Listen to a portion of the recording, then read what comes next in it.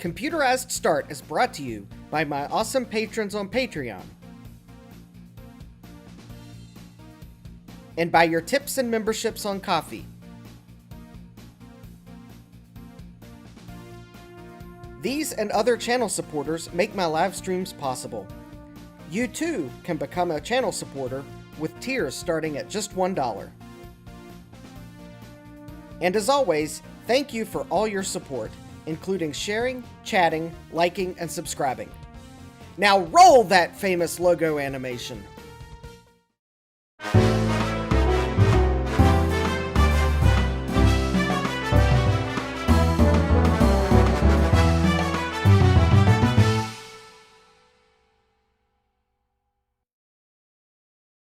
Good evening and welcome back to Computerized Start Live. I'm your host, Justin D. Morgan, and we are live, including a live dinosaur behind me. Don't tell him he's not live or he'll roar.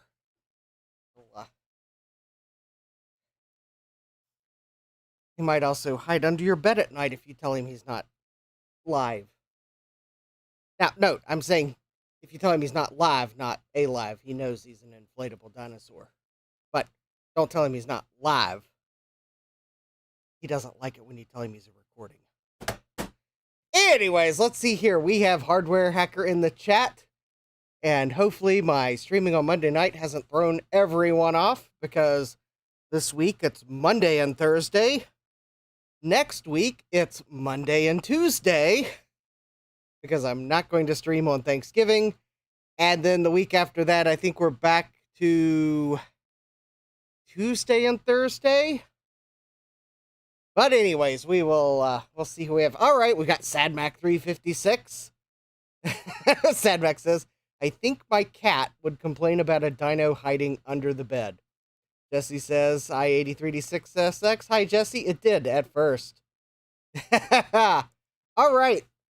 Let's see here. We got Coffee Go. Link is in the description. Went over streaming nights due to Thanksgiving and other things that I've said I would be at and do. And without further ado, let's get on to what everyone is wondering. Ladies and gentlemen, it's time for our favorite segment, Wheel of Regrets. Here's your host, Justin D. Morgan. Hey, who comes up with these titles anyway?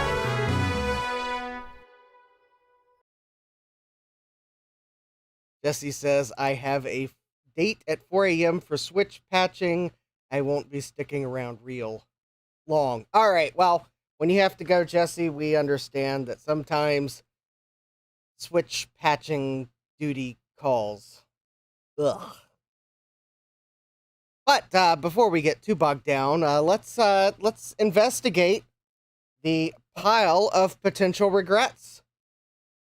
And I'm going to blame 1-Bit Fever Dream for some of them, but we'll see when we get to them. So this first item comes to us from an eBay seller in Illinois. So hi to all my eBay sellers and viewers in Illinois.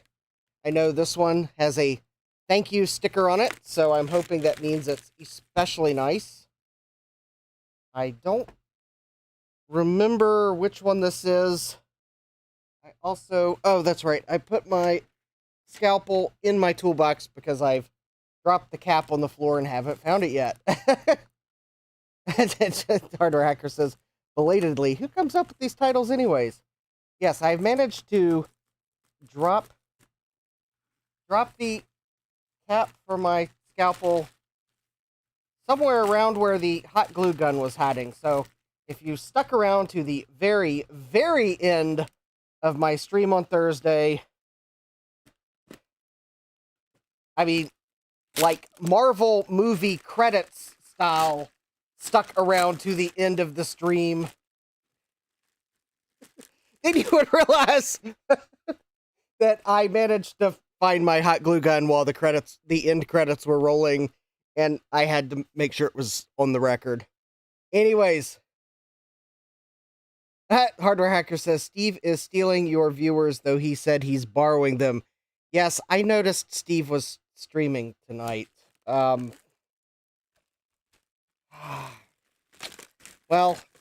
I have a commitment tomorrow, so I wasn't going to be able to stream Tuesday night this week. So, well, I'm sure they'll join after Steve gets bored with laser discs. All right. And we have a Mad Dog floppy disk, a floppy drive, because I'm doing a special build.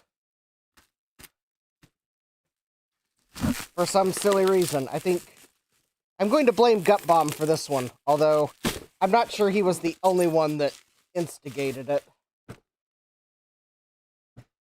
But it is not a new in box Dominator internal floppy drive with a 2-year warranty. Yeah, twice as long as Sony or iMation. It supports any 3.5-inch floppy media. Works with any brand you desire. Well, I think I'd like to use some 2.88 megabyte floppy disks. So, wait, read and write 720K and 1.44 megabyte. Boo-hoo. I think they limited any. I don't like it when they limit the word any. All right, because this is not sealed, let's double check that this actually is a Mad Dog floppy drive. And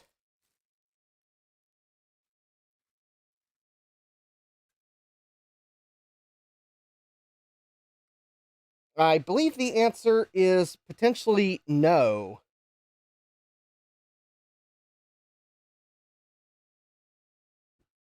I don't see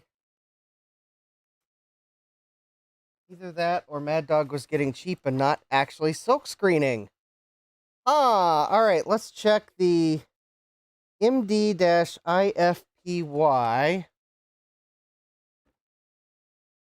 No. I don't think... I'm not sure that's actually a Mad Dog floppy drive. I'm kind of mad, dog.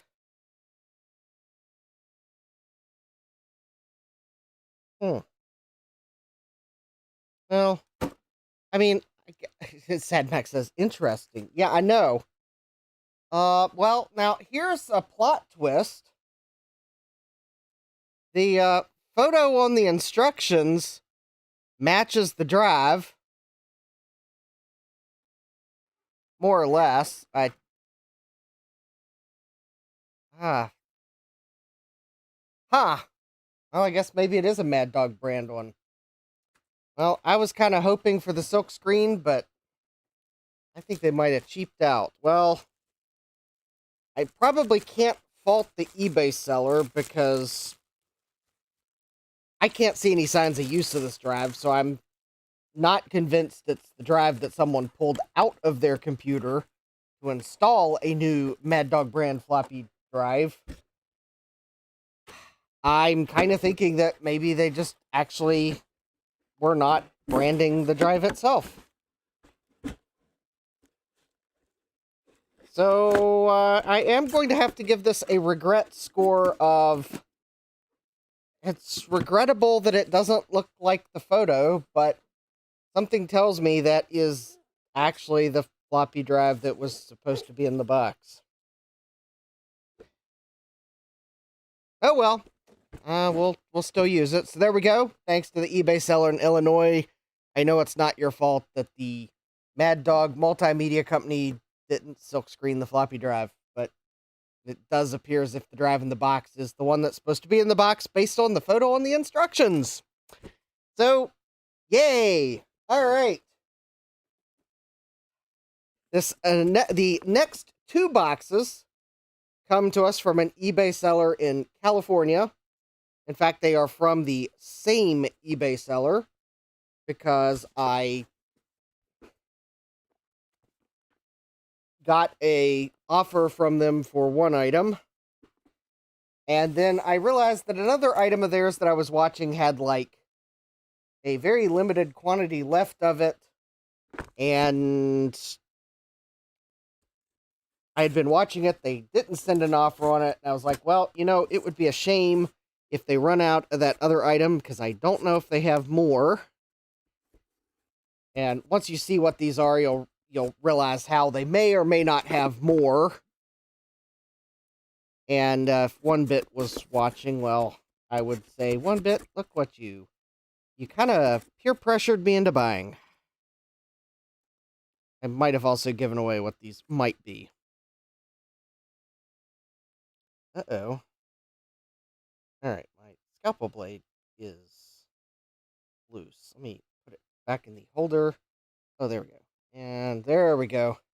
VIC-20. Nope, it is not a VIC-20.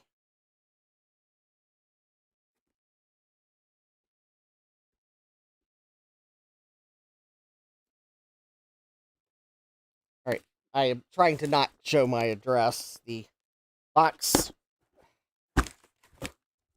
Oh, there we go. And we have the first item, and it is actually the second item that I purchased from the seller that they had like 2 left of. It is the game Mordor, The Depths of Dejanol.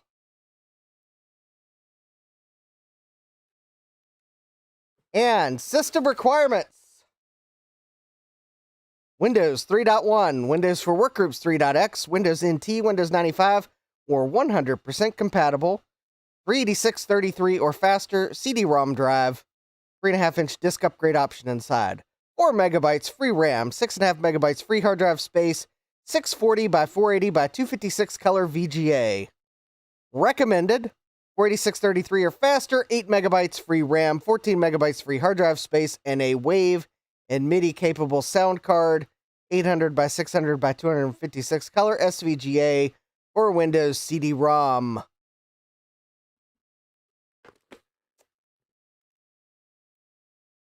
I would like to reference what next month is, and you might know why I broke down and bought these, and I guess I could also blame DOSStorm, because I did see his video. I don't remember which of if this was in the video, or if maybe the next item, which I'm now sure you all know what it probably is based on what I just opened. But anyways, there we go. Yes, this is a big box game. It is sealed. It is new. I'm not going to call it new old stock because I think the game is potentially still in production. So that may not that may or may not be a vintage new game, because it might have been a repress, because the game is, yeah, it's interesting. And now you all probably know, if you've seen the videos, you probably know what's coming in this box. And this one is heavier than that one. Hardware Hacker says old news stock. Then yeah, it could be old news stock. It could be a reprint, which would mean it's new. But anyways, and of course, 2 for 2, opening them both upside down. Like, I don't know what I'm doing, but the boxes were sealed. We have Demise, Rise of the Kutan, or Kutan, or however you're supposed to say that. This one's not a DOS game. Well, I guess it is, sort of. Windows 95, Windows 98, Windows 2000, rated mature, 3DFX, OpenGL, NVIDIA. All right, what's our system requirements for this one? This one's a bit more demanding. Yeah, we got Windows 95, 98, 2000, Intel 166 or faster. Need 300 megabytes plus space for saved games and DirectX installation. 32 megs of RAM. We need a high color 2 megabyte PCI or AGP video card with direct draw support. 3D accelerator card is not required. Demise can run in software rendering mode. Good to know. We got 4x CD-ROM required using 32-bit Windows driver, DirectX 7 sound card with direct sound support, keyboard and mouse. And there's optional multiplayer. Yeah, rated mature for that breastplate. Yeah.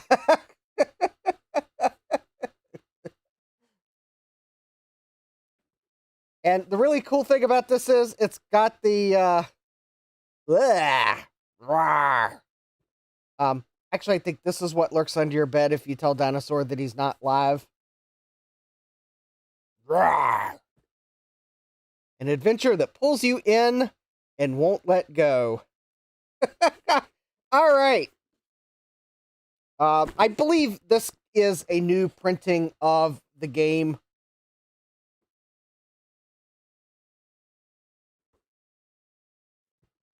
It is open already, so I will go ahead and open it. I believe it's open because the seller included... there's like a game that's included that wasn't originally included. But we do have a manual. I mean, look at this. This might be new old stock. I don't know if they still print the manual. Although they could. Looks like maybe they do. That's probably a label some printer applied to it. So maybe they do print it on demand. Yeah, Harder Hacker says I'd play it.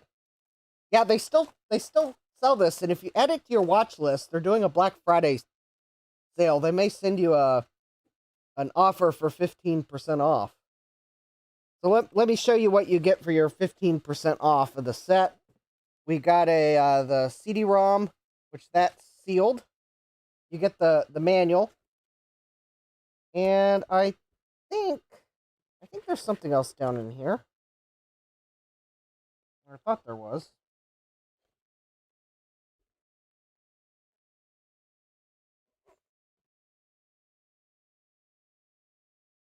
We'll go ahead and we'll open the disc since the box was open. I have a feeling they loaded. It might be that they put the manual in the box, or an updated disc or something. Oh yeah, there we go. Oh yeah, they probably opened it so they could replace the disc, because I bought the trilogy set. So we got the Demise trilogy.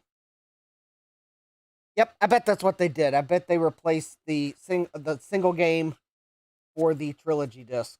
That's probably why they opened it. Oh, Harder Hacker says my money is tied up for the Black Friday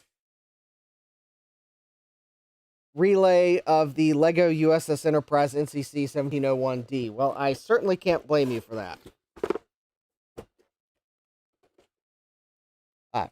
Release. Black Friday release. Okay, thank you. All right, so thank you to the seller.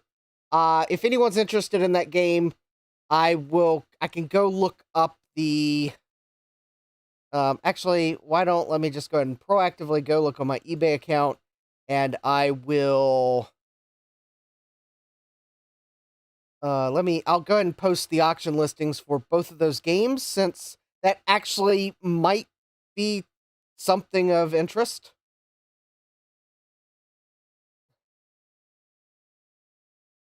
Because I know different people have different interests, so I will go ahead and just copy those listings.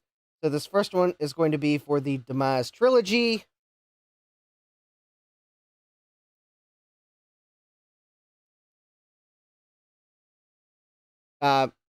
And note, my eBay links are just simply eBay links. I don't have an affiliate account or anything, so I do not receive a kickback for purchasing these items. So don't worry about that. These are just straight up direct eBay links. All right, Mordor is out of stock, but I'll share the link.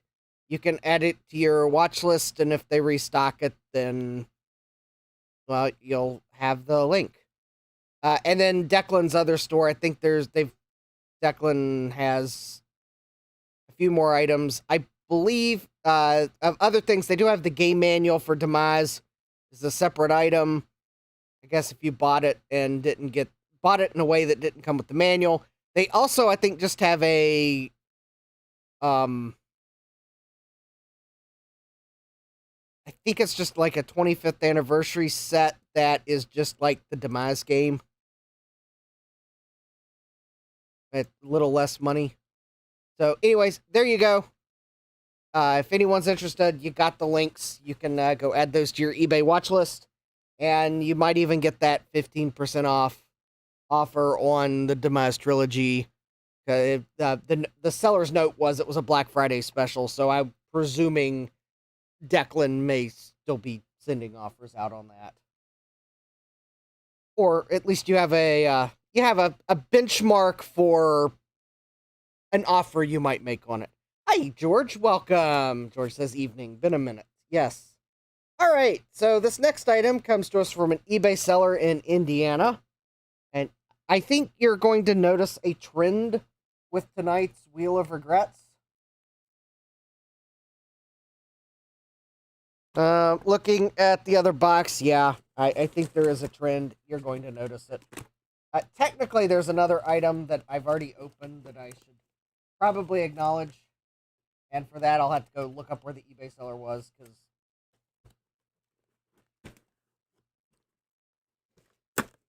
I did something silly, and it probably won't actually work, but whatever. But we'll open this box, and then I'll acknowledge the item I opened, because I wanted to... Well, I didn't want to get it mixed up and then drop it, but I kind of wanted to try to test it sooner rather than later, and, well, the motherboard I tried to test it in did not really like it. So that might mean it's broken. But we have,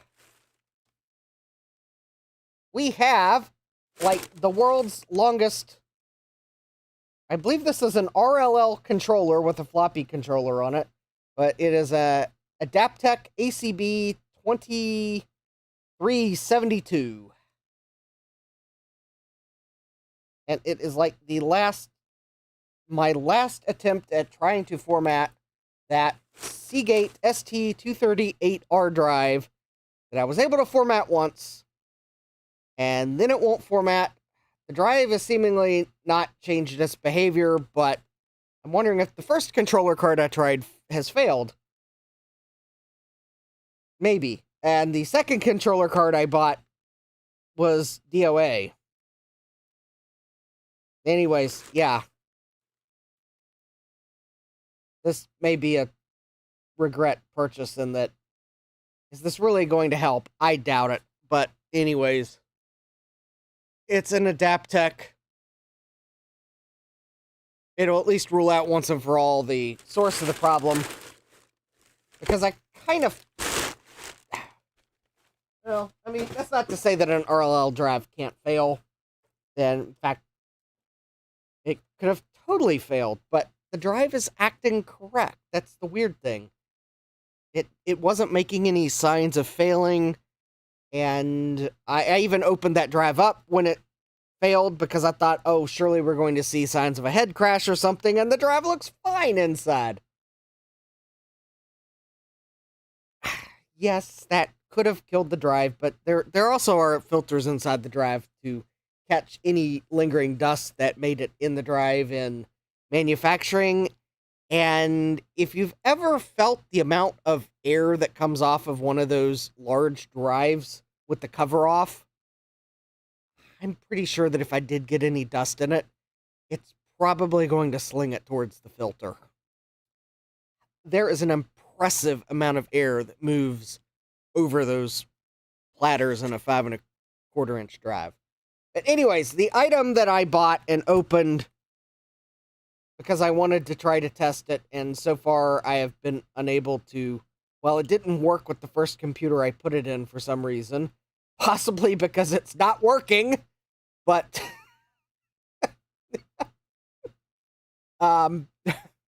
It's this Maxtor hard drive from an eBay seller in South Kakalaki, as my dad would say, or South Carolina to normal folk. But yes, this is a Maxtor 71670 AP hard drive. I have been looking for one of these specific drives that works, because this would be the hard drive that was in my first PC, and it's like one of the last details I would like to get correct in my rebuild. But Unfortunately, Mac Store's total customer satisfaction has been proving a bit elusive in the year 2025 for a drive that is nearly 30 years old.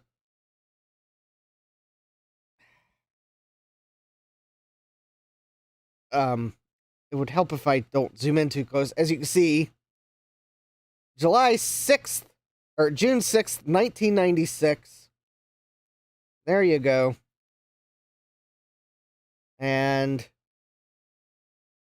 not sure exactly what this is, other than it's probably a sticker maybe the original seller put on it. Hardware Hacker says, not the Mac Store. Hardware Hacker says, right. Operating that drive with the cover off for too long is liable to create a mini tornado. Anyways, the first motherboard I tried to test this in, it did not detect it. The XT IDE Universal BIOS also did not detect the drive. The drive does spin up and sound normal. So I seemingly remember that these drives... I seemingly remember having to set them up with the cylinders, heads, and sectors. I'm not sure that the auto detect necessarily detects these correct, or the drive doesn't work. More on that later. If we finish with the Classic early enough, more on that maybe sooner rather than later. But anyways, so thanks to the eBay seller in South Carolina, yes, this was sold as is, so my delay in testing it is no big deal. It was as is. In fact, I think when I put this in my cart, eBay warned me it was as is, which is especially weird. It's like the first time they've actually warned me the item was as is. Anyways, let's see here. The next item comes to us from an eBay seller in... Alright, this is kind of maybe almost unbelievable because I hardly have see any eBay listings in the state for some reason. Because there's like states that eBay seemingly likes to show me listings in, and then states that I just hardly ever see listings in. And this comes to us from an eBay seller in Louisiana. So, hi to all my eBay sellers and viewers in Louisiana. I think I've finally managed to buy something from your fine state on eBay to show on the channel. Now, I think there's still states I haven't bought stuff from, but, well, Louisiana is now off that list. And we have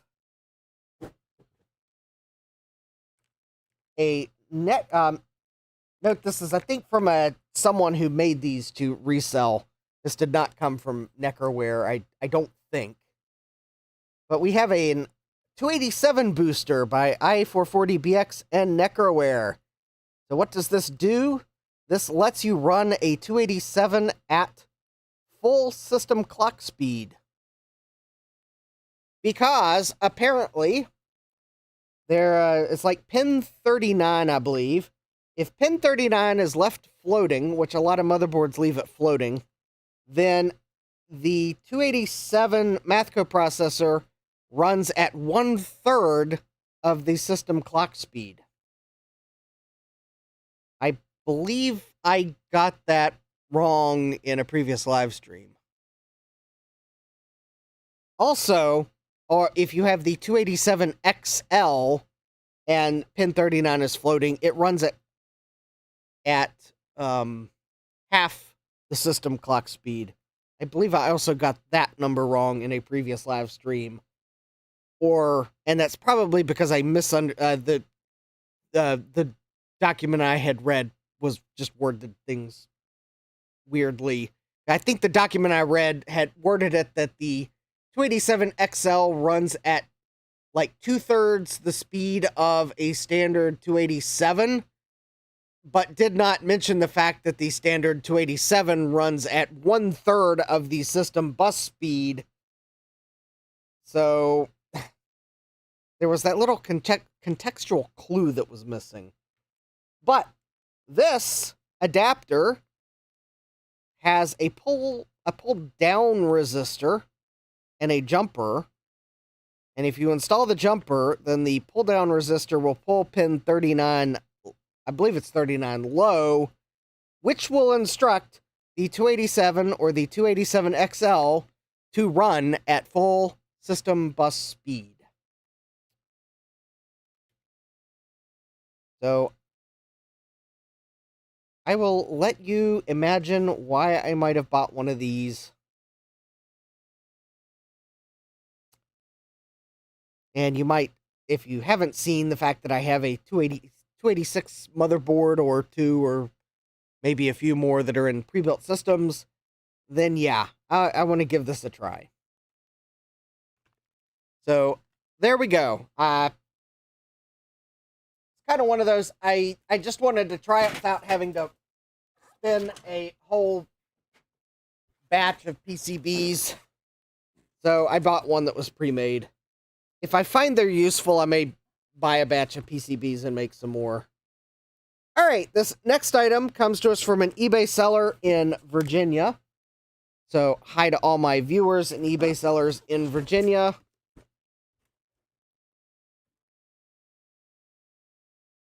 In fact, actually, I believe this seller is up in Northern Virginia, so there is a chance that I might have actually met them before and not realize it.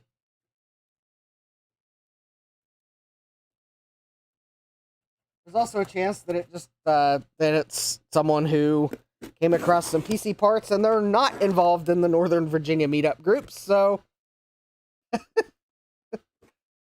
John says, SimCity is the only real 286 game that can utilize a math coprocessor, so it's a good test. Thank you, John, and welcome, John. I will keep that in mind. So, SimCity. All right.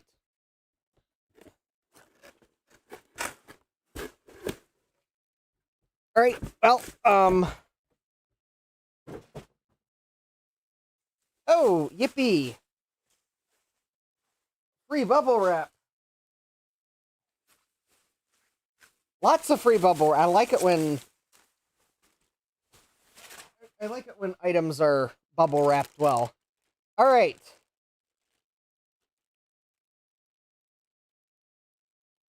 Remember, December is coming up, which is why I might have bought a Visa Local Bus controller card. But not just any Visa Local Bus controller card. Let's check out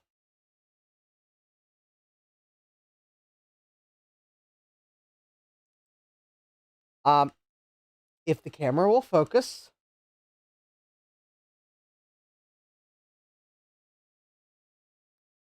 There we go. I had it just like slightly too far zoomed in. We have a Vision QD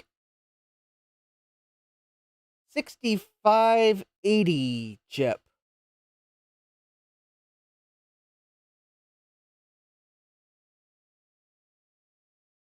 Yes. I don't know why,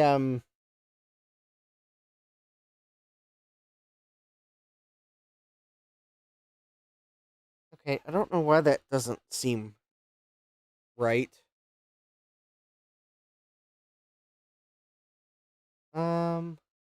Oh, because I remembered the part number wrong. All right, yeah. All right. So why did I buy such a potentially obscure card? All right. So let's take a look at my shared screen here. So we've got the XT IDE Universal BIOS project. And let's see what some of its features are here. We got supports up to 4 IDE controllers. Blah, blah, blah, blah, blah. We got supports drive with any capacity. Hard disk auto detection. I'm just kind of picking key features off. Compact flash and micro drive support. Support for most 8, 16, and 32-bit IDE controllers. Native support for the QDI Vision QD6500 and QD6580 VLB IDE controllers. Wow! Look at that! The XT IDE Universal BIOS actually natively supports that chip.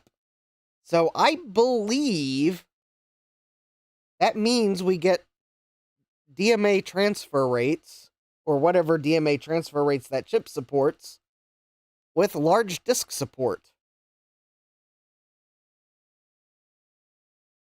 So there we go. I want to try it out. I have some Visa Locobus systems. I'd like to put large hard drives in them for silly reasons.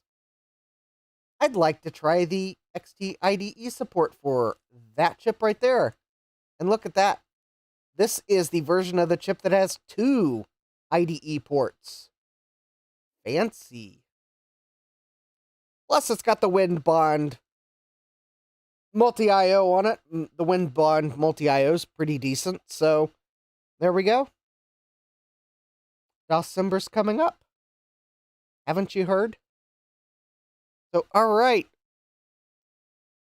That will let me try out that coolness. And then the last item in the Wheel of Regrets pile comes to us from an eBay seller that you all have asked about. This comes to us from the eBay seller SadMac in Texas. So, hi to all my eBay sellers and viewers in Texas. I do believe I have asked SadMac 356, and I have been told there is no relation, so...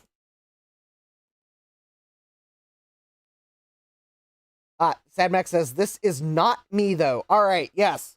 I believe someone the other day on my stream was wondering if you were related to this eBay seller. I believe I answered at the time, I do not believe there is a relation. We would have to ask SadMac to confirm. And there you go. If you were the person asking the question, SadMac has just confirmed SadMac is not related to SadMac on eBay. So, if this item is wrong, then it's the eBay seller's fault, not the viewer's fault. Hi, Mike's Future Retro. Welcome.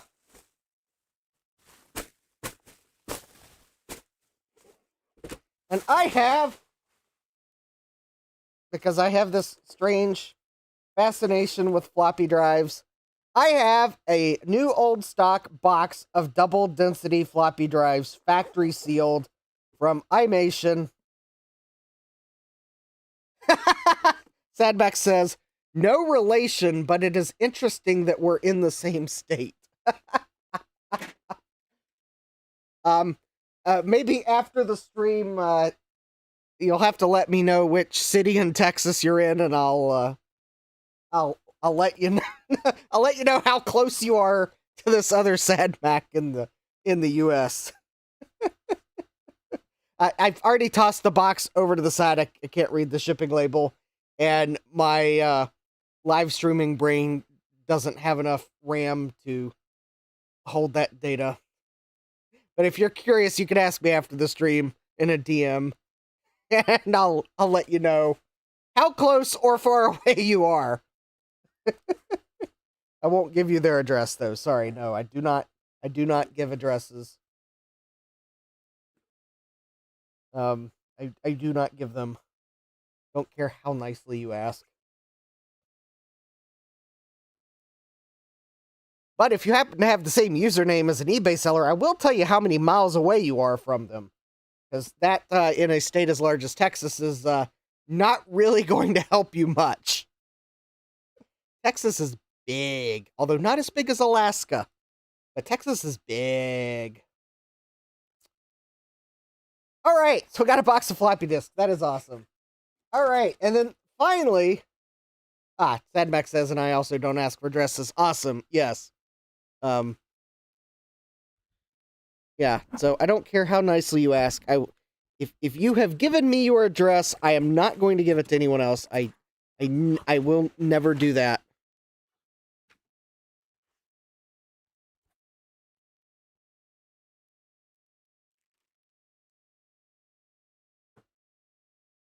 Well, I probably shouldn't say never do that, because the moment I say that, then I'm going to get a lawful subpoena from a court of law. Short of getting an official court summons, that I have to respond by law, because at that point I have to. I will not give anybody your address. We have Sleepy Malibu dresses. I don't think I want to see Justin's dress. Oh, a dress. My bad. Yeah. So, anyways, this next item comes to us from Console 5. So, hi, Console 5. Oh, there we go. I see Luke has upgraded packaging with the earth-friendly biodegradable packing peanuts. So that is very good. This is not an eBay purchase. This is me just opening the last piece of my mail from today.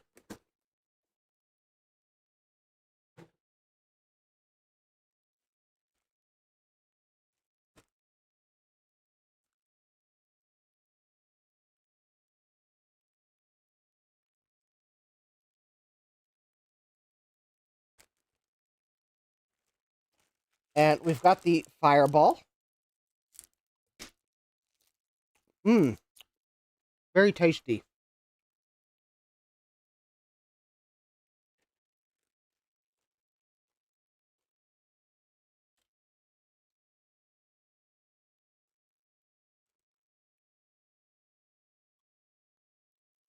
Alright. Let's see here what I bought. I don't exactly remember what I bought. Well, we have a Super Game Boy SMD cap kit. We have a Super NES SMD cap kit for the GPM, RGB, APU, and one-chip models.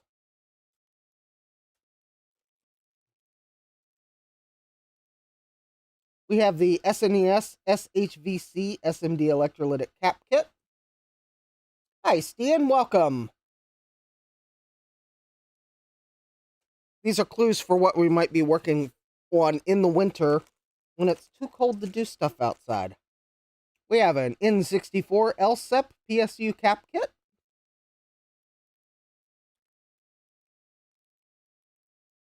Mike says, I buy from Console 5 just for the Fireball. Ian says, I'll have to do a Wheel of Regrets watch later. Yes. We have a Game Boy DMG-01 cap kit. Ian says, and what's too cold to do stuff outside?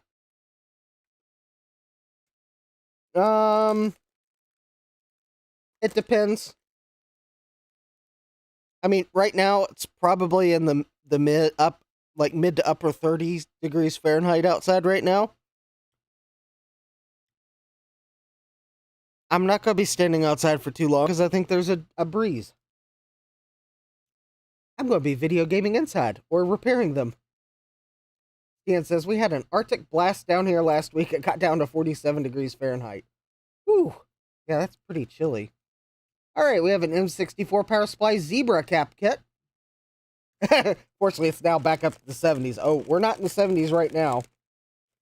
Oh, there we go. We have a Macintosh Classic analog cap kit. So if you were wondering, if you were watching the correct stream, yes, indeed. So look at all those fun capacitors.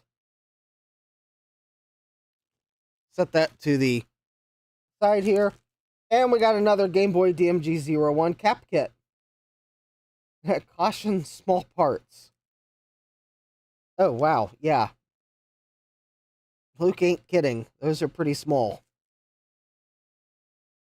So, yes, I have a Game Boy that I occasionally play. It's got the original screen on it. It needs recapped because the screen flickers. So I'm pretty sure it needs recapped. Or at least maybe something reflowed. I've got another Game Boy that I want to put an LCD upgrade kit in. I probably ought to recap the rest of the board. I do have an N64. I think I already bought the recap kit for the N64. But I had not ordered the cap kits for either of the two N64 power supplies that I have, so there we go. I'll try to recap them both.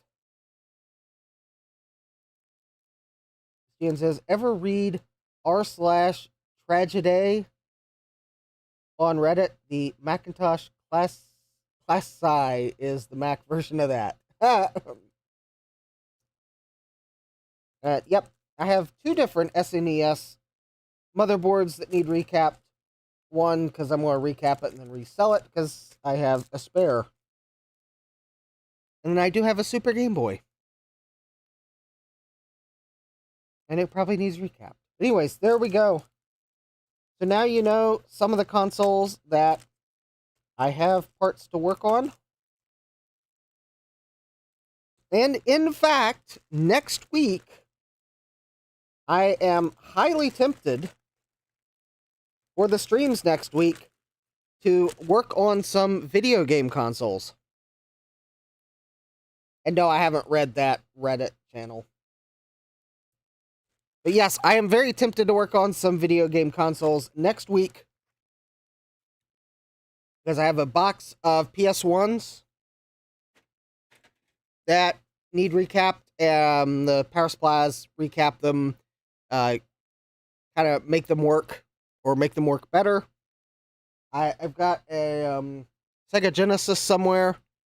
I think I'm going to recap it before it goes bad. I got the Super Nintendos. I've got Game Boy. And I was thinking there was one other console I had. No, maybe that's all the consoles I have that need recapped. My NES has already been recapped, so I don't need to recap that again. But anyways, yep, I was thinking next week working on video game consoles. Because it's Thanksgiving week. And I thought it might be fun to do some fun streams. Before we get to December, and I'm pretty much doing a lot of MS-DOS streams. Although, I'll sprinkle in some non-MS-DOS as well. And in terms of streams, I was kind of thinking for Thursday's stream,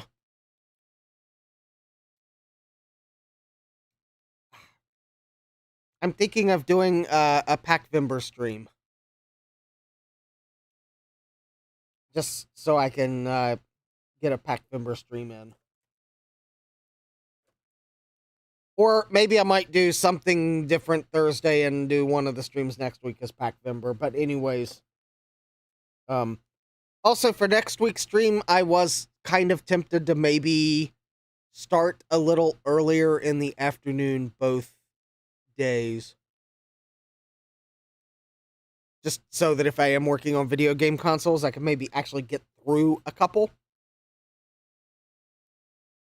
Because I'm afraid, given the number of caps on the PS1, that if I only go for like 3 or 4 hours, that I might only get one done each night. So I'm thinking of going a little longer, so maybe I might have a chance to get 2 PS1s done in a stream. And then maybe the other stream might be, I don't know, that'd let me get like a couple NESs or an NES and a Genesis or something like that. But yeah, the PS1 has a lot of surface mount caps, so I may do longer streams next week just so I can have a chance of getting a couple of systems done each night instead of just one, or possibly risking not even getting one done. So with that out of the way, feel free, if there's like a video game console you know I have that needs work, if there's like, you're like, oh yeah, we gotta try.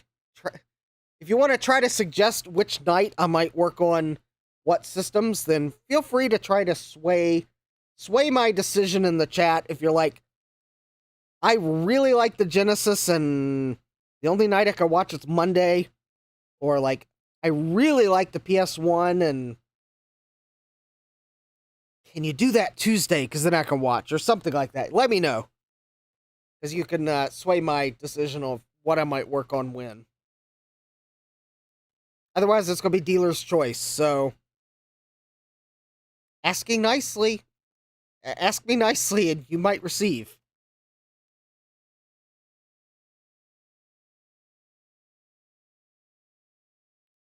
Now, if you tell me that, hey, I want you to work on the TurboGrafx, well, I don't have a TurboGrafx, so I can't work on a TurboGrafx. Anyways, all right, let's go ahead and crack the Mac Classic back open.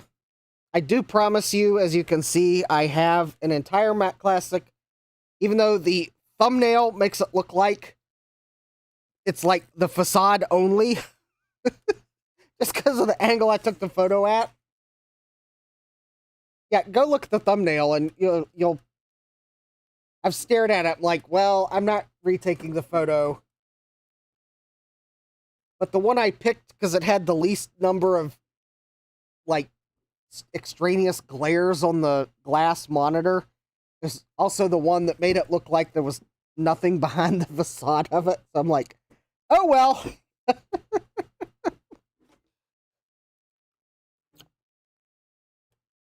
All right, so before we get too far into this, the obligatory danger warning. Computer monitors operate on high voltages. In a black and white display, the voltages are can be somewhere between 10 and 12 kilovolts. Although that's an approximation. Color display can be up as high as like 23 or 24 kilovolts. Not to mention there's also the higher voltage DC on the analog, the power supply part itself, which have high capacitance. So don't open a CRT monitor unless you know what you're doing. Be aware that there are high voltages inside. Be aware that these can hold high voltages for some time after being powered down. Yes, there are discharge resistors in.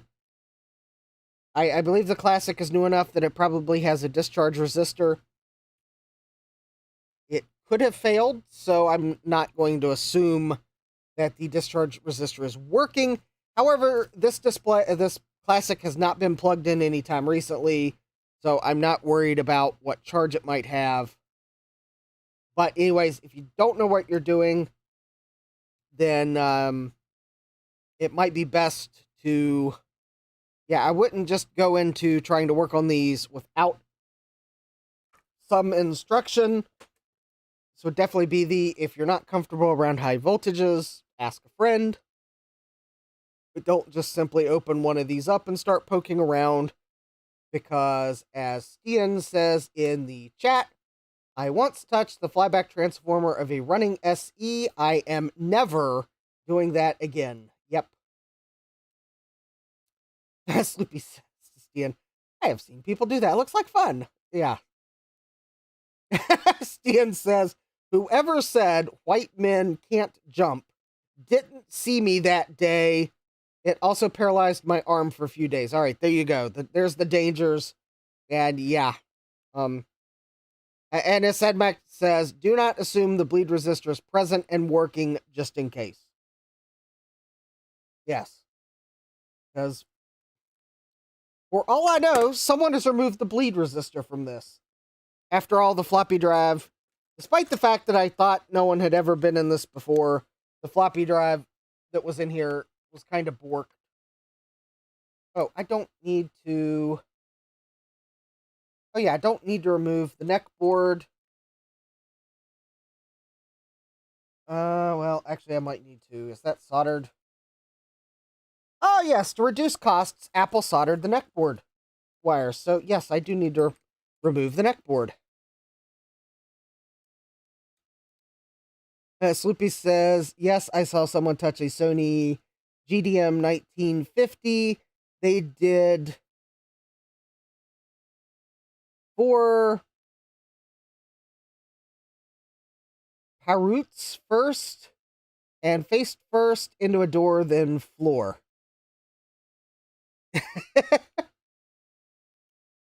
Yeah, Stian says, just don't remove the vacuum seal.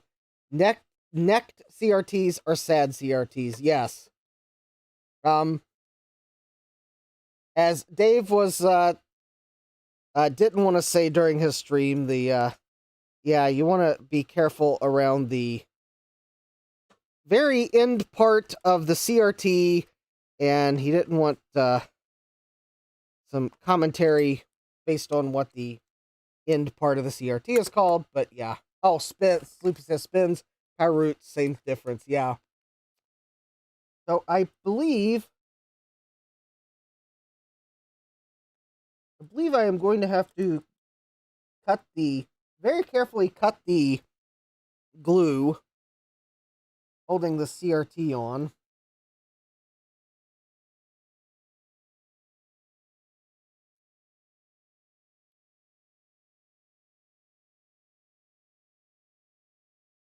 Yeah, I'm going to have to very carefully try to cut that. Oh, Pyroots. Oh, Stian is trying to... Oh, pirouettes. Okay. Yes, my limited knowledge of French is that the word for no in French is no.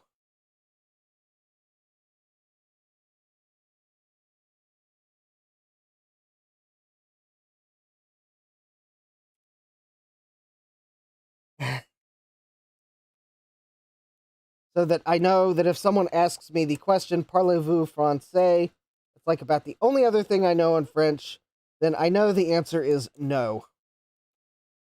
Because I do not parlez-vous français.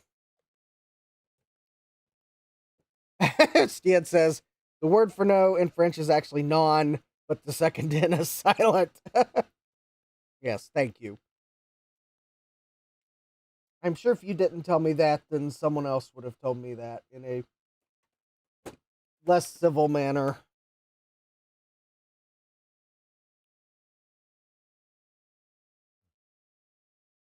But the fact is, I took Spanish in high school, not French.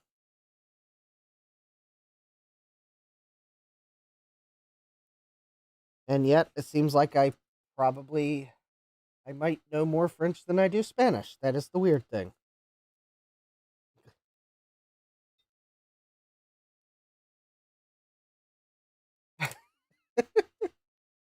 Ian says, not even joking, French only pronounces half of their letters.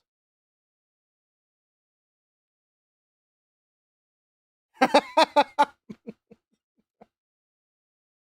right, I'll keep that in mind. Yes. All right. So we've got the so anyways, I have removed the anode cap, which is connected to the flyback transformer. I have removed the connector for the deflection yoke. I did that last week.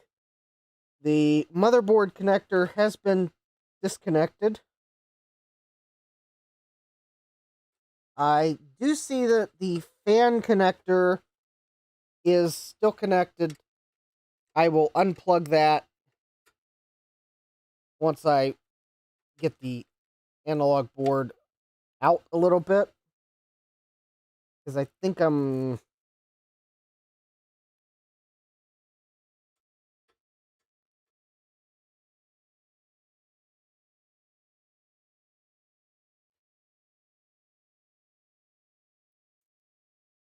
Alright.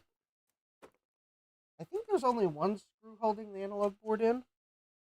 Because it's a classic, so we need to reduce costs. So how about let's only put one screw.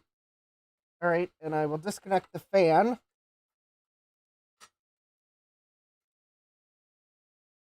And there we go. We've got the analog board out.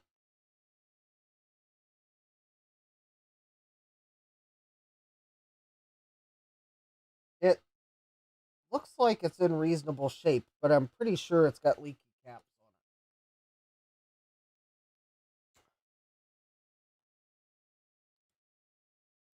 on it. Alright, I will set this off to the side very carefully.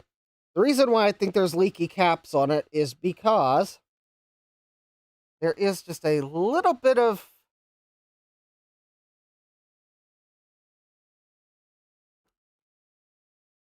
brown gunk on the metal frame, and I'm fairly sure that is from capacitors. I think what I'm going to do is try to wipe that off. Yeah, goop.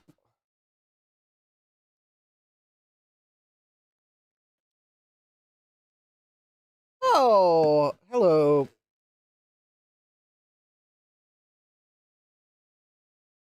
Mardoc de la Fuente?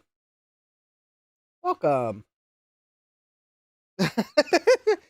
Stan's asking, does the gunk smell like poison?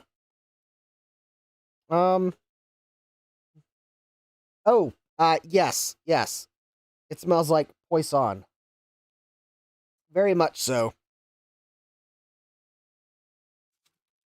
And I didn't even have to, I saw it in the chat where you were saying poison was fish. Yes. It smells like poison and poison. So, I know it's off frame, but I don't want to, I'm trying not to accidentally bump anything into the CRT, but let's go ahead and remove this gunk that was here.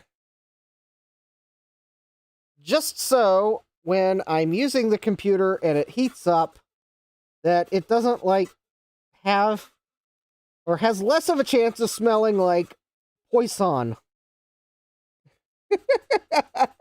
Sloopy says lick it to be sure. Oh no.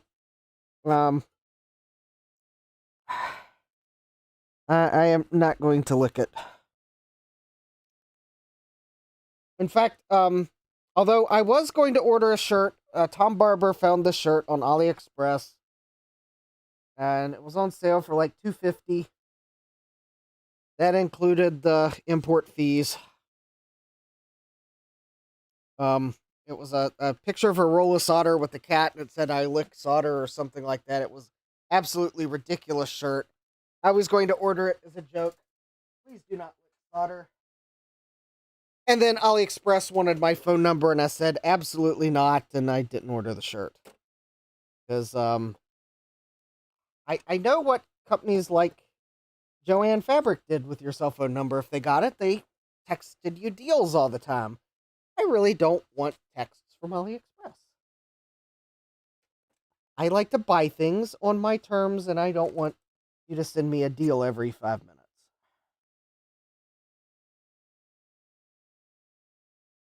So I didn't buy the shirt, and yeah, and I don't, not like I have a disposable phone number to give them.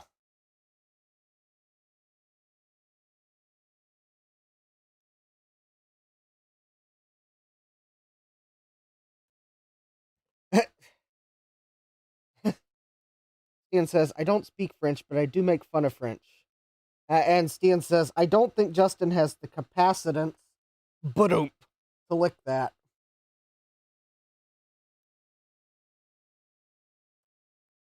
All right. There we go. We have the analog board protector off. And we also have the analog board protector off. I don't know if this means someone at Apple got reprimanded for adding costs to a single Mac Classic, but yeah. This Mac Classic had two of these on it. So yeah, the analog board protector and the analog board protector, because look at that. Gross, nice. Gross, nice. Gross, nice. In fact, I might not put that. I may just put the one back on because that just kind of looks weird. Because I think that's where all the leads are sticking through the board and kind of how the dust flowed through this over time. But Ian says, I keep a disposable phone number for that exact reason. It's a Google Voice number that's always set to Do Not Disturb. You know, I might look into that so that I can at least maybe take advantage of weird things like that. Please do not lick the solder. Anyways, we have capacitors. And looking at the board, oh,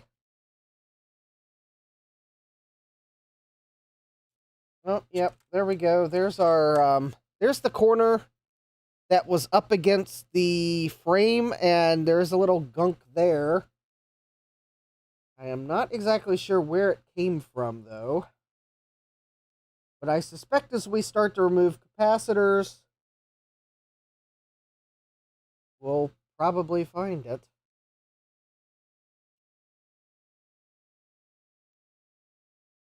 So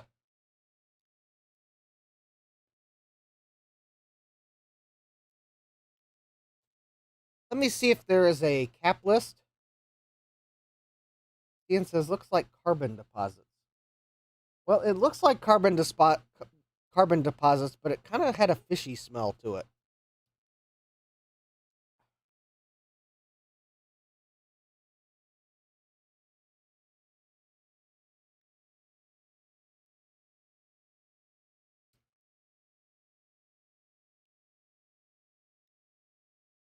All right.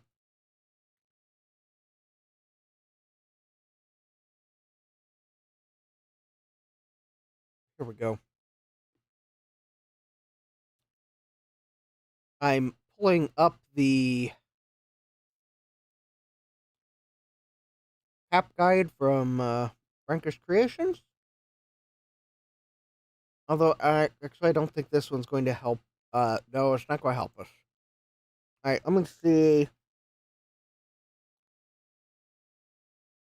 All right, let me see if Steve is the one that has the cap guide I'm looking for. Bruce only has the International Analog Board,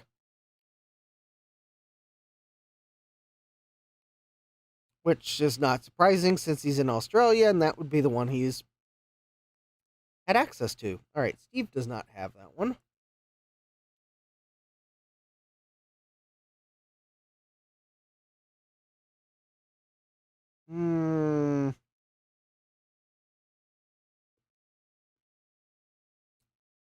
There's a website. Looks like they've taken Bruce's cap instructions and made a wiki page with them.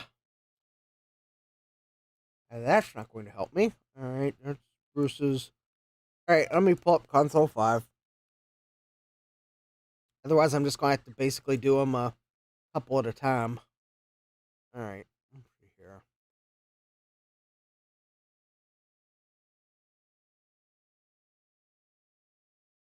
$6303.95.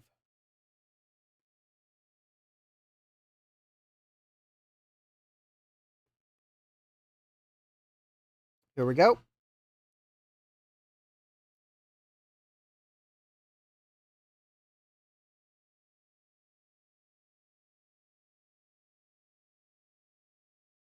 All right, I got a kit. I got a capping list. Ian's asking, was someone running that classic on biodiesel? Would explain the fishy smell. All right, well, let's get busy recapping here.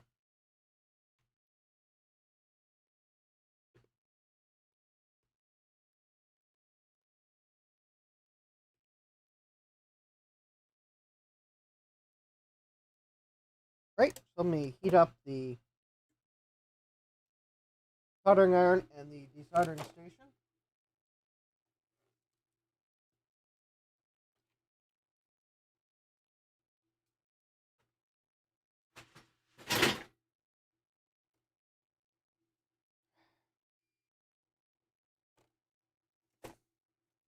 And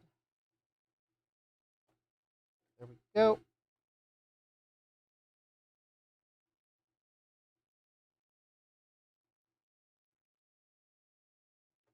And wait for those to warm up. So I think the way I will do this is I will start with the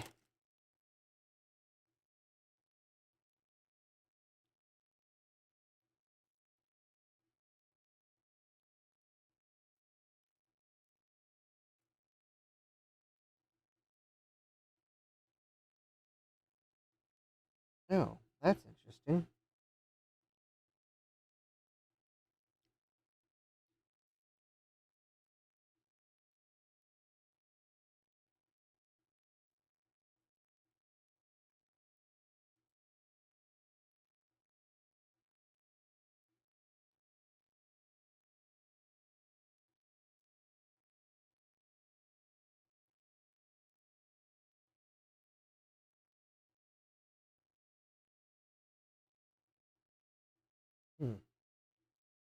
All right.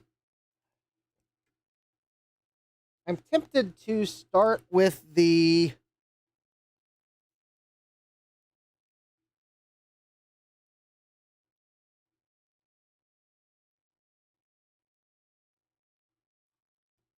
trying to decide here.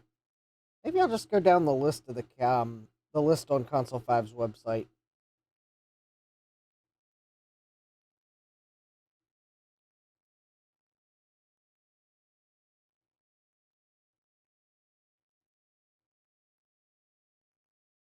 All right, that's what we'll do. I'm gonna go down the list in order on Console 5's website.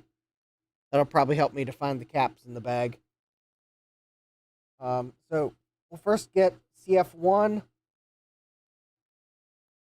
I think CF2, CF3, and CF4.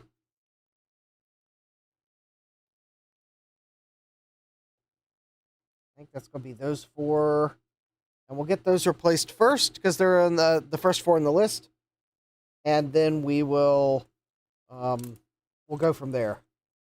So just giving a cursory look on the back of the board, it does not appear as if we have any trace damage. There is some brown gunk on the back of the board, but I'm thinking that that might actually be flux and not electrolyte. Thomas says classic analog. Yep. Although there is a test, we can take a dry Q-tip and try to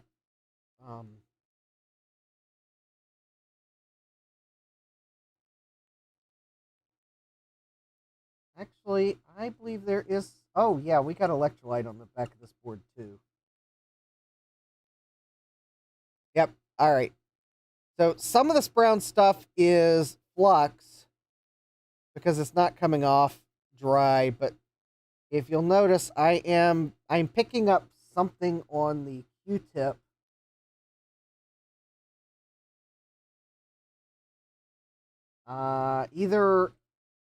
Either it's dust, although it kind of honestly looks like it's electrolyte. I mean, it could just be dust, but it doesn't really smell fishy, though. Maybe it's dust. I don't know. Thomas Armstrong says reflow all the connectors. Well, I will do that. I will do that after I've recapped it.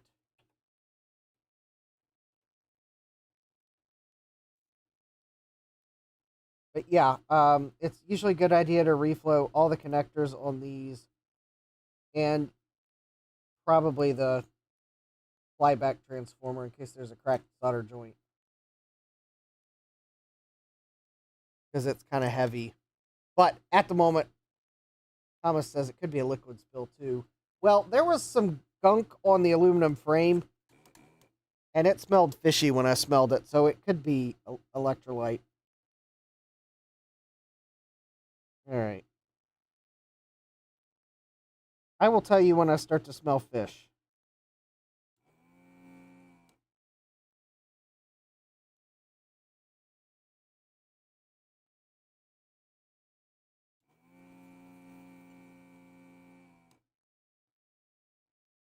All right.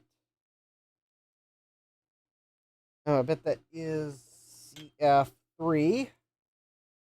Yep, that is CF3. All right. I'm going to remove these 4 caps. As I remove them, I will double check that I have the correct values in the kit. And assuming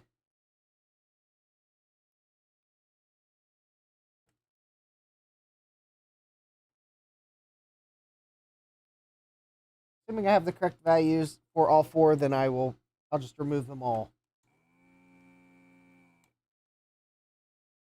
All right, so far, no overwhelming fish smell. That one kind of smelled stale.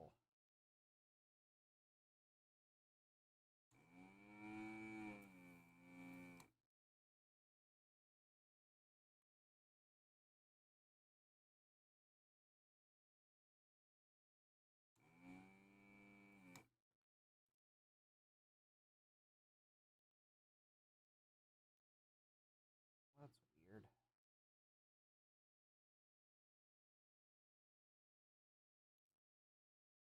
Oh, well, that's not coming out because I think I got the wrong. I think that's the other pin of the capacitor right there. Yep, there we go. All right, so this is a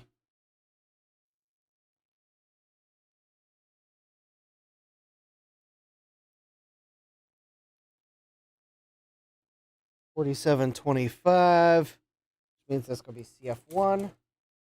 Yep, that's CF1. Actually, all right, let me remove these caps because they're kind of hard to read the value. All right, I think this one's here.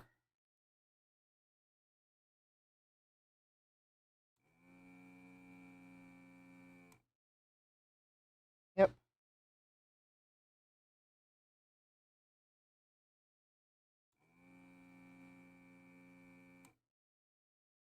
All right, for 7025. Yep, that was CF4.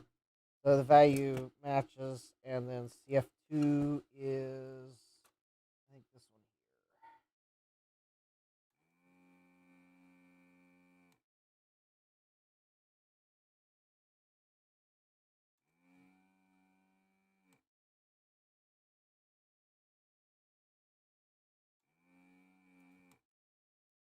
here. Yep, 22016. Yep, all right.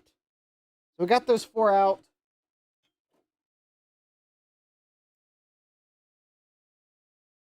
The board looks clean underneath of them, so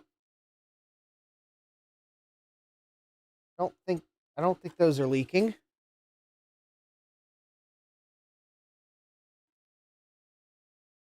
These are like Nichicon VX series. VXM.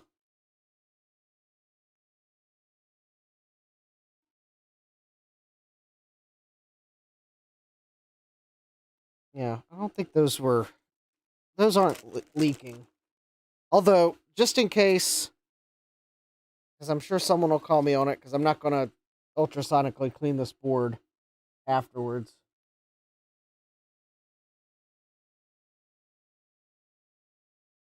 Only because it's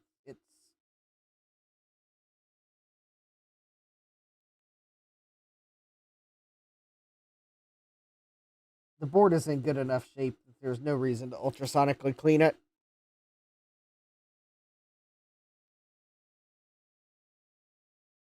Besides, I don't really want to ultrasonically clean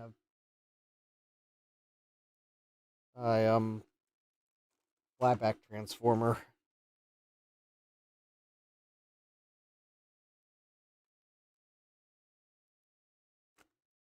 I mean, I'm sure it would be fine as long as it dries out completely, but all right.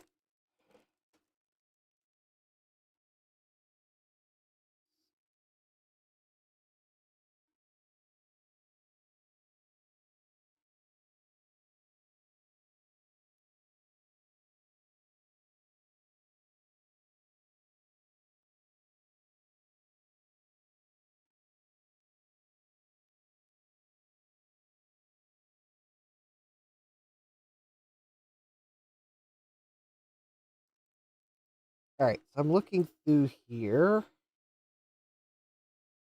So I need to find the 4725, 22016, 1016, and 47025. I found a 220, but it's a 22063. Wait a minute. Here's a 4. All right, there's a 47025. So there's going to be one of the replacement caps right there.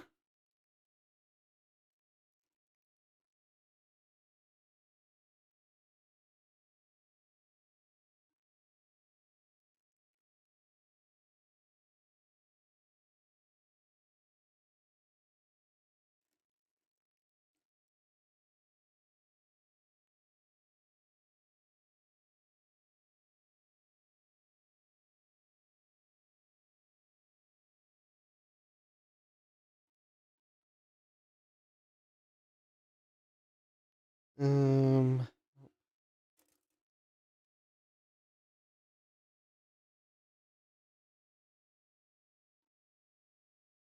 Oh. All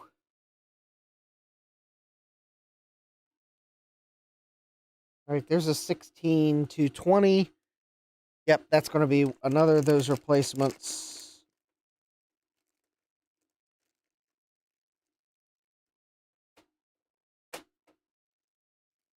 All right, so we got the 16220, or yeah, and the 47025. So now I'm looking for the 1016.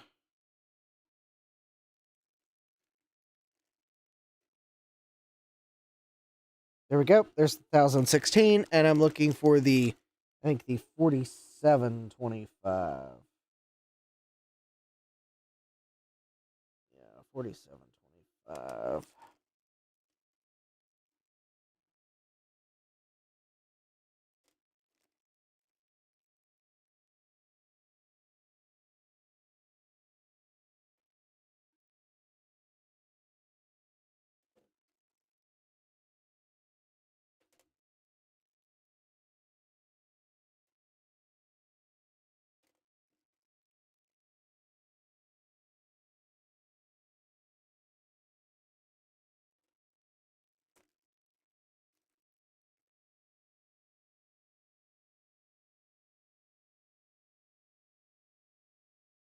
Oh, okay. Hold, please.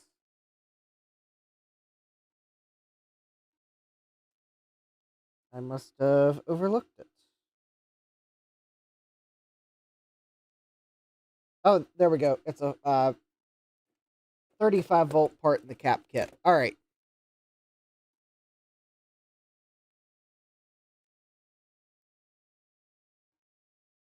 All right. So let's see here. The 4725 goes in CF1. All right. The analog board has the plus sign, or the positive side marked with a plus. So we're going to make sure our stripe is away from that symbol. I'll bend the leads over to hold the caps in so I can flip the board over. I will unbend them when I solder them so that they will be easier to maintain in the future. So we've got a... All right. So the 22016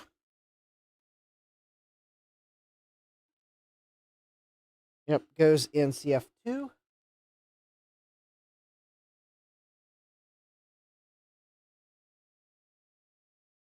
Which is right here. I think that one's going to stay in place. And then the 1016 goes in CF3.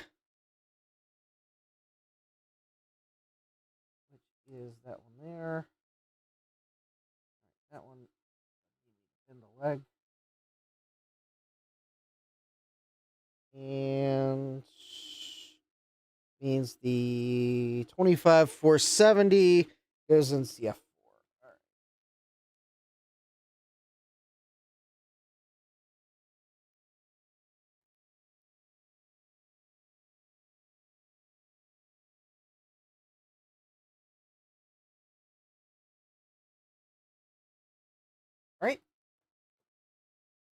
So there we go.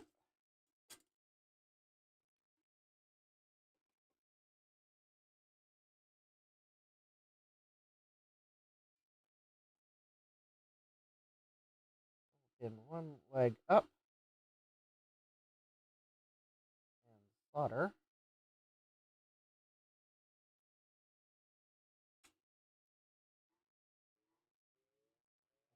I smelled fish there. I'll probably clean the underside of the board.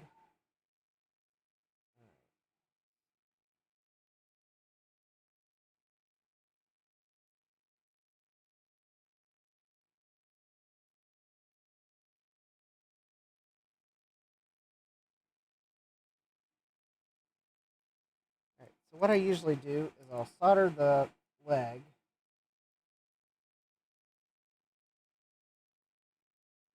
And then I will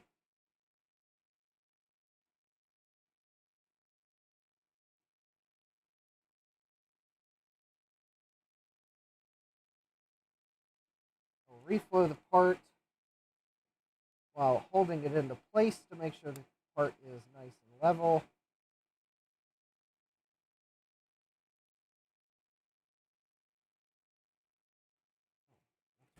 Oh, that one's right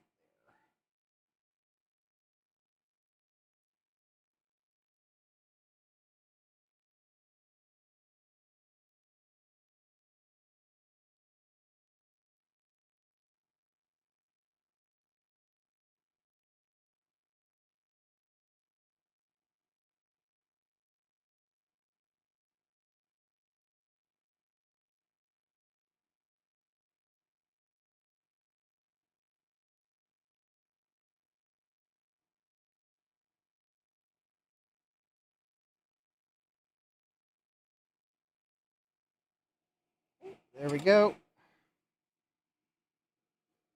Now let me clip the leads.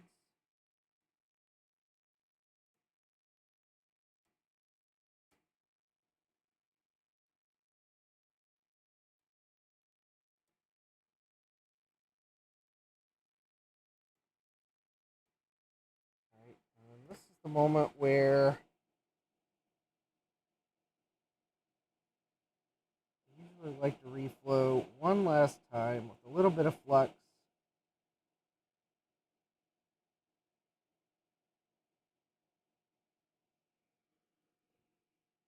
Just to make sure I'm happy with the way the solder joints look. This one needs a little extra solder on it.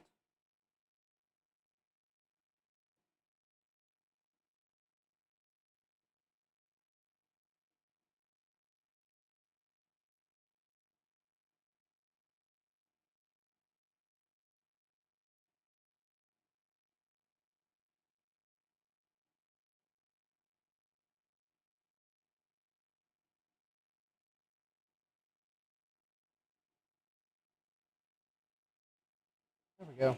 All right. Beautiful.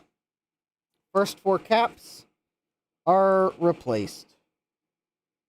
Now, I will also, because I think there's like something in the social media terms of service.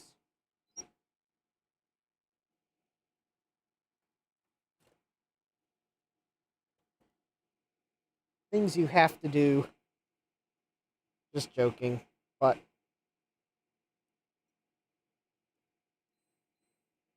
someone would say if I didn't measure to see if it was absolutely necessary to replace, and that 470/25 is,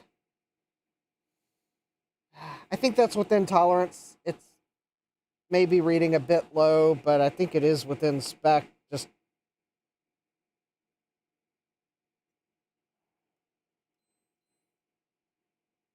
it would be a 20% cap probably. All right, the 1000 microfarad 16 volt. Yeah, that's within spec.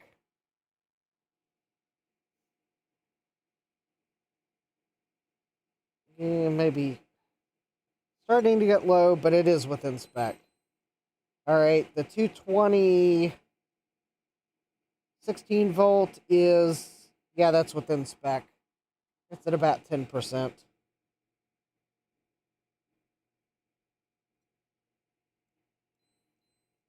And that's the 47 microfarad, and it's pretty much dead on.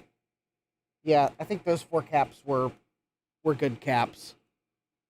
But I generally have a rule that I do an all or nothing recap. So since I know there's leaky caps somewhere on this analog board, I'd be replacing them all anyways.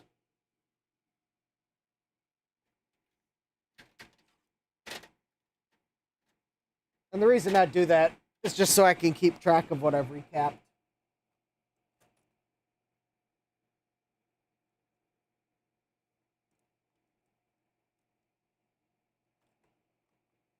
Alright, I'm trying to find my green paint pen. Alright, I don't know where my green paint pen has gone, but I do have a green marker, so I will...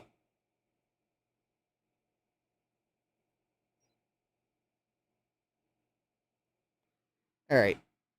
If I find the green paint pen, I will mark it more appropriately, but my green paint pen has probably gone the way of everything else that I can't find and has fallen off the workbench. In fact, it's probably on the floor if I had to guess where it's gone. Alright. I mean, I guess I could,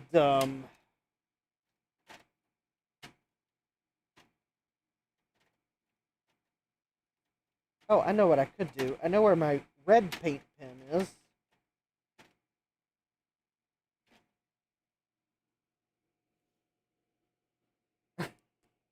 Alright, since I don't know where my green paint pen is, to draw smiley faces on the new caps, but I can find my red paint pen.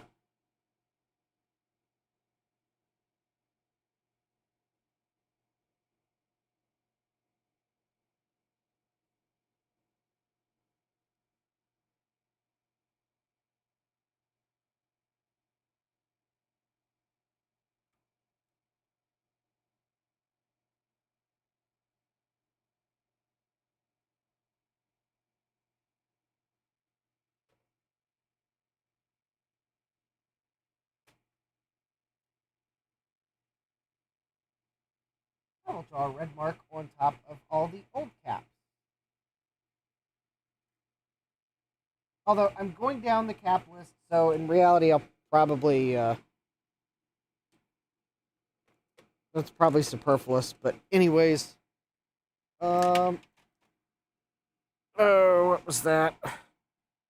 Yep, that is exactly what I thought was going to happen, so let me see if I can find something to put these caps in. Because I had one roll off the bench.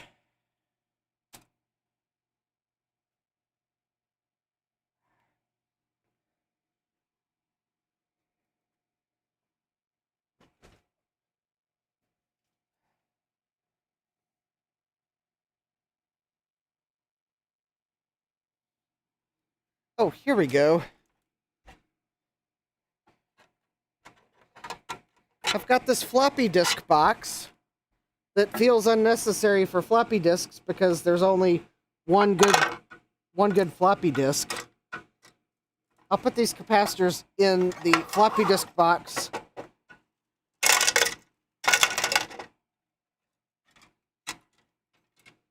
And hopefully that'll keep me from knocking them on the floor. Alright, there we go. So let's go to the next ones on the list. So we got our 4 happy caps. Yeah, it's bothering me where my green paint pen went to.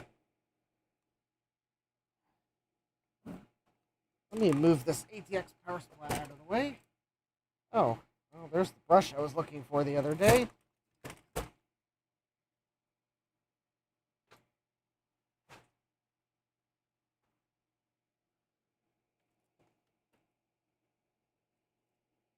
Oh, there it is.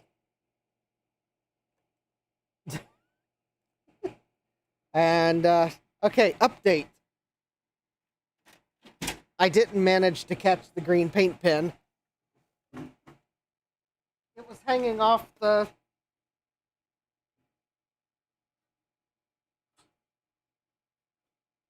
It was hanging off the very edge of the workbench, so now it's on the floor. I'm gonna go get it since I know where it is now.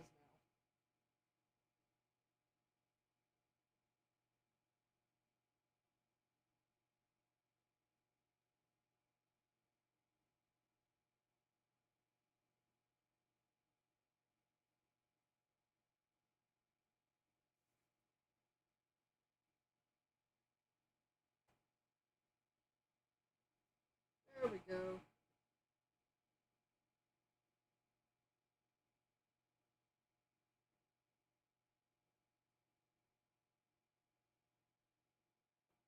I mean, it works for electronics, so surely it would work for me to draw smiley faces on the new caps.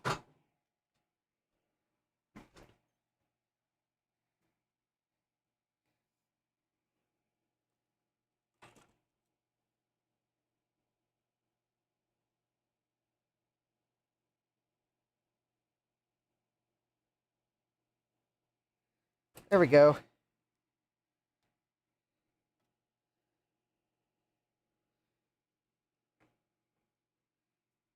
All right. Next ones, we got CL1, CL2, and CL3. It seems like a nice group to just go ahead and replace all together.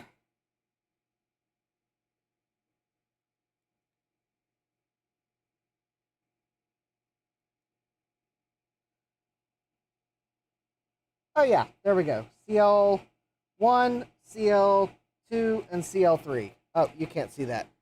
There we go. So those three caps right there. Let's just go ahead and replace those three. All right, I think...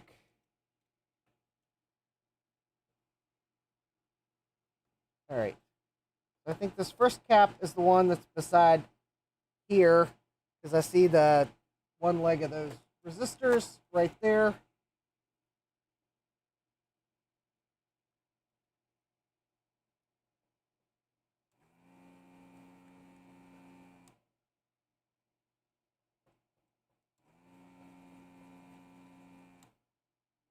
All right. Yep, that cap's falling out. All right, there's one. All right, the other two are... Okay, the one is, I think, right...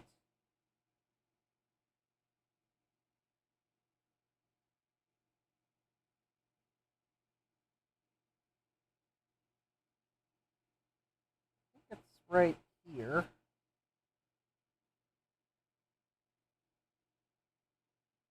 I think.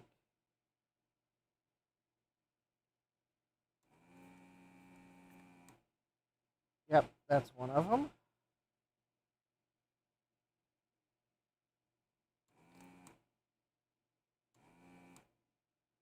Okay, there's that one. And the last of the three caps is...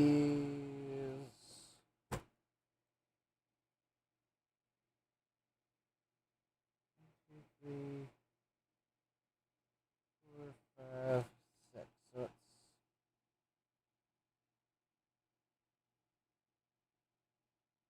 4, 5. I think it's going to be that one. And that.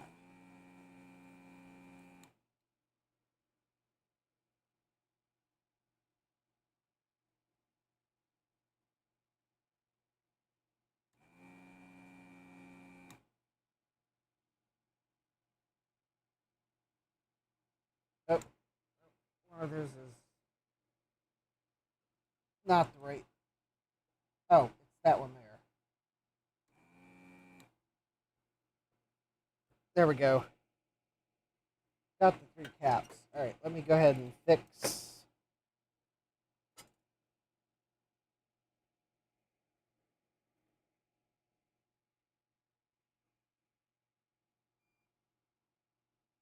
this.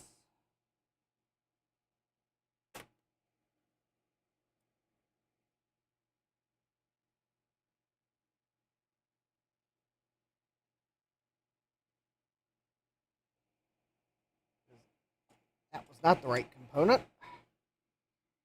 All right.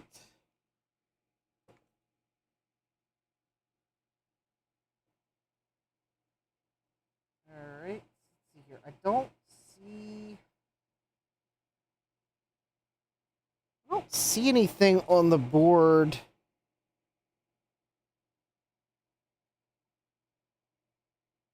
Under these caps. I don't think these are the leaking ones.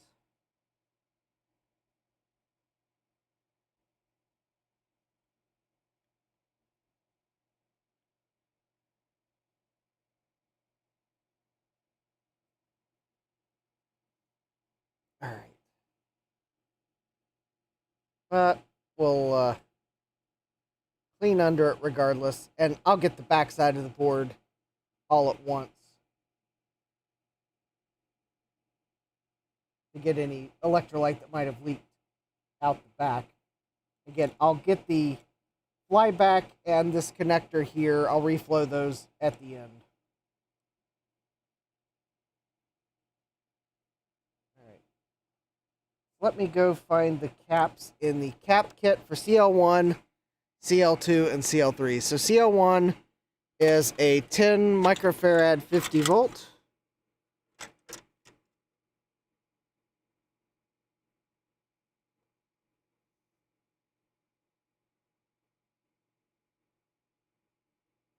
Let's see, that's a 1 microfarad 50 volt.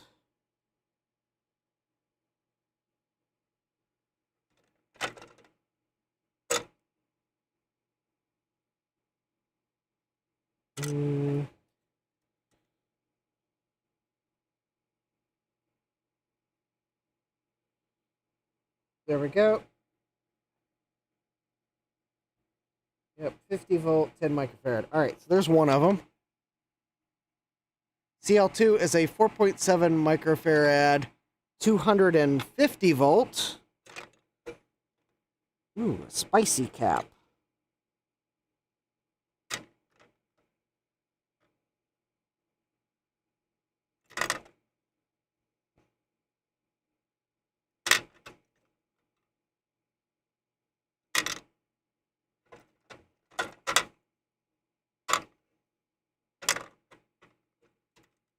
I'm looking for a cap that looks different than the rest, probably. Oh.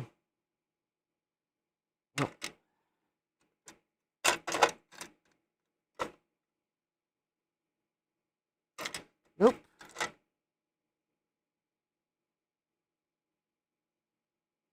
There we go, 4.7 microfarad, 250 volt. And then 1 microfarad, 50 volt. All right, that one's easy to find because there's like 5 of them. We're still recapping, Dave.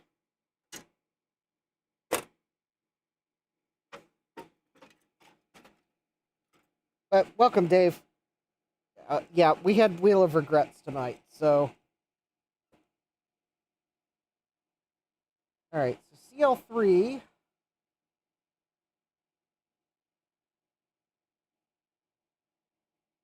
is here.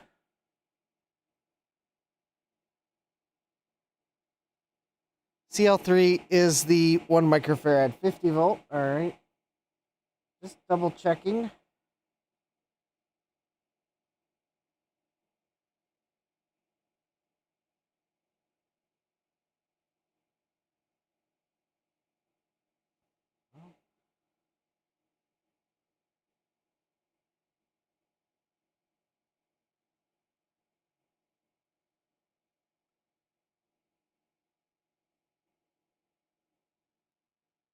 Yeah, I deemed this a must recap, so I haven't tested this. Uh-oh. There's the polarity mark. Oh, there it is. Tricky. The polarity mark for CL2 is underneath of one of those resistors.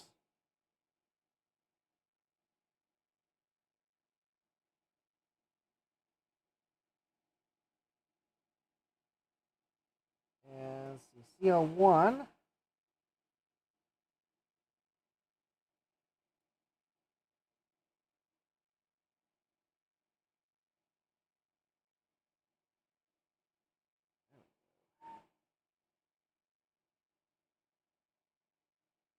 All right. So there we go.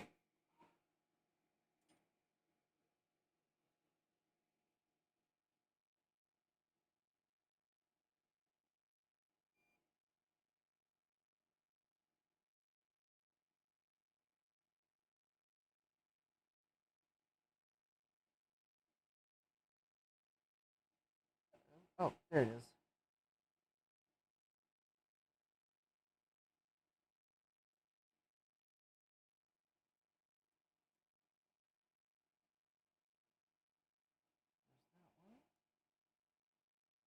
That one nice and flush. And then I think that one. Oh, that one feel.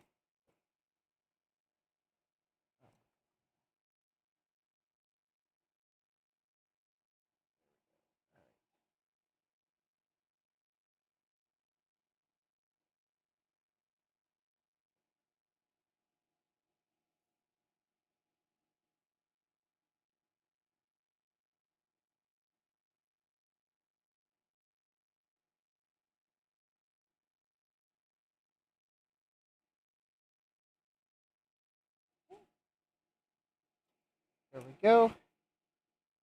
Put the leads.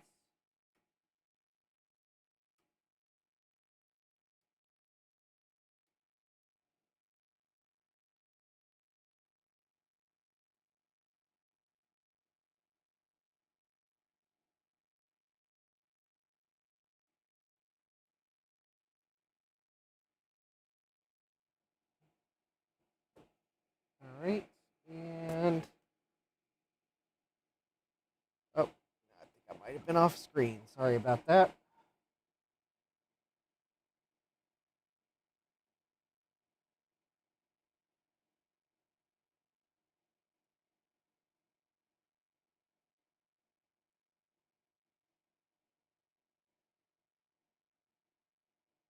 All right.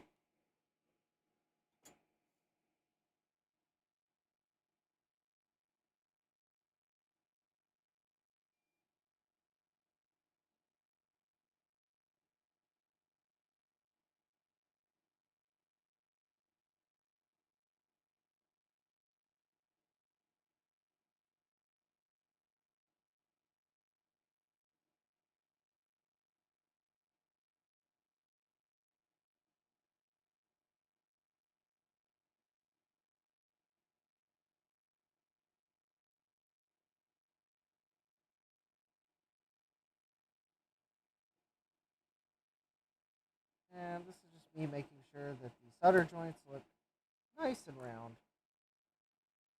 All right, that looks like some happy solder joints. All right.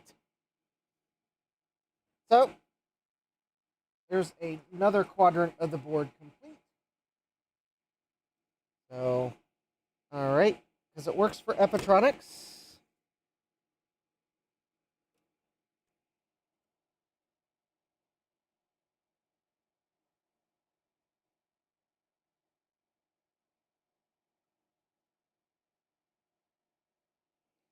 There we go.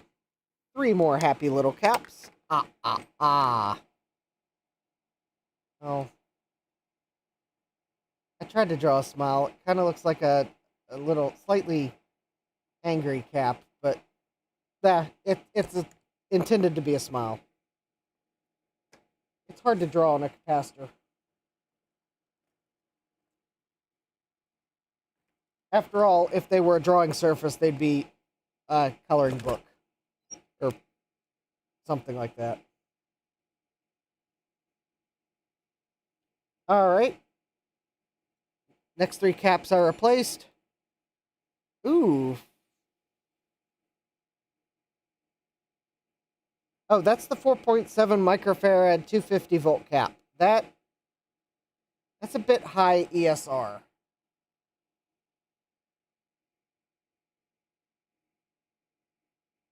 That one might have actually given us some trouble. Okay, that's the 1 microfarad 50 volt.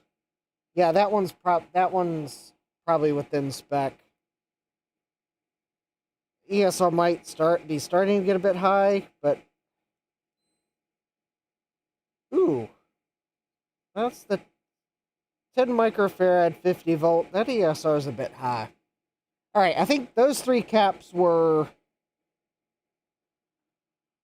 Gonna.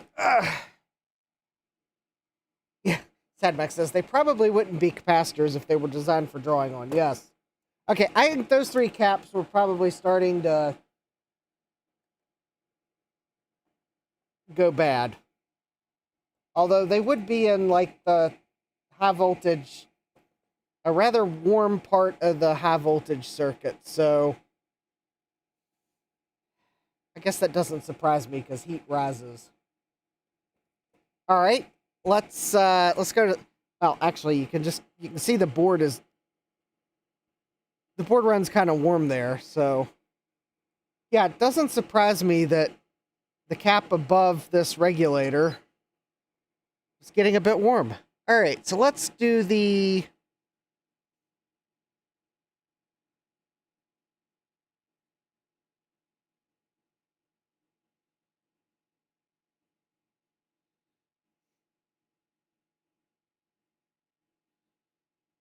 All right, so I think these next caps, I'll still start to do them in order if I can find them. So now we're down to the CP caps.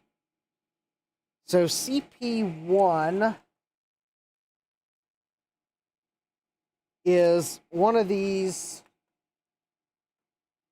large high voltage caps. And I'm just going to go ahead and replace both at the same time, even though the other one's number 13. Just because it'll be easier to replace them both than try to remove one and then the other, because CP1 is the one that's on the inside.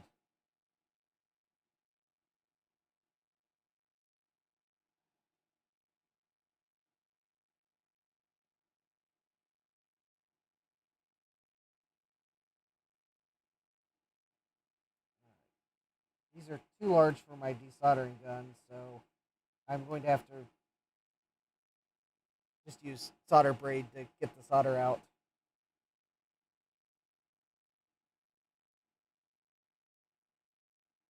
That should be one of them. And this should be the other one.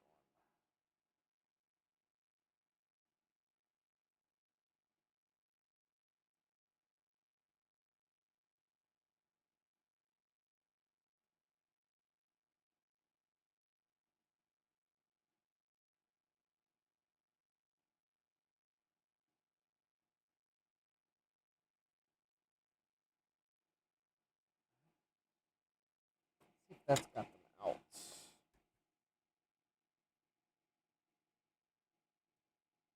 Okay, so that one, ooh. This one, the negative lead is, pointed down.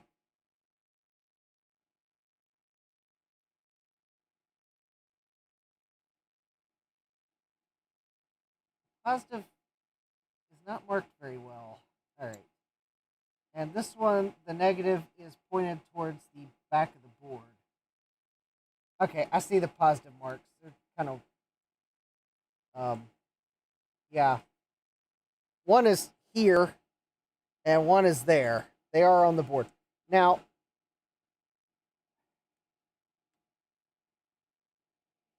that is interesting looking.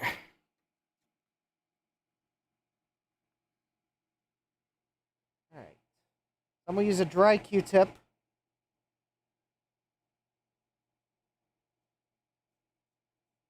Because if it's flux, it probably won't come off with a dry Q-tip. If it's electrolyte, it might. And I think that's dust that came off. So I think that's some production adhesive on the board.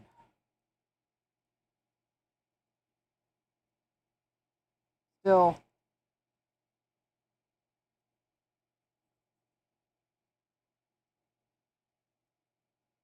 I will,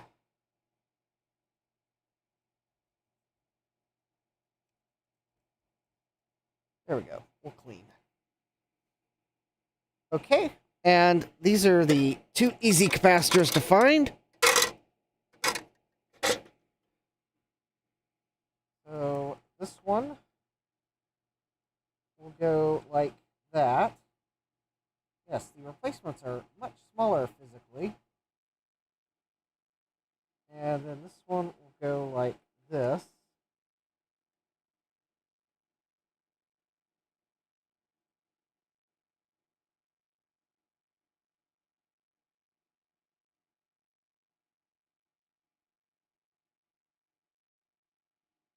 mind. Well, it's a tight fit, but it's a fit.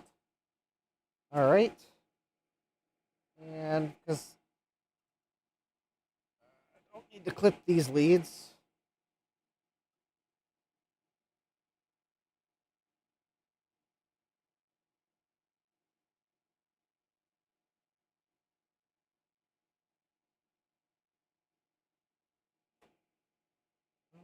Actually, no, those might be a bit tall, but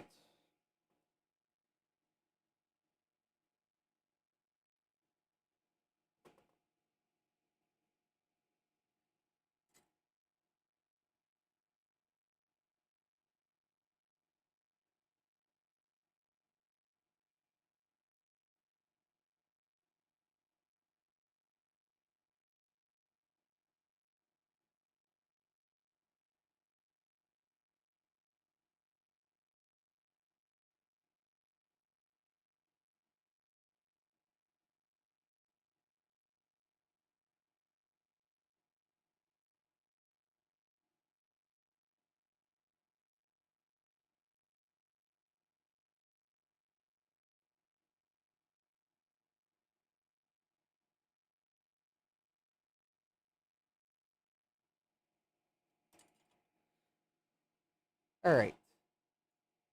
I think these leads are just a bit tall for the liking.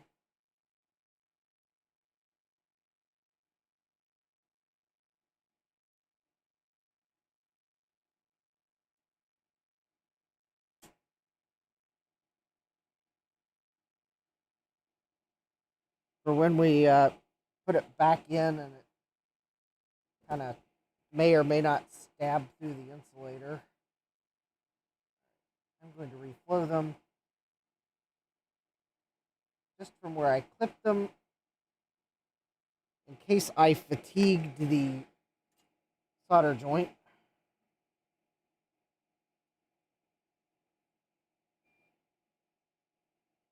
I don't know if this is strictly necessary, but well, I like to do it.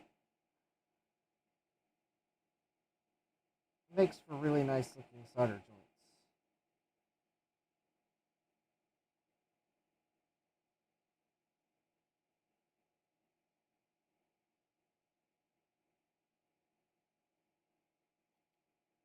There we go. All right. Pay no attention to the things that I'm knocking off the workbench.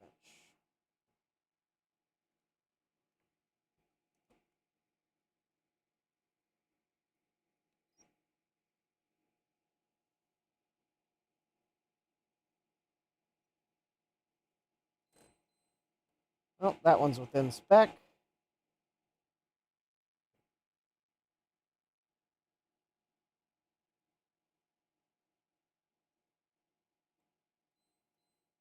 And that one's within spec. Okay.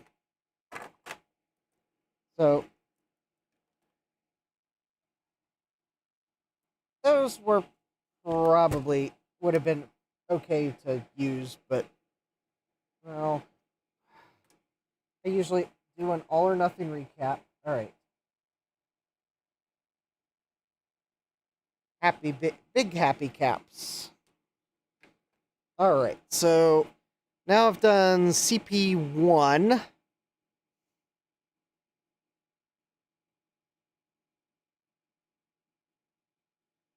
So let's do CP2 and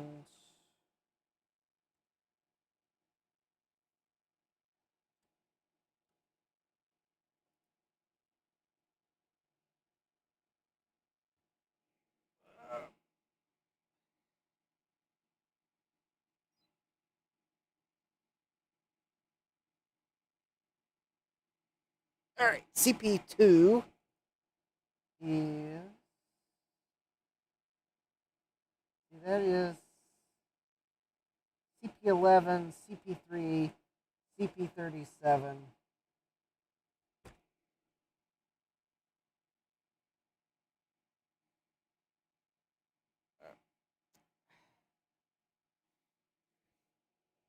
right. So CP2 might be the point where I just start. Oh, there we go. CP2. It's right there. So I'm going to remove CP2. Oh, you know, I could unplug this for a little less. There we go. A little less fighting the cables. So CP2 is 1,000 microfarad, 35 volt, and it looks like CP.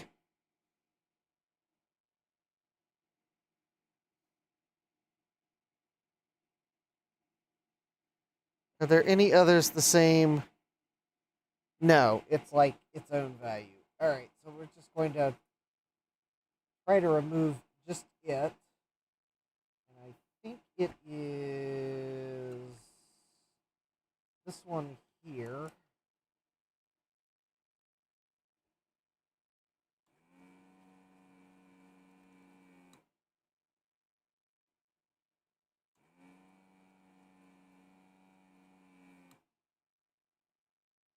Okay, there we go. CP2. Ew. Leakage alert. Leakage alert. Leakage alert.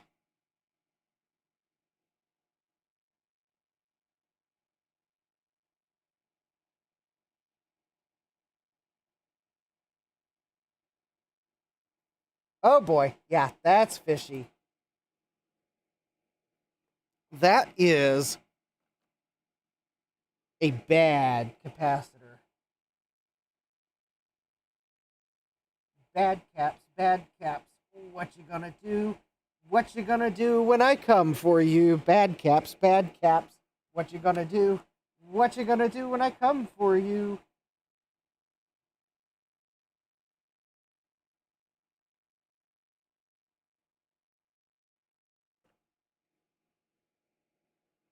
All right. 1,000 microfarad, 35 volt. Does anyone want to guess what it's going to measure as? I mean, yeah, it could measure fine, but it's definitely been leaking.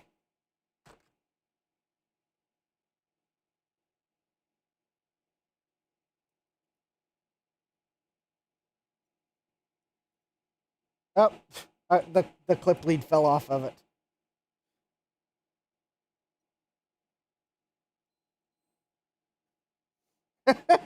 Well, it's a leaking cap. It measured in spec, but it's leaking.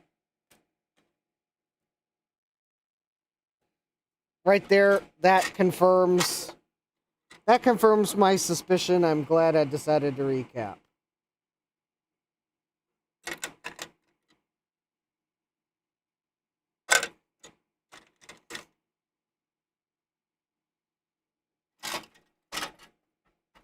There we go. Nice, a nice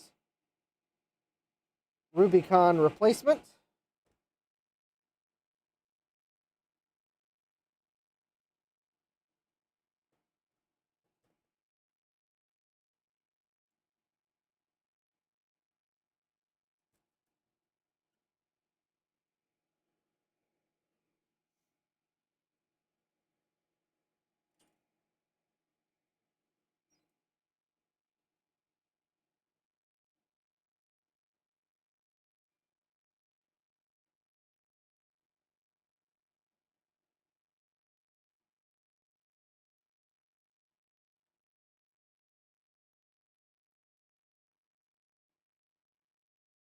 Oh yeah, I smelled fish resoldering that cap.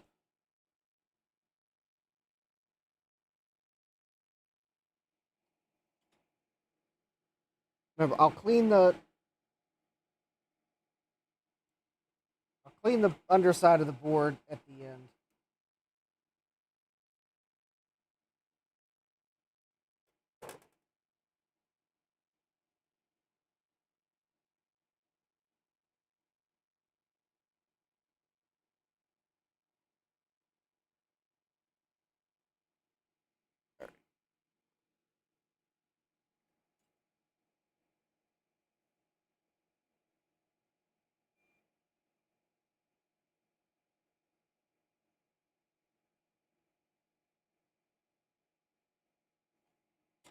There we go.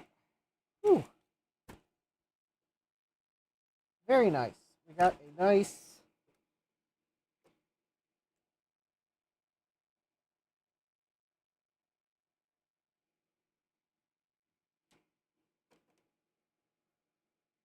All right.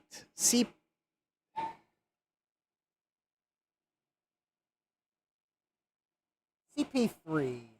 CP3. Is this orange cap here? I don't hold high hopes for it.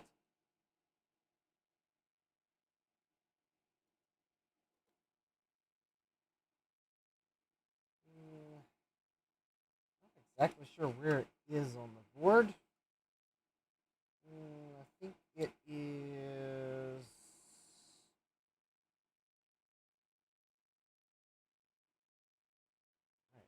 That is one of the leads of it right there. And I think its other one is here. Yep. All right. There we go. And all right. Doesn't look like it's leaked.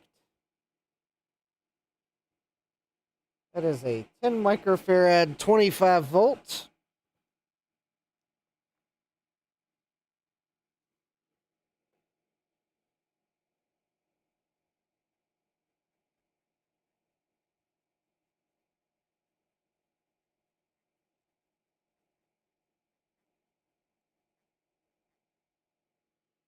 Yep, I don't think that one's leaked. All right, 10, 25.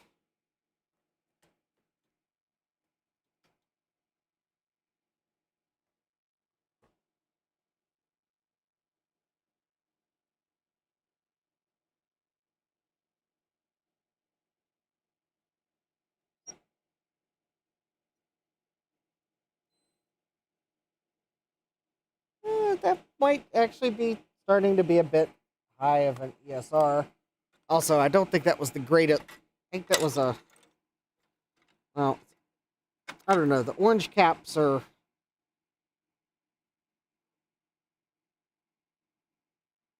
right, 1025. There we go.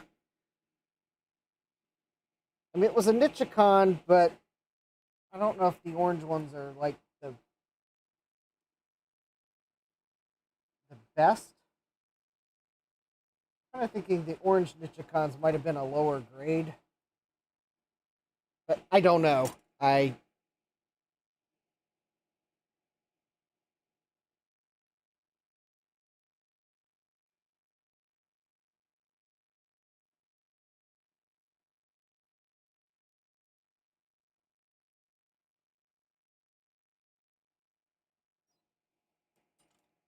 mean, it would make sense that it might be a lower grade cap. It is a classic after all, and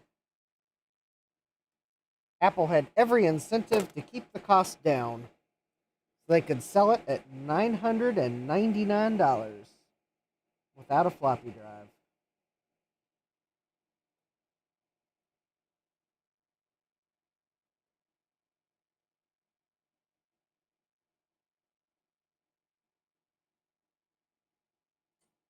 Hi, Mike. Welcome back.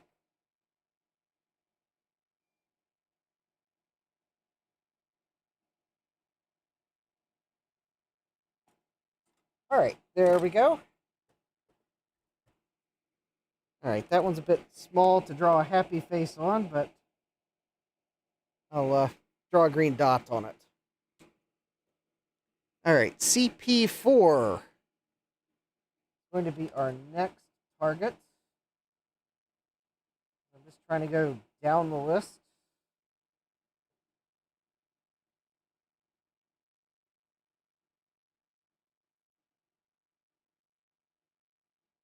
Actually, you know, I got a wild and crazy idea.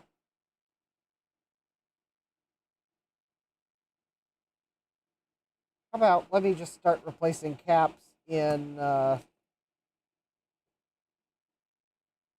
order I get to them. All right, well, let's go ahead and get these three here, and then we'll come back down to this mess of caps where I think we're going to find more leakage. All right, so let's see. CP37.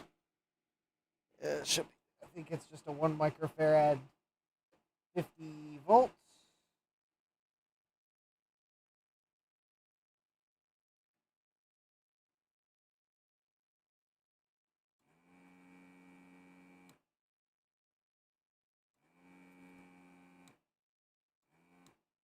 All right.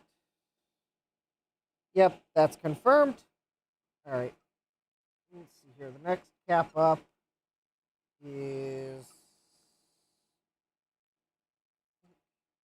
here.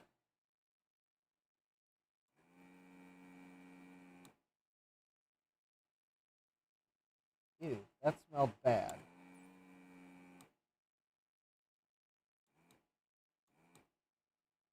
As we were saying earlier, that smelled like poison. That is CP11. 22025. All right, yep.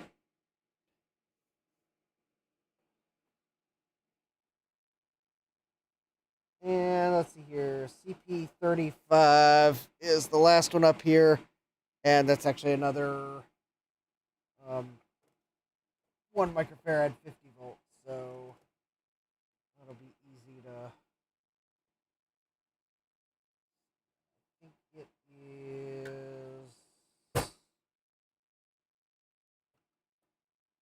going to be, I want to say this one. No. Oh, I bet that was the transistor.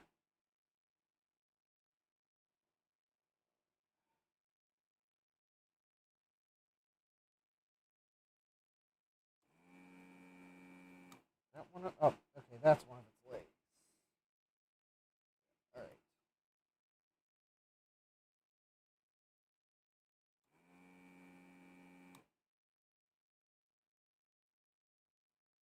All right.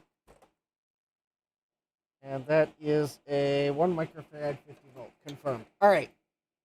Very good. We got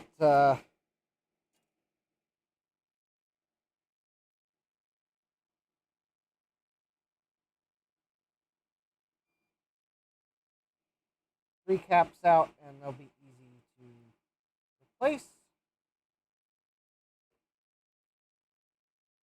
All right. Let me get that thing that I accidentally desoldered first. All right. So let's go for CP11, because that's the cap that is not a 1 volt, 50 microfarad. That is going to be the 22025.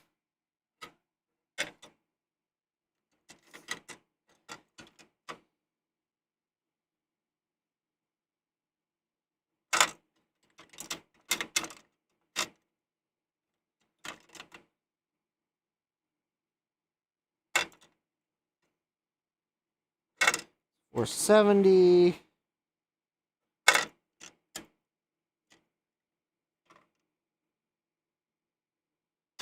Not that one. Let's see here.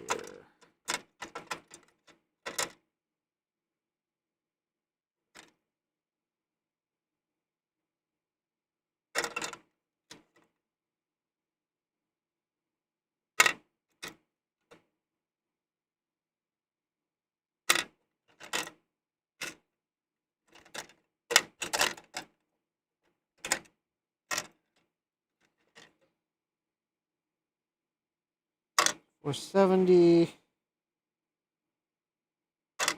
1,000.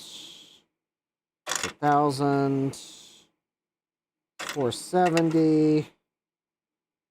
470. 2,200.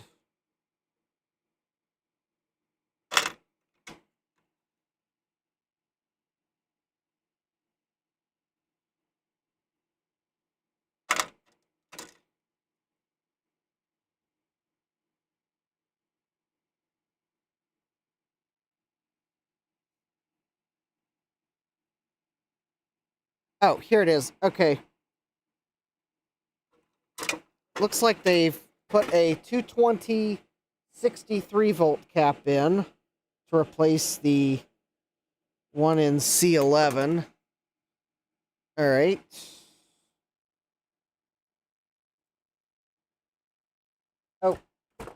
Oh yeah, actually, I don't know if you can see it, but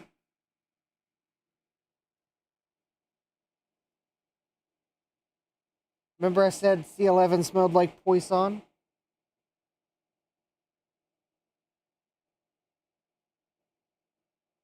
Now I think I'm going to use the French word for fish every time I do a recapping and smell fish. Because I think the French word is more accurate than the English word.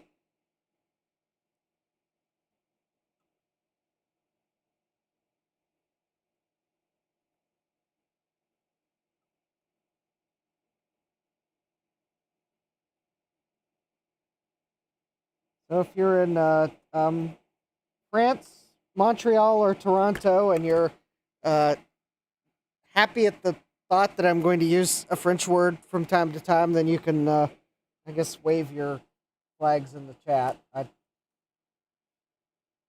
Or use the poison emoji to.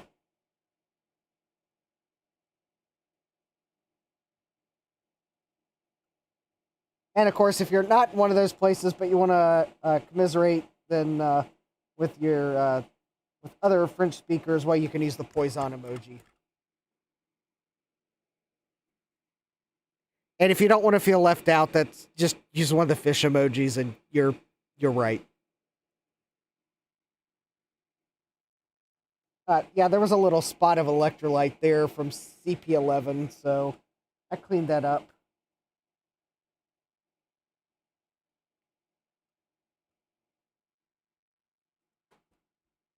Oh, I bet they used this higher rated cap just because of the proximity to the high voltage area. Also, given the note on the Console 5 wiki, it looks like some of the analog boards use a like a 50-volt part anyways.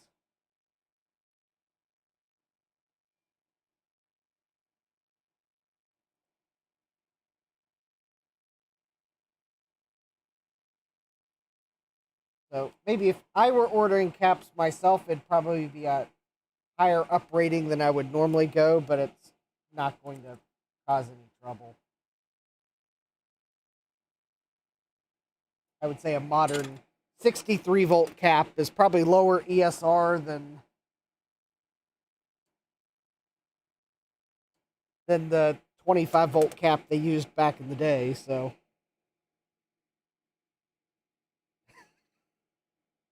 Sadbeck says, if you want to be angry at his pronunciation, French is not a language that makes much sense to me. I am sure I am butchering it because I don't actually know French. I guess I'm probably trying to accent the fact that the word looks like poison in English, but it's actually French for fish.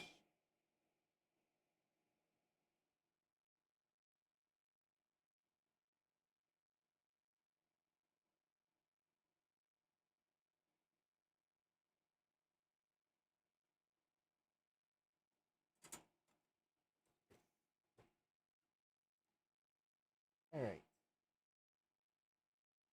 That looks good. All right. The other two caps I need to replace up here. Oh, first.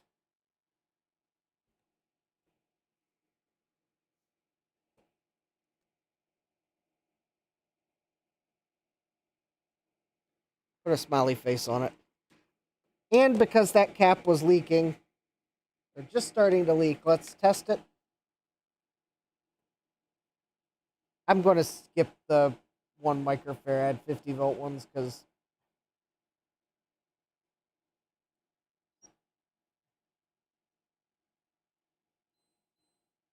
just in the interest of time. And yeah, it's still within spec, but it's definitely without a without some of its electrolyte, because there's the, yeah, you can see it leaking out. All right.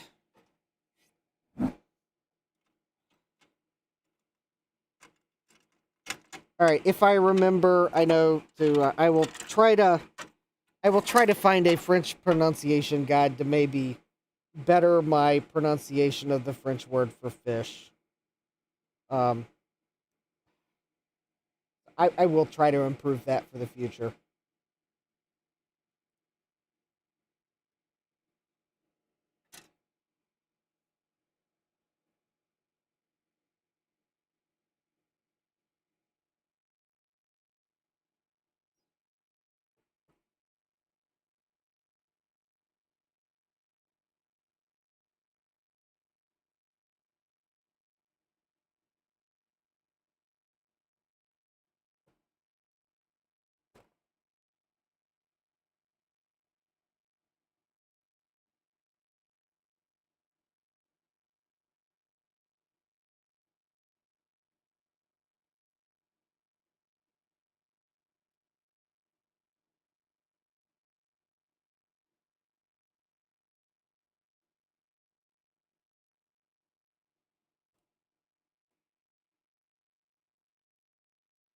All right, there we go. These last two are just easy peasy. 1 microfarad, 50 volts.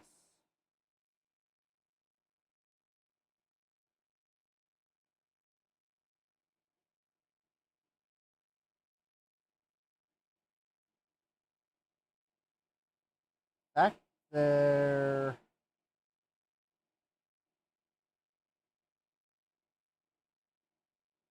So easy. Oh, there we go. I lost track of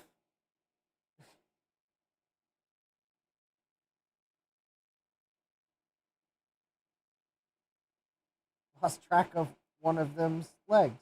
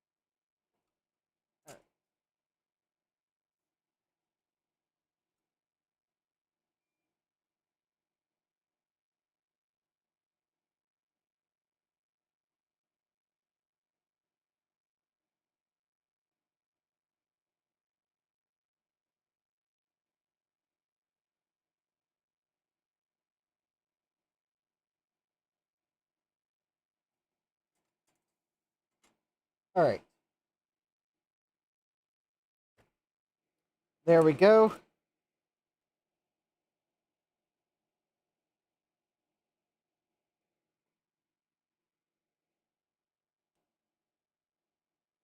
Oh.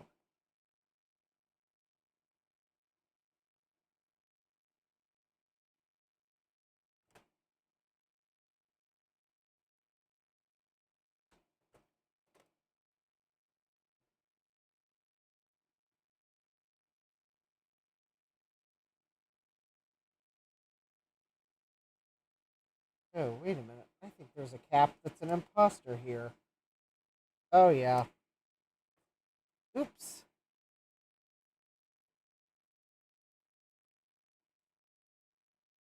Glad I saw that. I drew a smiley face on a cap that I haven't replaced.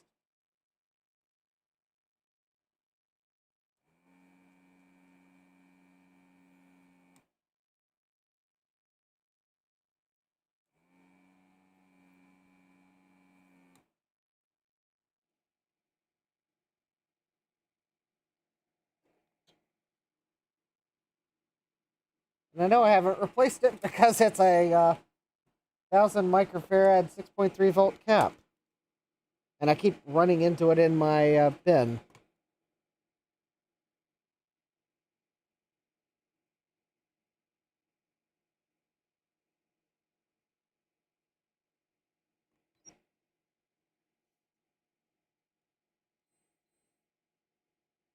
Within spec, starting to get low though. Alright, so that is CP31. Yep. Oh, yep, and I can confirm I accidentally marked the wrong cap because there's only one 6.3 volt cap in the entire board.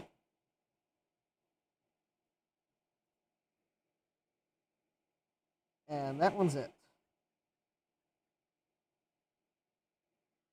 And the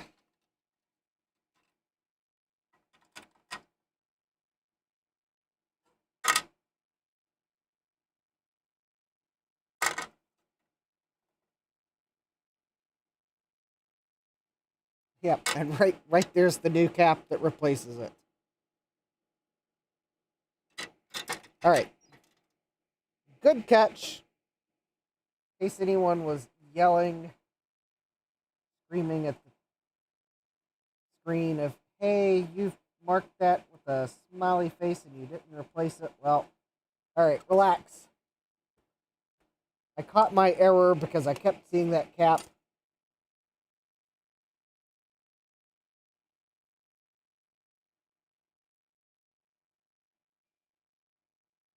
And also, I kind of noticed the color of this cap was matching old caps, not new caps. So, there we go.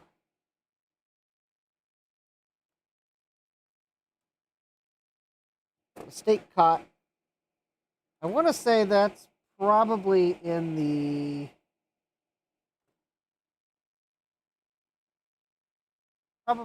analog or the sound circuitry. That's kind of a low voltage otherwise.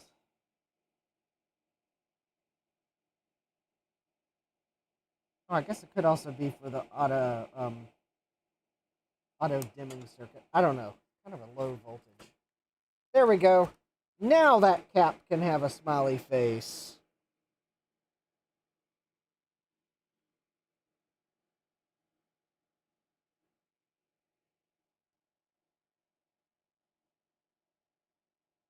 There we go. Now it can have a smiley face.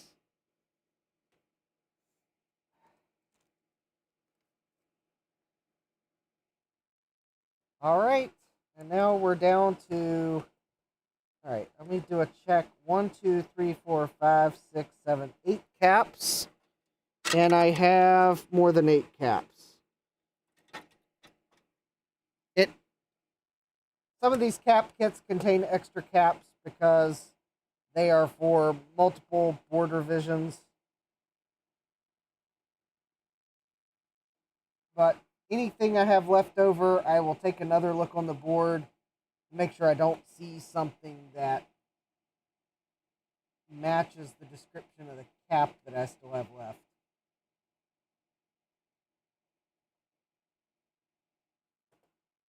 I think what I will do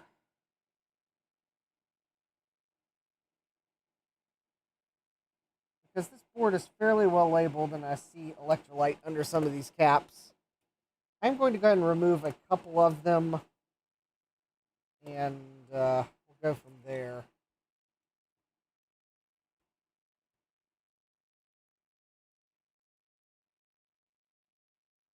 It'll make it easier to see the legends. I think this is one of the caps right here. Rather beefy leads on it.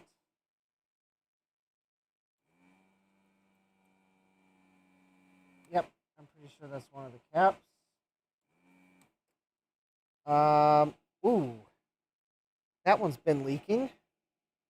That one is...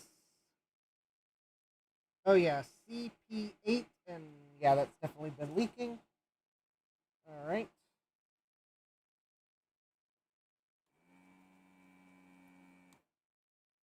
Ooh, I smell fish.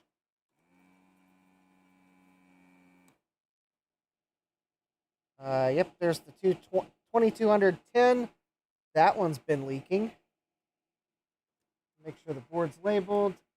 That one is CP36. Yep. And let's see, that other one was CP8. I'm just making sure that. Yep. I'm making sure that the component I pull off matches what the wiki says. If so, I will continue removing caps and we'll replace them in one go. Especially if I think there's electrolyte under them. Alright, so this one here.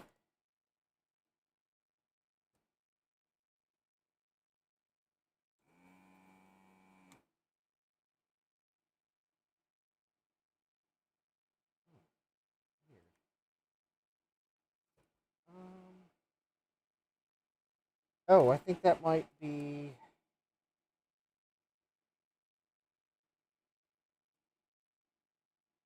Oh, there we go. That was this cap here. That was CP6, which has definitely been leaking, and that's a 2210. All right, that matches the wiki description.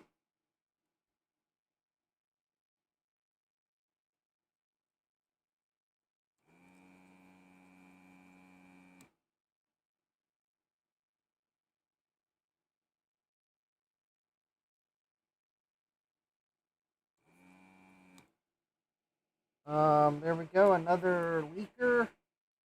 CP12. 1016. All right, that matches. That one's also been leaking. Ugh. All right, getting a strong fishy smell now.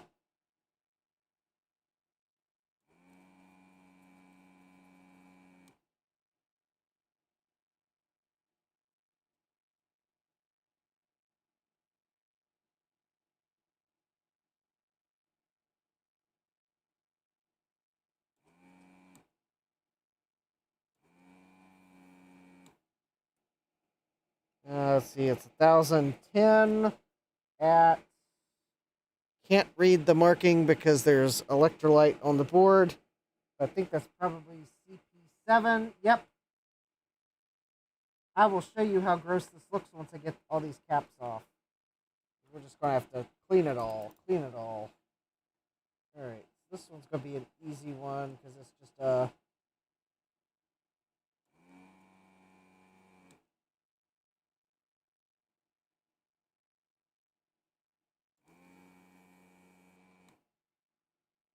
Yeah, a 150.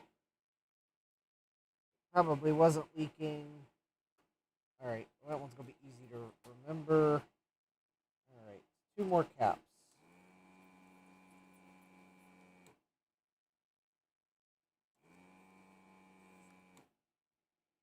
All right, so this is a 470 25. CP9, I think that is. Yep, all right, that one's marked. That one does not look like it was leaking. And we got one more cap.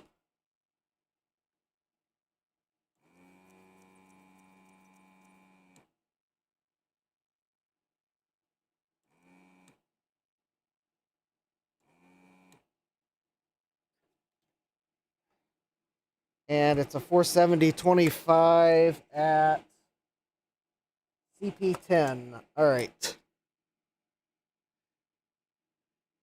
Very good. All right, and there's. Ew, look at that gross carnage.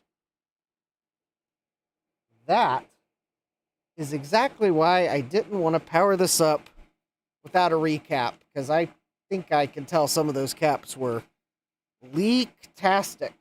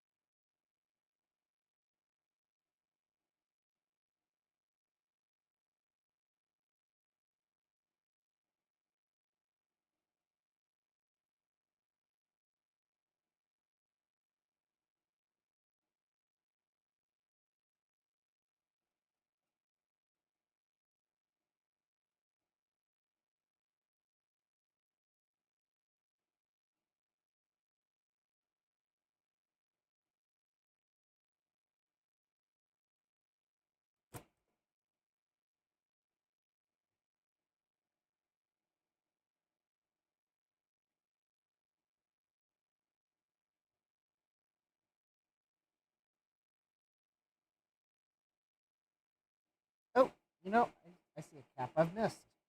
I'll come back and get it because it's not in this area of the board. Well, actually, let me go get it now. I think it's just a... Oh, it's a 1 microfarad 50 volt. I'll just go ahead and get it. Oh, there's 2 more there in glue. All right, I'll hold then. All right, so there's that area of the board that looks much better. While we wait for the isopropyl to dry so I can recap it, let me go ahead and put some isopropyl around these 2 caps here that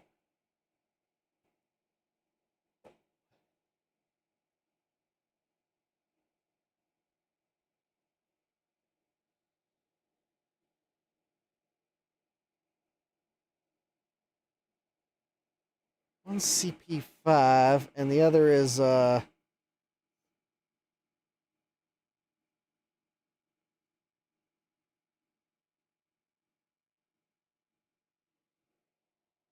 one's CP4. Oh, okay. Yeah, I want to get these. I'll get them on their own because I got to make sure I put the right cap in the correct place. Yeah, fish sauce all over that board. All right, while we wait for that to dry, because we got to document the state of the caps for future generations to know.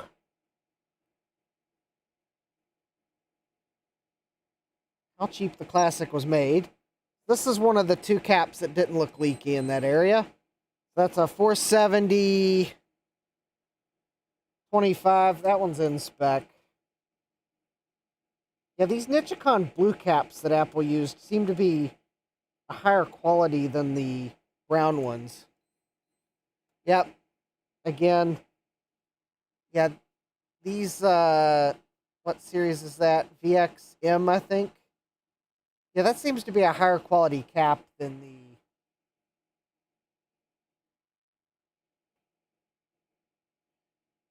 PLM that these brown ones are. So this one's a 1010, but it's leaking.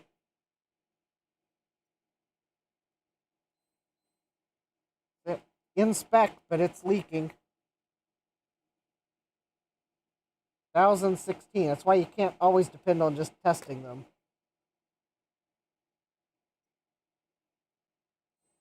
1016. See, that's in spec, but it's leaking.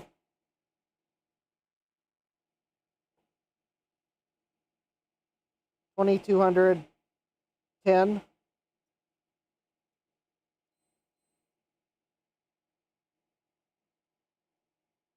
Yeah, that one's in spec, but it's leaking. 2210. Why you got to be careful about just testing in circuit and assuming it's good if it measures good. Oh, okay. This one's been leaking. It's bad. So finally, a leaking cap that has a really high ESR. I have a feeling some of these other leaky caps probably wouldn't have been too far away from also being high ESR. And then the capacitance would have probably been off too. See, that one's in spec, but it's leaking. Although, that's not to say that some of the leaking caps, it wasn't a case of the electrolytes from another cap. But it is funny how the electrolyte was just under the caps. I would have expected some elsewhere on the board if it had been electrolyte migration, but what do I know? I'm a test engineer, not a capacitor design engineer. All right, let's get these recapped, and then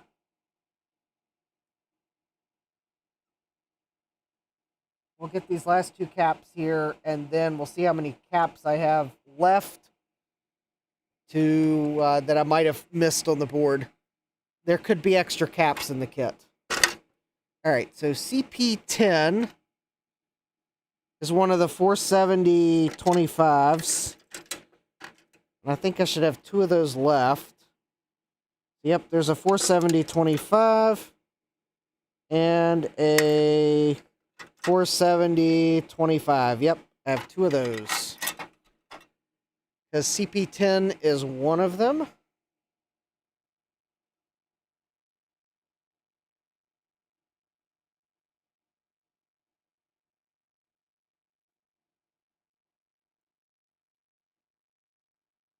And CP9 is the other.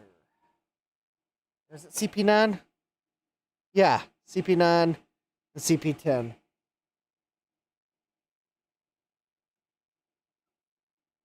The 2 caps that are best friends for the life of the PCB because the design engineer put them beside each other. And then let me go ahead and get CP34 while I'm at it, because that's one of the 1 microfarad 50 volts.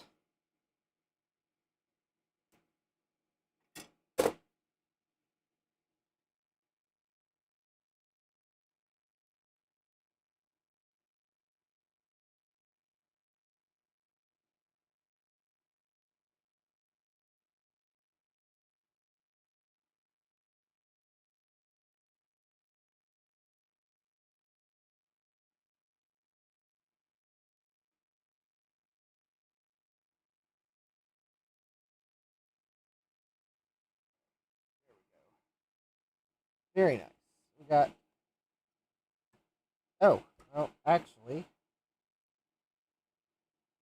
I didn't have that cap in very good because it fell right out. And also, I don't think I had both leads pushed in through the holes.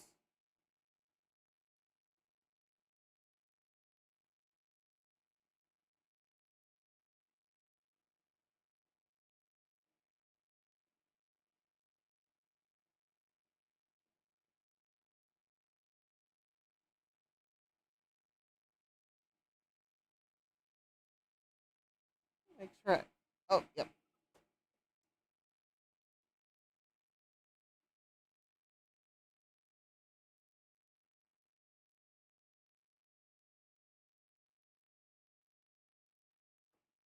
There we go. All right. Go ahead and get... Yeah, I'll... Don't worry. I will do some cleaning of this board.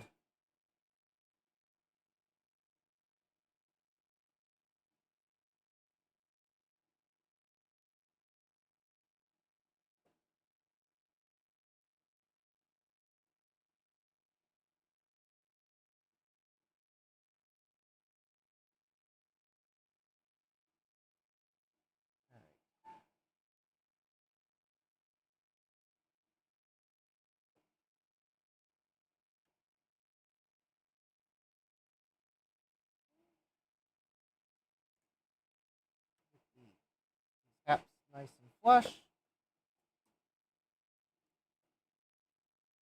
Oh yeah, that looks pretty good. There we go.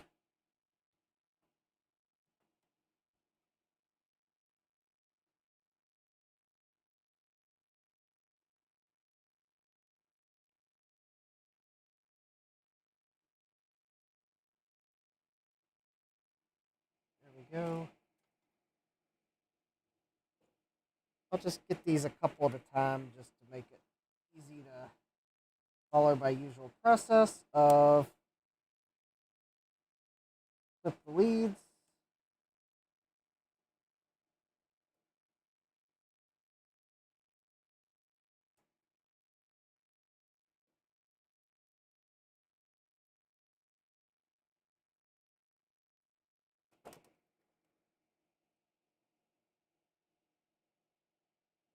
Dab of flux.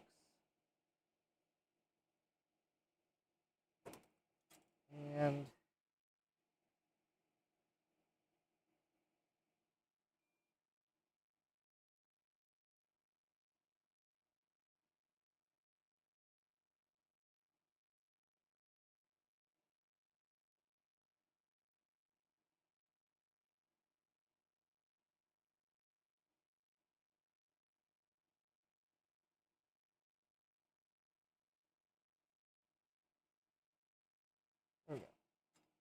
nice solder joints. All right. Let's go ahead and get CP7. CP7 is a 1010. And how about I will go ahead and get the... Okay, that's a 2216.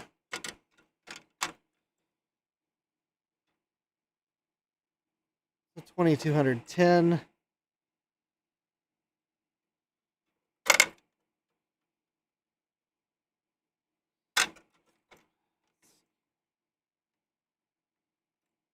There we go. 2210. CP7 1010. All right. That's 2210.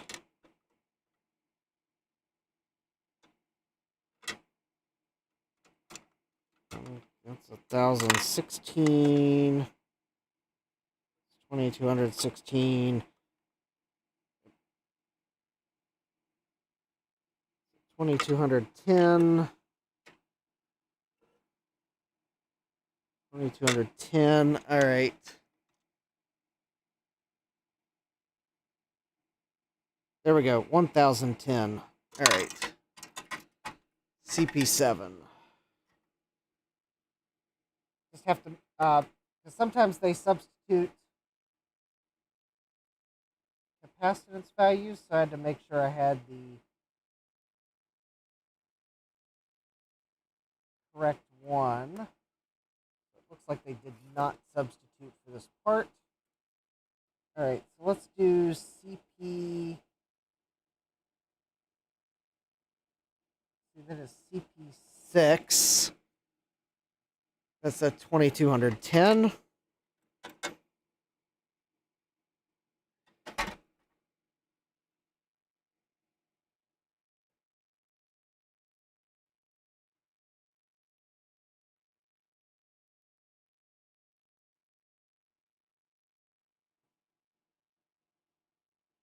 Okay. Well, let's do CP36 because it's the same value cap. 2210.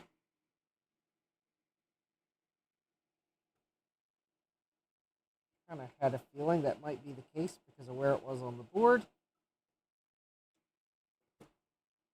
Okay.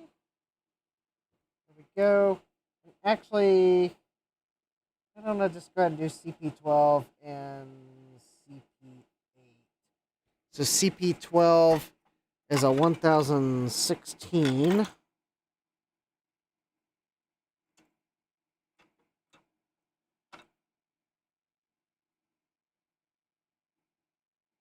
All right, so CP12 is going to be this one here, 1000.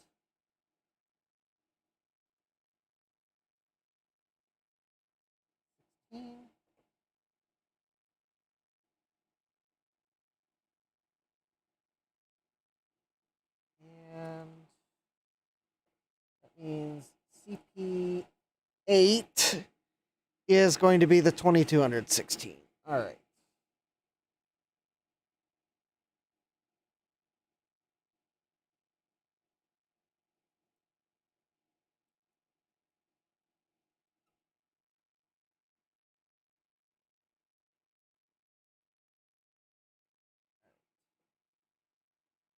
Very good. So that should be 5 caps there.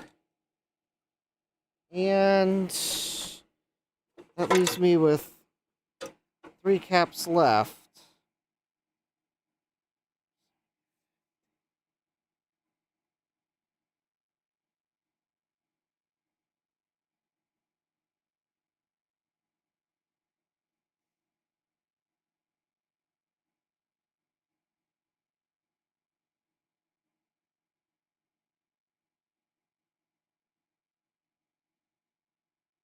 Oh, and one of the caps that's left appears to be a mistake. So it looks like I have a bonus 470/50 cap. That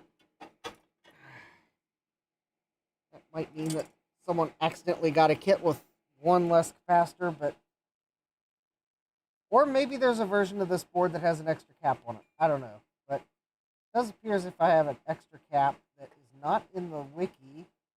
And I will double check that I don't have a 470 microfarad cap that I've somehow managed to miss.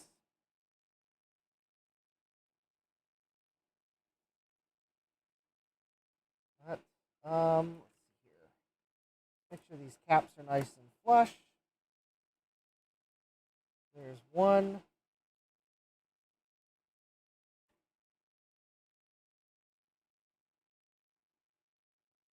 Two.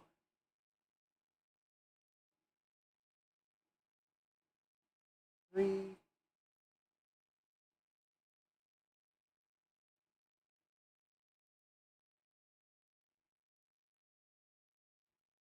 Four.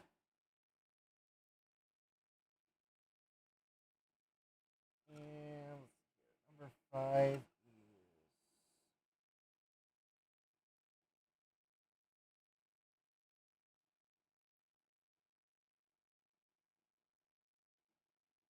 is that one right there. Yep.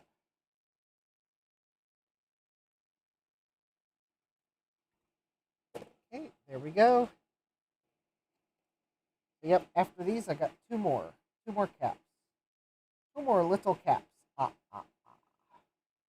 After these. And they are little caps.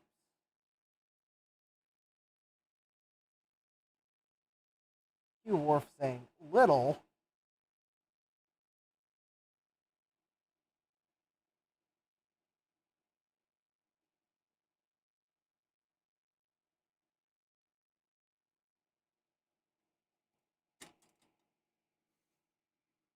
All right.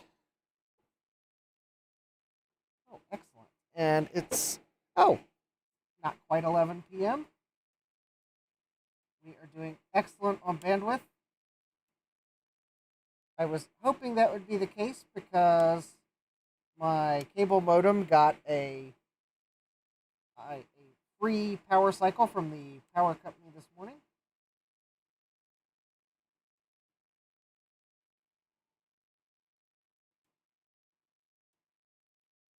And also did everything else in my house, but it was planned maintenance, so at least they had sent me a text message saying that there would be a power outage.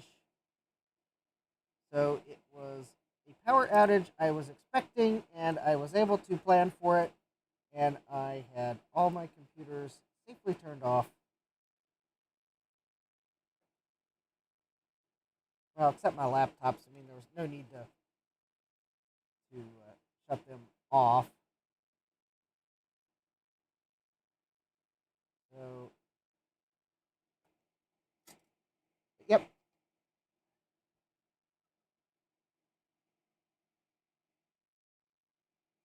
And I think they finished their maintenance about an hour earlier than they planned. So I suspect they gave themselves a buffer on their maintenance window, just in case.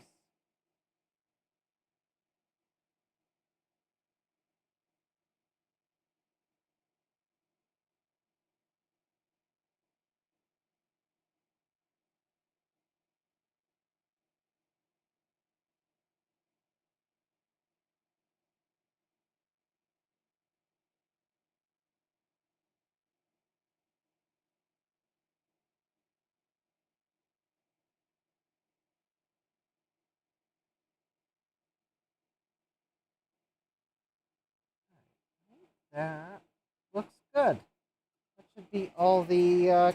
Oh, wait, we got two more capacitors. Two more little capacitors. Thunderclap. All right. And they are. Trying to find a landmark on the board to look for. Ah, yes, we have a isolation IC of some sort. Looks like the capacitors are to the left of that.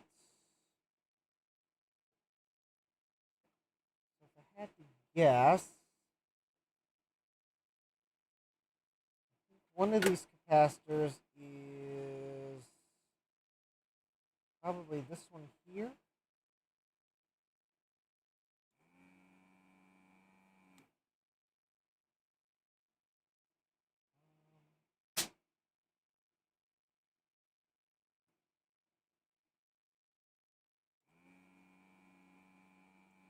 I think that's one of them. Ah, yeah, that was one of them, and that is the 4725. All right. And the other one is, let's see here.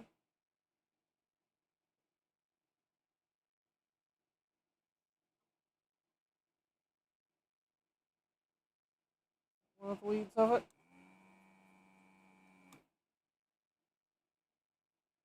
No, I do not believe that was one of them.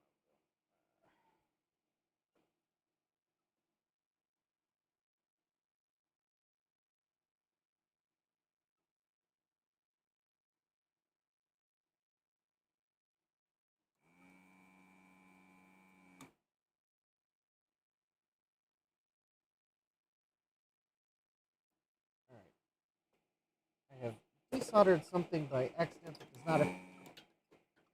not appear to be the capacitor I'm looking for, so let me solder that back real quick so I don't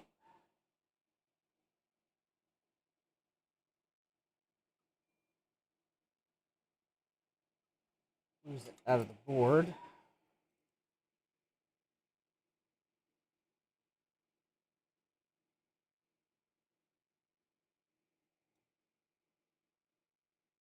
Capacitor is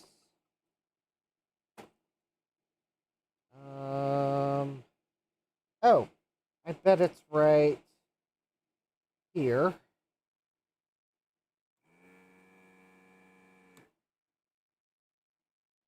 And here.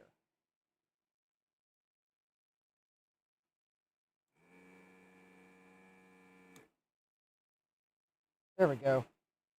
That was it. Took me a couple tries to find it. All right, CP. All right, so that should be a, yep, 150. All right, so the 150 is CP5. Confirmed. All right. Let me grab or resolder the other component that I accidentally desoldered. Here.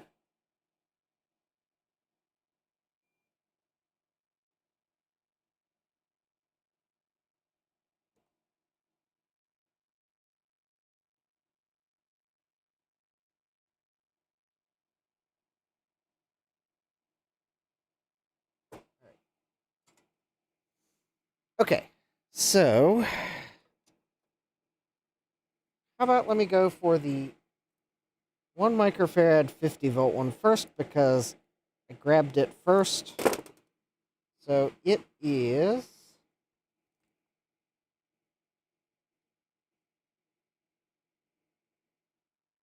this one here. Oh, hold on. Let me first clean the board. Someone will say, I don't clean it. Someone will say, you didn't clean the board.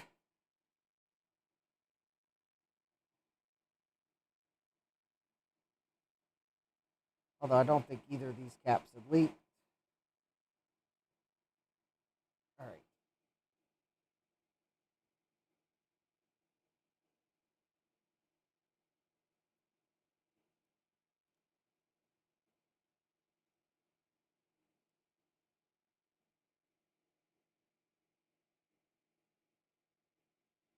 Okay, there's one, and yeah, let me just go ahead and get both of them. That should mean our last little cap is a 4735. To replace a 4725. All right.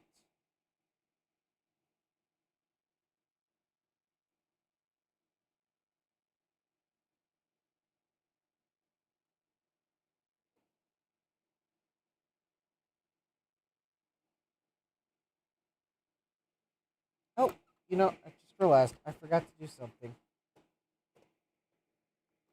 Hold on.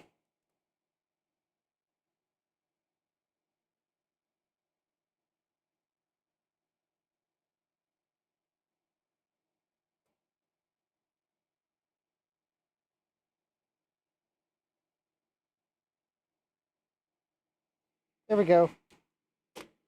Now we can solder those two caps in. Yeah, almost forgot the obligatory smiley face.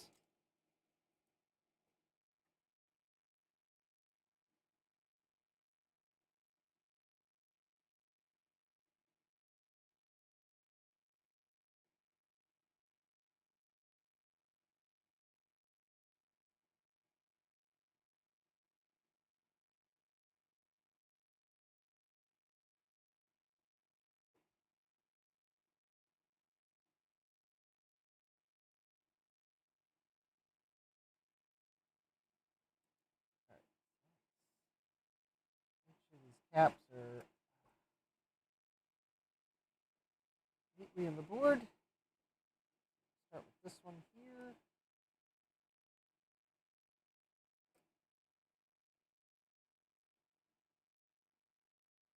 I'll go to this one here.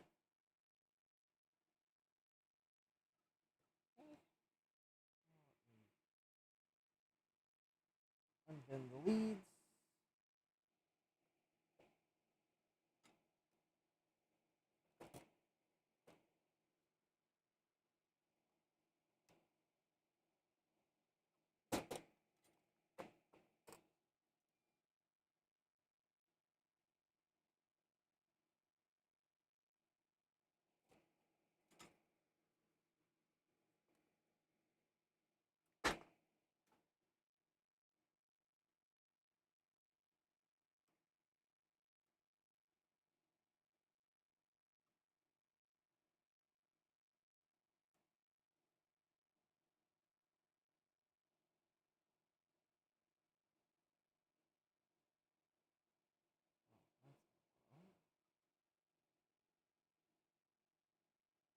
All right.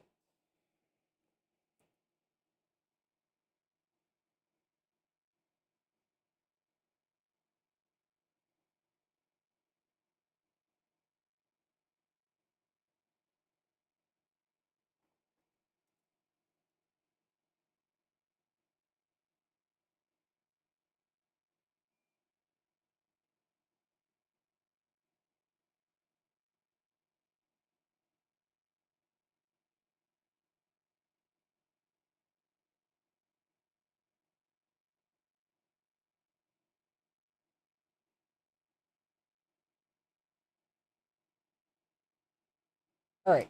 So now let me go ahead and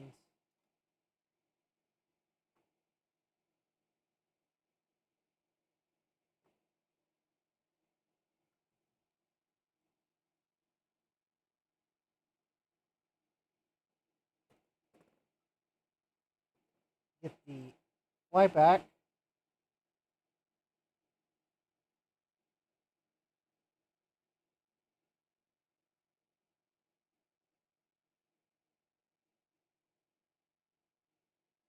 And the power connectors.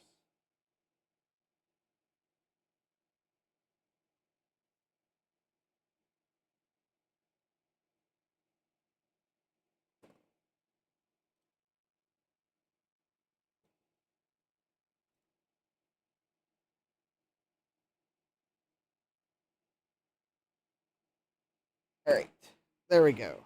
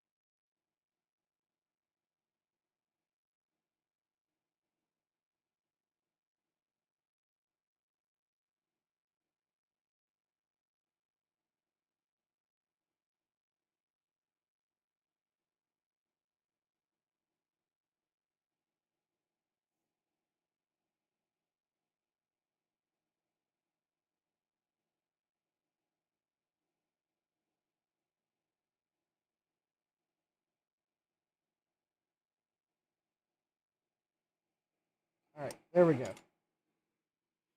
Power connectors and flyback have been reflowed. Let me double check. I do not see any other capacitors, so I think I got them all. Alright, so let's clean the flux off this board. Oh, wait a minute. I think I... Oh, never mind. About to say, wait a minute. There's a capacitor on the neck board. Then I realized the capacitor on the neck board was a stowaway.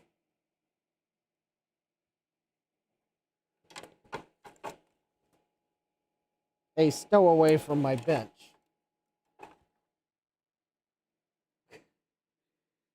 Alright, so I am going to...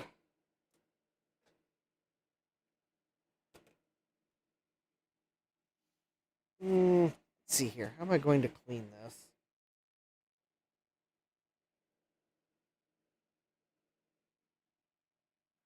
I'm going to... Alright, so I'm first going to use isopropyl alcohol. I know it doesn't clean flux as well as acetone, but I don't want to use acetone on the entire board. I will spot clean with acetone anything the isopropyl alcohol doesn't clean satisfactorily. I am also going to be very careful of the speaker, which is over in this area. I don't want to get it drenched.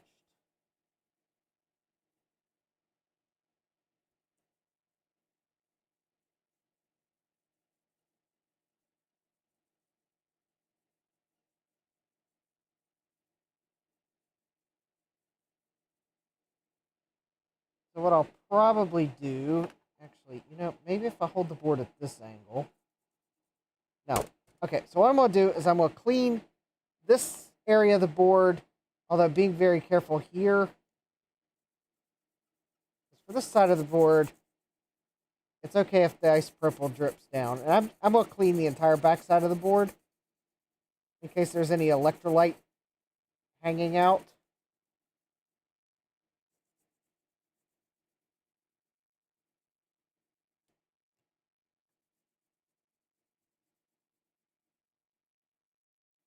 Electrolyte, factory flux, my flux from tonight, equal opportunity washing.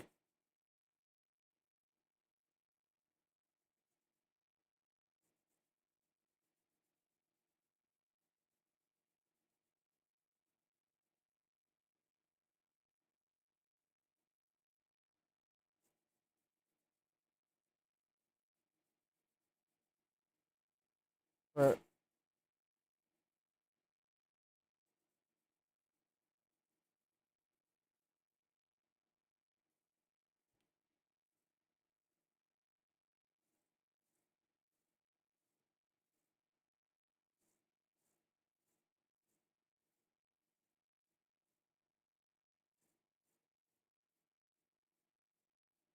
Hi, Jack. Welcome.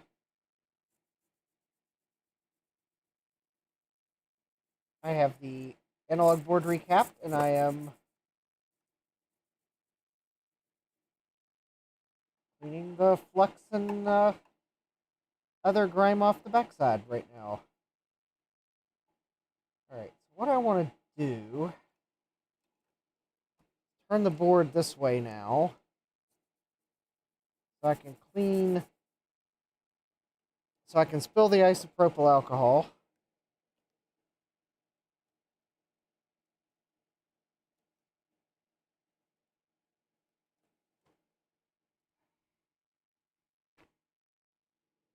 Be sure to invest in Amazon stock, because I buy Amazon Basics isopropyl alcohol so that it's less painful when I spill it all over the workbench and waste it.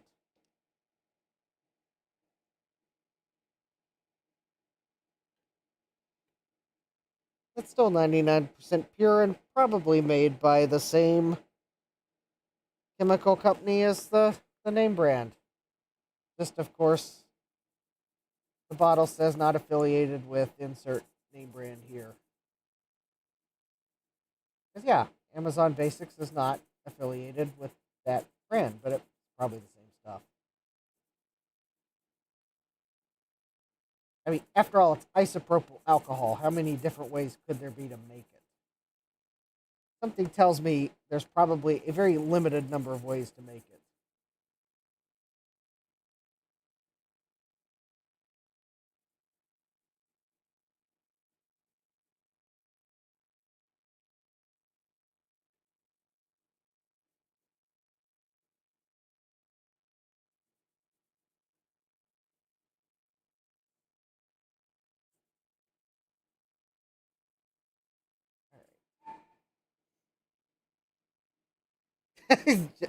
Jack says, I can't imagine it's not just another brand relabeled. Yeah, I mean, it's Amazon Basics. That's most certainly what it is. In fact, I have some Amazon Basics PLA filament that I bought a year or two ago.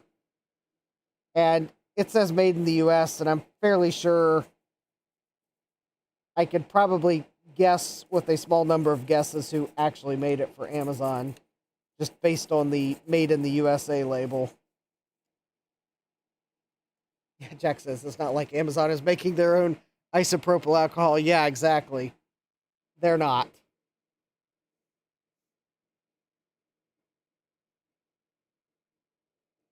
All right. So I'm going to let this dry. Actually, I know what. Here's what I'm going to do. So the good thing about this is there was no apparent trace damage. So we didn't have to repair any traces. And I didn't manage to damage any traces, so there's doubly that. I'm going to use some contact cleaner to try to flush down the board.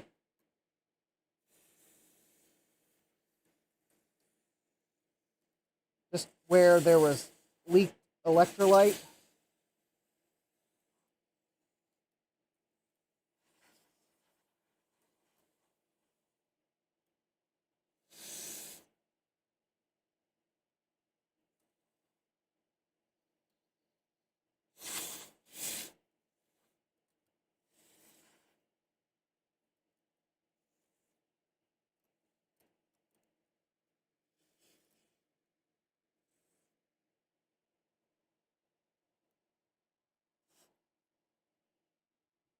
Just a little bit. There we go.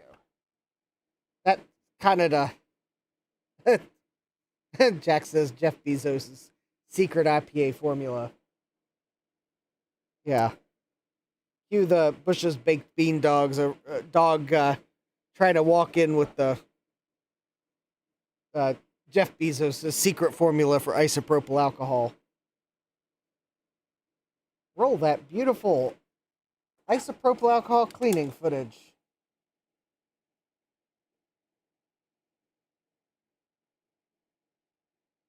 And now you know exactly what I was ripping on when I came up with my roll that famous logo animation. I guess growing up, I always liked the thought of this, the dog being the hero and trying to share the secret family formula and always getting stopped by the Bush's baked beans guy.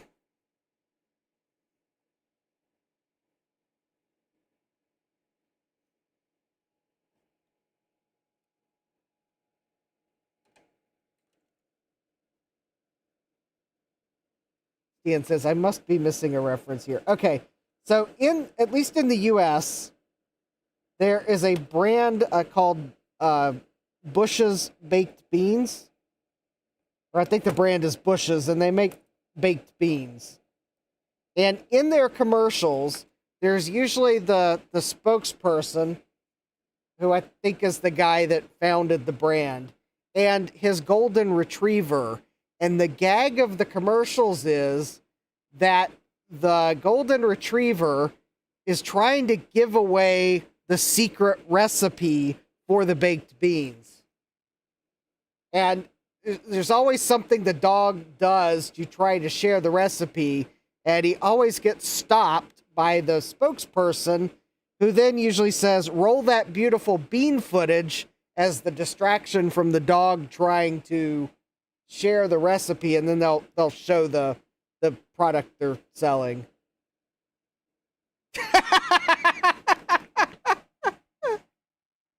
Stan says, some commercial that played in the US before I moved to the US. I think the commercials were more popular in like the late 90s and early 2000s. I think they still advertised, but I'm not. Yeah, Duke the dog. Thank you, Lazy Bite Boy. I think they still have commercials, but I don't see them near as often. But yeah, they were some old commercials. Yeah, Sadmax says, I remember them from the 2000s. Yes. Stan says, no commercial in the world could get me excited about baked beans. All right, so I don't know that it necessarily makes me excited to eat their baked beans, but it's just kind of, I'm riffing off the commercial because I always grew up seeing them. And yeah, Jack says, dog tries to share recipe. Completely plausible. Stan says, I lived in the U.S. from 93 to 94, 96 to 2001, and 2005 onwards, but I somehow completely missed this. I think you can find their commercials on YouTube. I'm pretty sure you can. Lazy Bite Boy is laughing. It was 2001 to 2004. Actually, it might have been. All right, let me see if I can find a sample commercial. I'm sure someone's uploaded one. Actually, Bush's Baked Beans probably has one.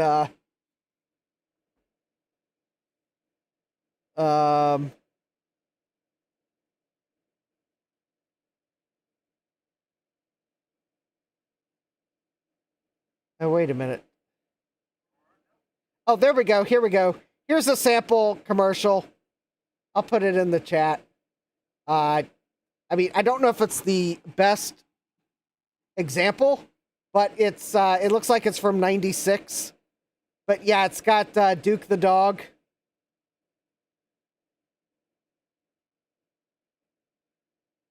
Although I don't. Let me see if I can find another one. There's like.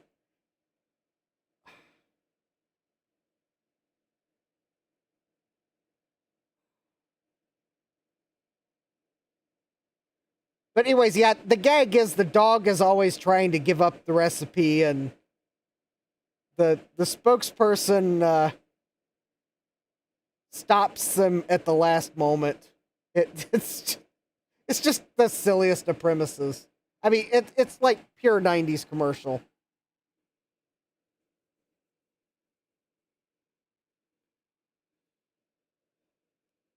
And I guess the gag stuck over time, so it's like.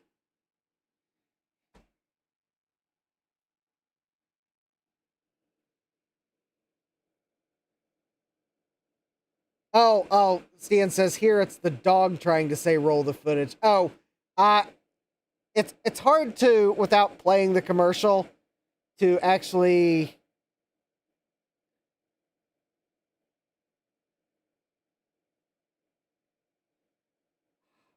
see which one it is. I think maybe the later commercials might be where the dog is actually trying to more actively give the recipe away.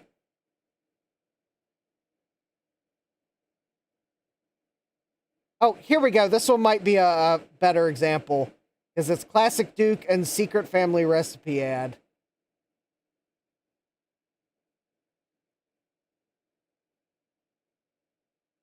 Stan says, at least it harkens back to a time before commercials stopped even trying. Stan says, hey, that was good too. Yeah. Yeah, I think this one might actually be one of the ones.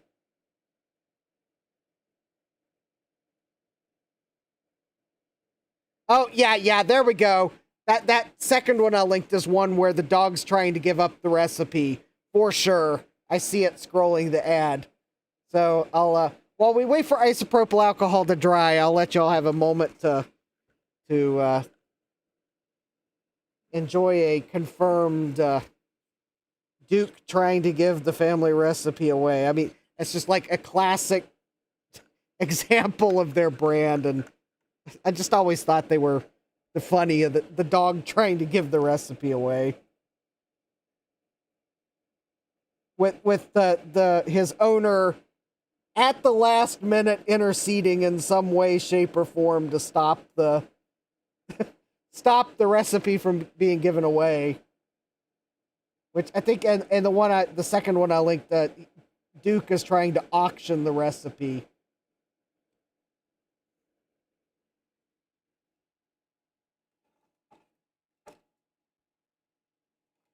Yeah. If you thought the dog giving away, trying to give away the recipe was odd, well, the dog's trying to auction the recipe to give it away to the highest bidder.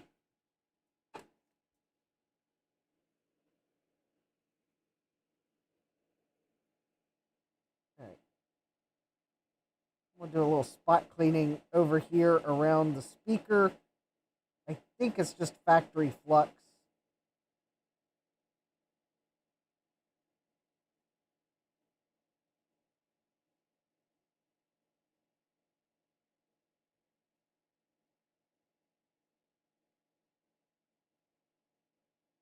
I think the board looks pretty good.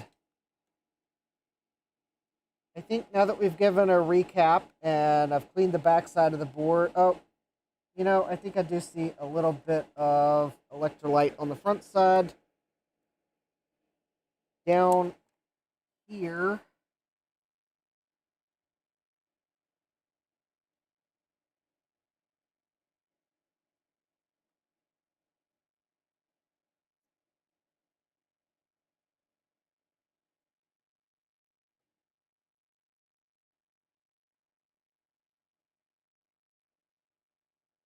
or something. All right, let me maybe.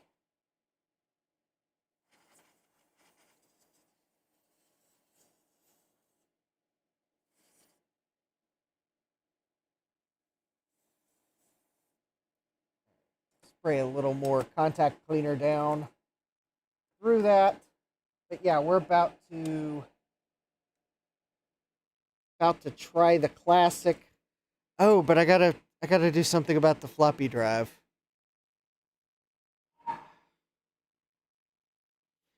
Oh, let's see here. I was going to borrow a floppy drive from another Mac, and by borrow I mean steal, and then replace.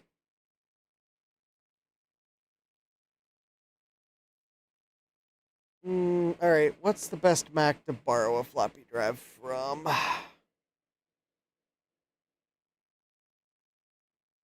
Probably an LC, because they're fairly easy to install the floppy drive back. All right. Let me see here. Let me go find auto inject LC that's got a working floppy drive in it.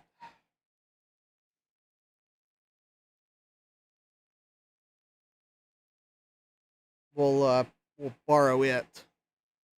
That way I can put the classic back together, and I'll deal with the floppy drive for the LC later. All right.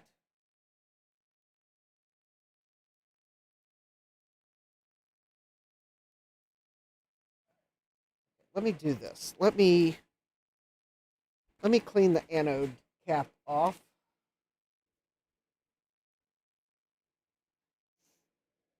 So I can let it dry.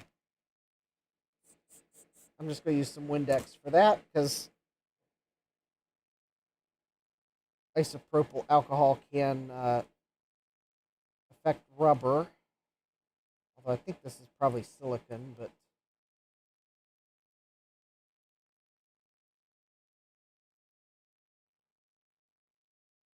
I think it's just the dielectric grease they... Oh, well, it's a combination of the dielectric grease they put on these and the plasticizer can leach out.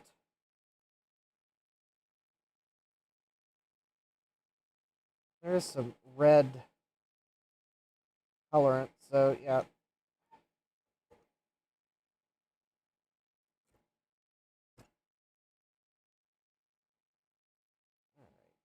Just gotta clean it up.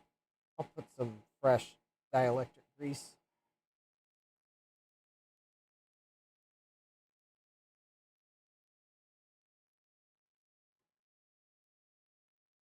On it. All right, I'll contact clean the contacts. All right, there we go. All right, so I'll let that dry. Actually, I'll just put some contact cleaner down in the neckboard contacts just to...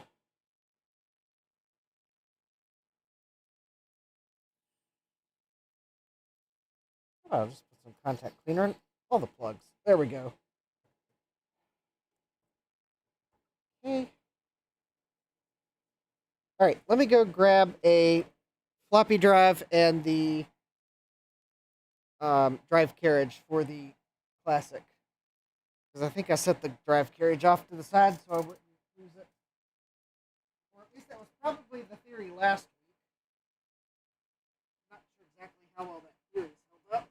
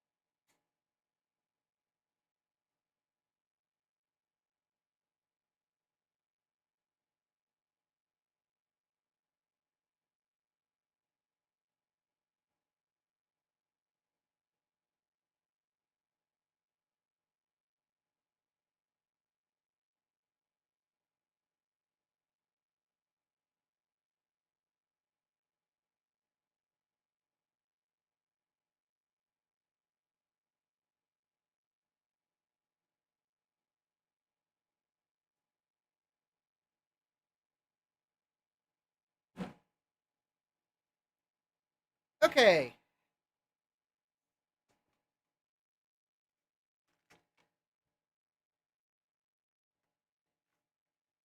So, why am I stealing the floppy drive from an LC2 to fix the Classic?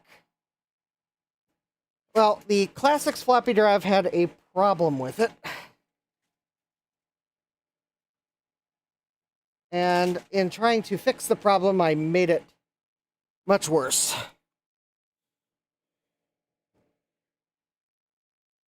The problem was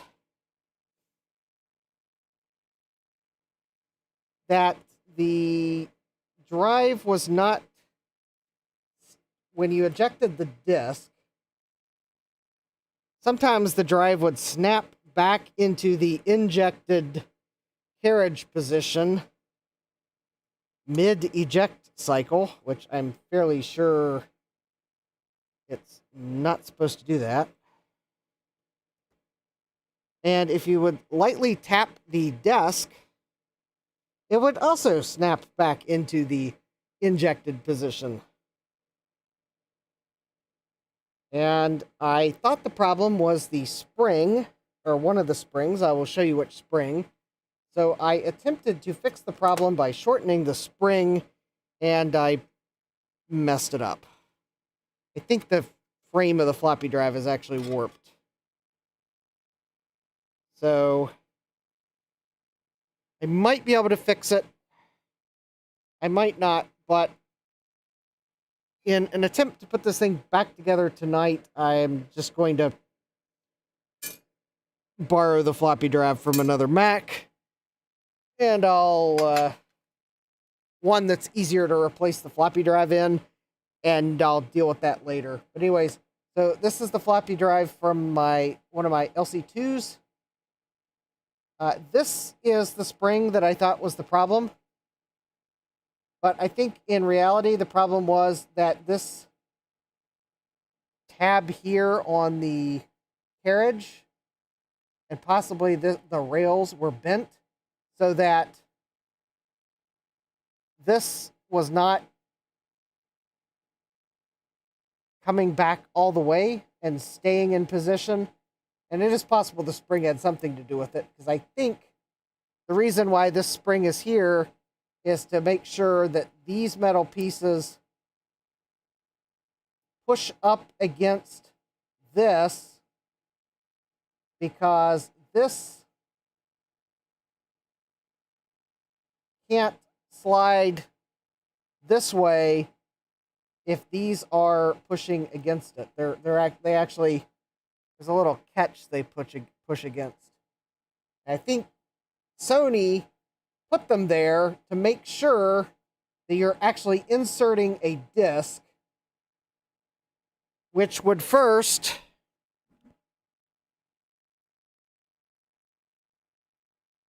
the disc is going to first push those out of the way right there, before then you would start to engage the roller that's going to push that down. And unfortunately, I think the drive that was in that Classic, something was just wrong with the frame and assembly, and it was out of spec. So anyways, I'm going to take this mechanism. I've already replaced the gear in it. It's cleaned and lubricated. Probably did it in a way that I wouldn't do it now, but it's fine. It works.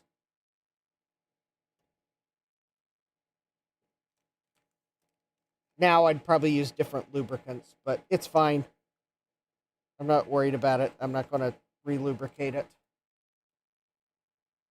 But anyways, so to fix the Classic for now, that I can put it back together, I'm just going to take the floppy drive out of that Mac, and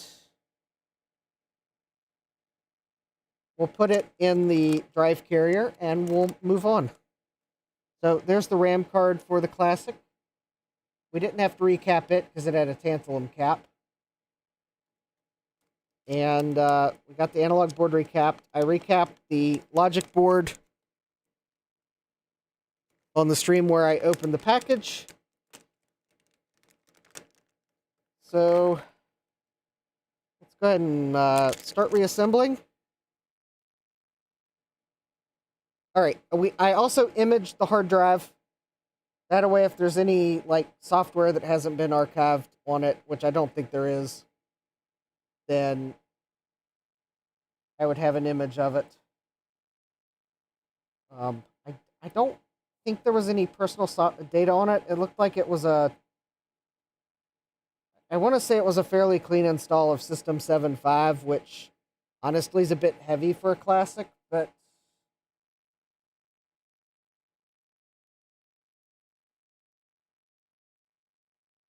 I mean, depending on what they were running, I mean,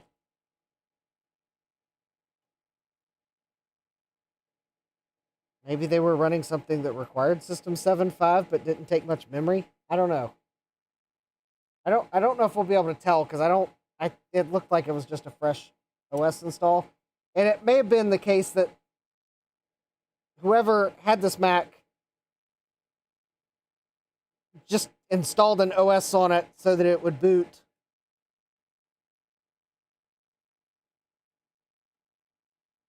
They formatted the drive and installed an OS, so at least it had something bootable on it.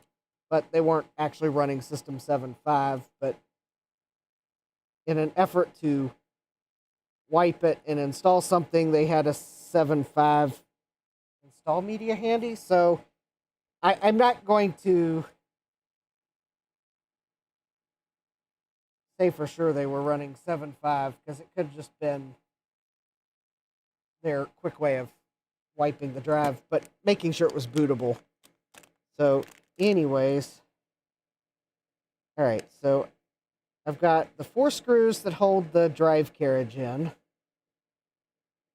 Let's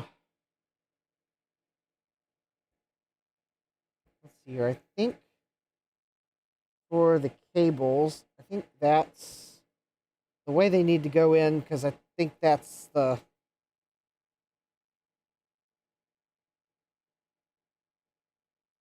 Oh, no.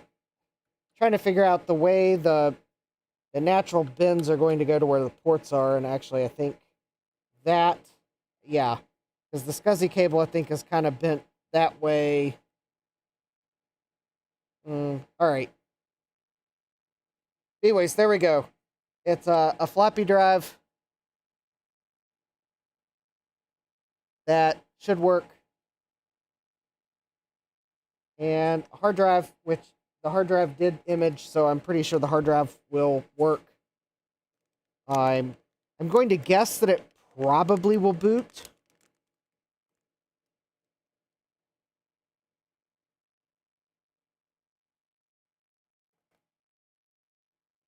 It's not a definite guarantee, because it could have an OS install, but not the OS. The system folder might not be blessed, so it's possible it won't boot. But anyways, at least not from the hard drive until we fix potential system folder blessing problems.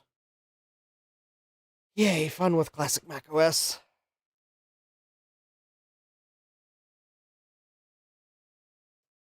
All right, here we go. It is quarter till. Let's see if we can't get this thing back together to give it a test. All right, so the first thing I'm going to do before I put anything else in is I'm going to go ahead and put the drives back in, because it will be much easier to do this with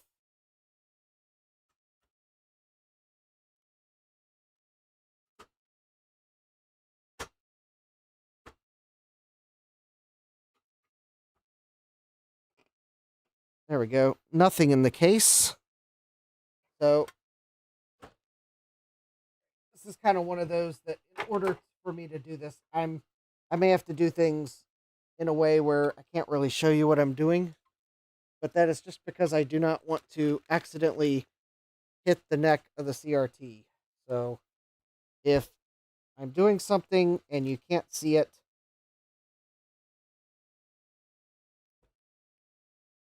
it's because I don't want to accidentally hit the CRT. It's not because I want to keep this from you.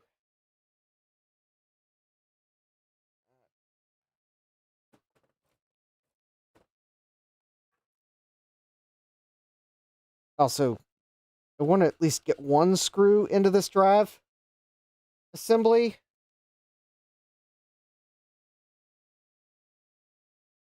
All right, so I guess, did some looking, and quite honestly, I think the Classic is a lot like the SE. In fact, I'm kind of thinking for the Classic, they just took the SE and cost reduced it. Because quite honestly, this frame feels a lot like the SE, although I think it's got some modifications because the logic board's smaller, and they relocated the fan. But like this drive carrier, I think the drive carrier is...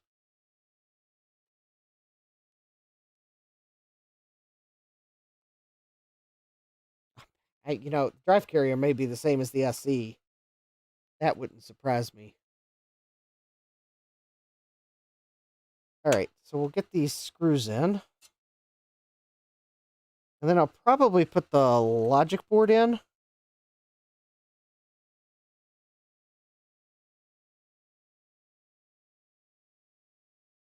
Or do I want to get the analog board and then the logic board? Actually, I probably want to get the analog board, then the logic board. But drives first with nothing in the way. All right. Oh, there is like one spot of gunk on the inside of the rail. It might be simple rust.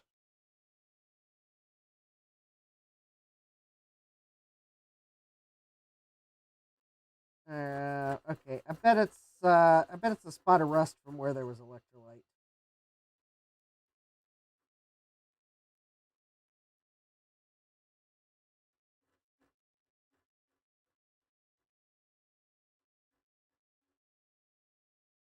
All right, it's fine. It'll be fine. I'll, actually to protect that, I might just put a spot of dielectric grease over that rust spot.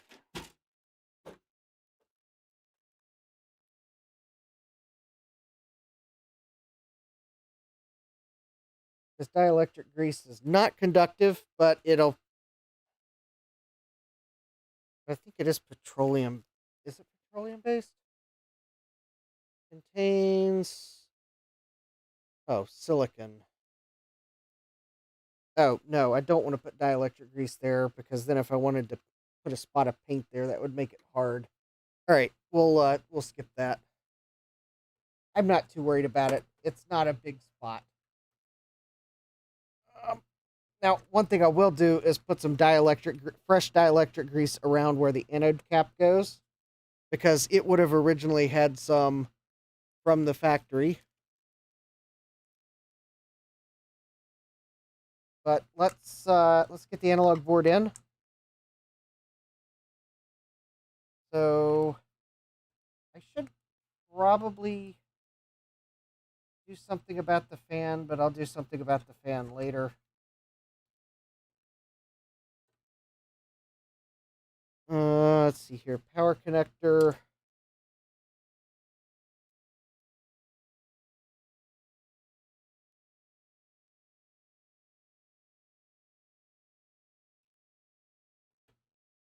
Yep, I'm just going to go ahead and plug everything in.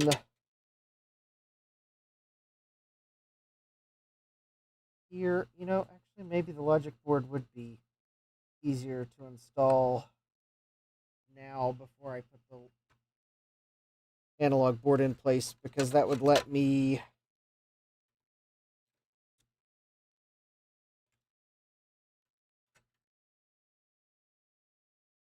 actually that's fairly...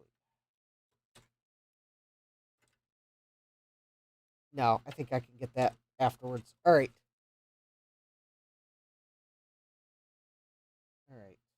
So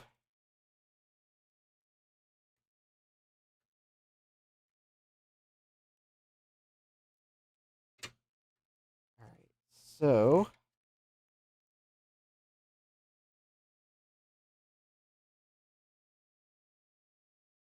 there's that. All right, let me put some dielectric grease on the anode cap.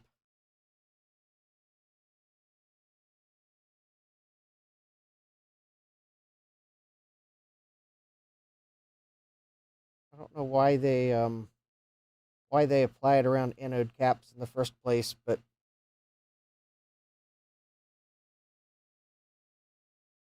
it usually does have a little dielectric grease on it from the factory.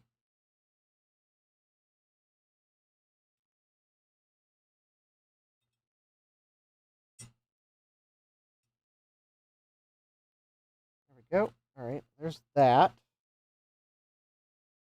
And let me go ahead and get the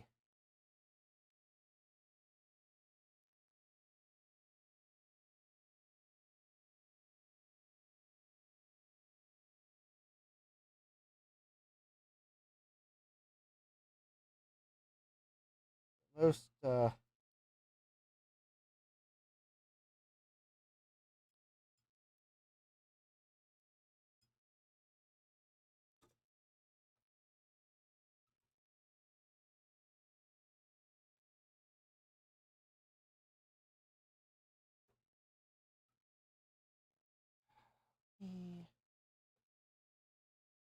right, let me go ahead and screw in the analog board.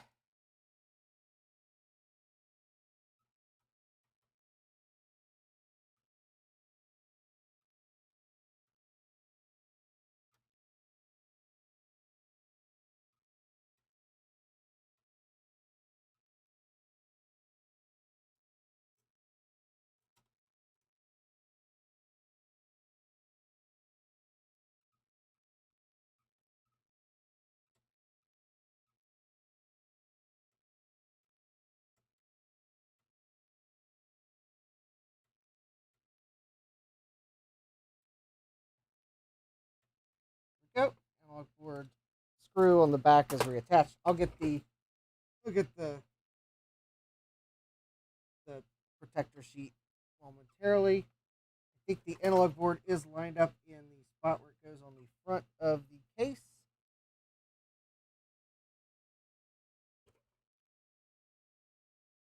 Yep. All right. So now let me go ahead and get the neck board.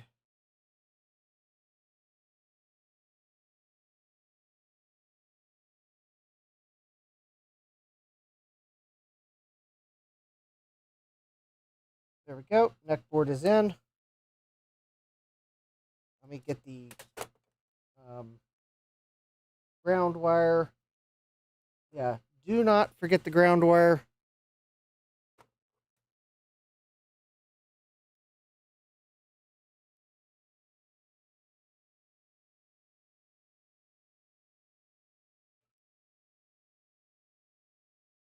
The ground wire is a bad thing to forget. I don't remember right offhand what it does if you forget it, but it is a... You will be turning it off immediately if it does what it does when you forget to connect that. I think you get a... I don't remember what it does. Alright, I'm trying to find the Torx bit that has...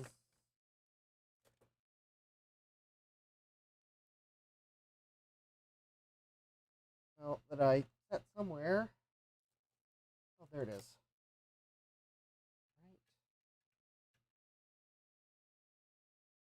Alright, I know that we are quickly approaching midnight, but I am incentivized to at least try to power this up once before the stream ends.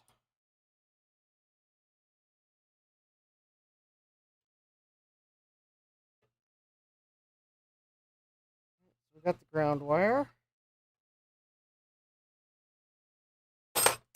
Excellent. All right, so we got neck board, deflection yoke, power for the SCSI drive, ground wire.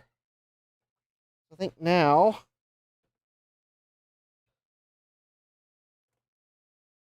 we can get the logic board, which should be...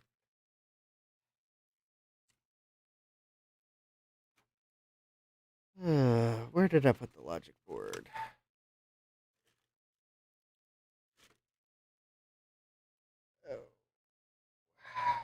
Oh, that's a good question.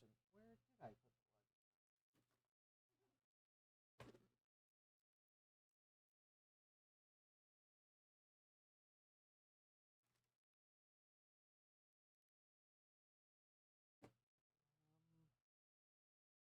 the Where would I have put a classic logic board?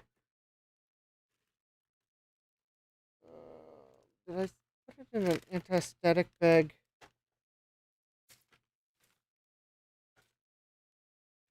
I probably did. You know, it was actually probably setting over with the Mac Plus that I put the other part. All right.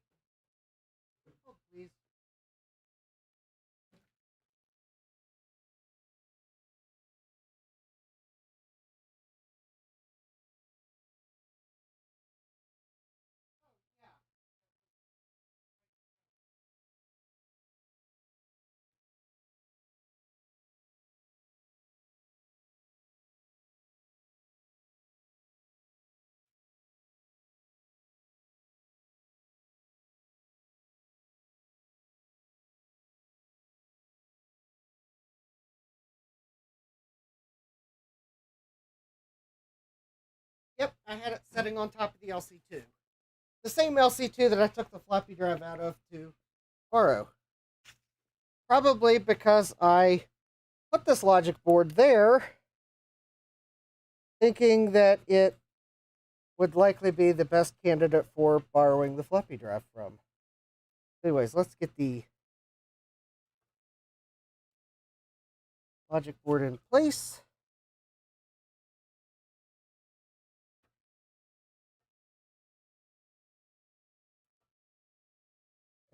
We recapped it last week.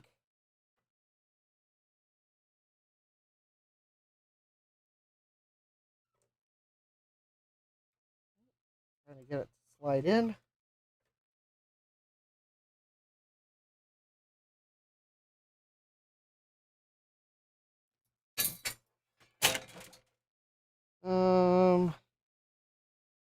Oh, well, that's going to be fun. That was I rotated my chair into the floppy drive bracket from the LC2. So that means the floppy drive screws are now all over the floor.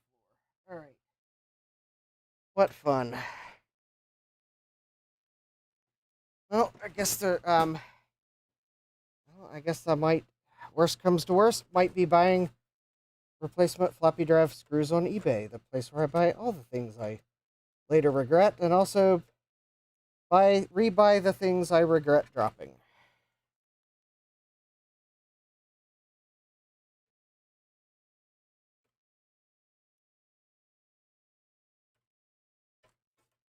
And hold please, I had the SCSI cable pushed through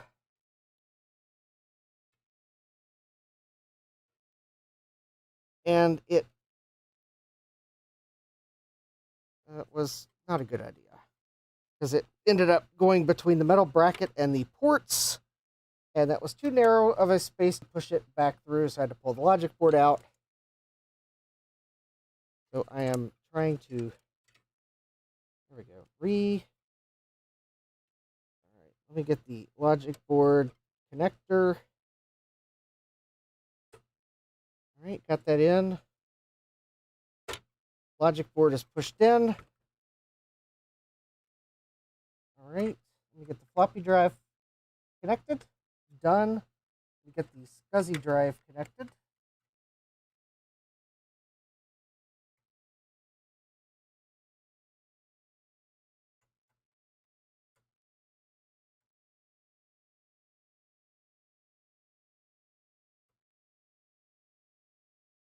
So I think looking at low-end Mac today, I looked, and I think this Mac Classic would have been the, well, so they sold the base model with a floppy drive and no hard drive for $9.99. That had 1 mega RAM. This has a RAM card in it. So with the 40 megabyte hard drive and a RAM card, it was $14.99. That had 2 megabytes of RAM. I do not know if they had a 4 megabyte configuration or if someone added RAM later, but this RAM card does have the 4 megabytes.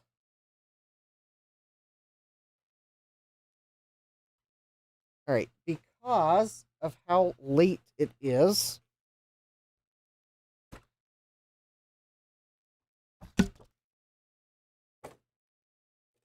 and because someone will ask why put the plastic piece back in place.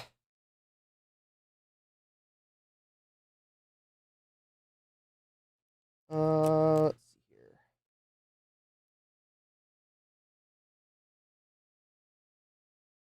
Well, at least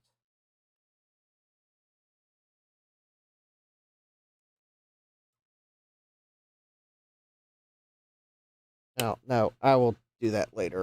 It's going to take too long to put those back on. All right. I'll do that later. I will put the back. Let me see here. So I don't lose the screws. I lost the bag those go in. All right, I'll do that later. All right.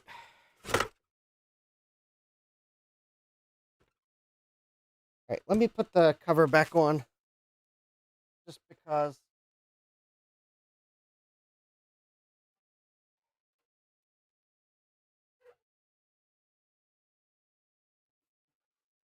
I don't have the analog board cover on. Just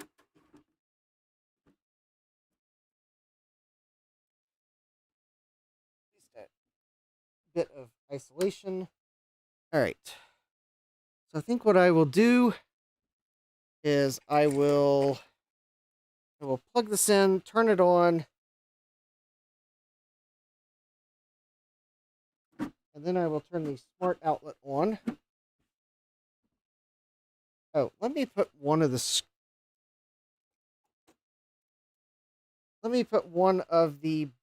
screws in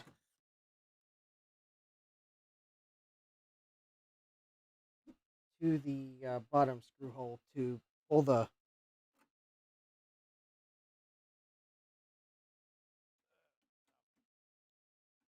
frame into position.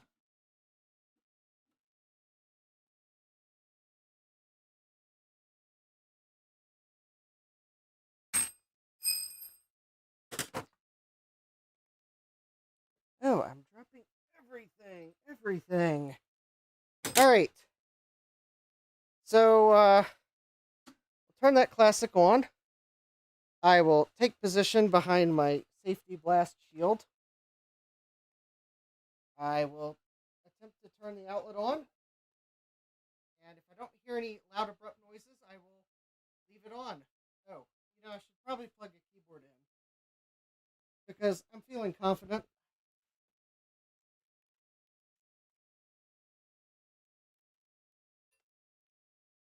That way, if I leave it on, I can shut it down properly because there is a hard drive installed. All right.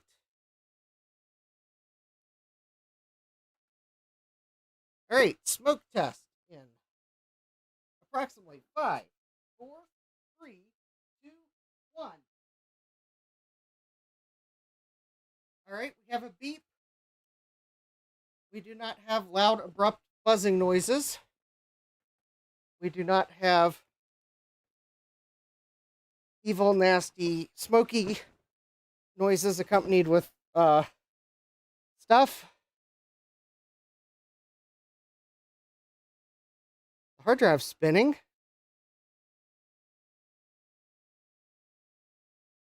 Hey, we got welcome to Macintosh.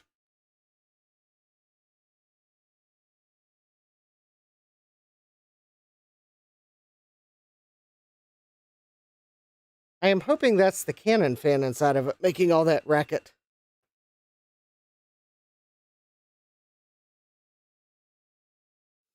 All right. I might be replacing the fan because the fan is rather noisy.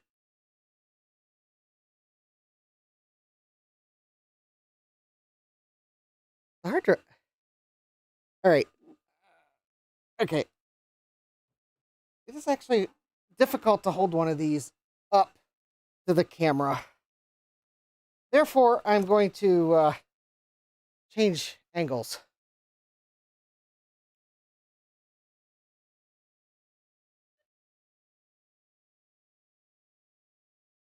All right, let's turn on Droid Cam. Oh, I don't have. That's right. I got to reinstall Droid Cam because new version of OBS requires a new version of Droid Cam plugin.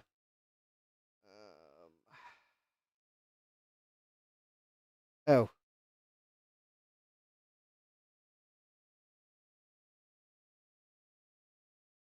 Wait. Table cam. Oh, here we go. I just have to. Oh, there we go. No, I had the plugin. I just don't have it on the face cam view. So we are still. Okay, this is Mac OS 7.5 something or other.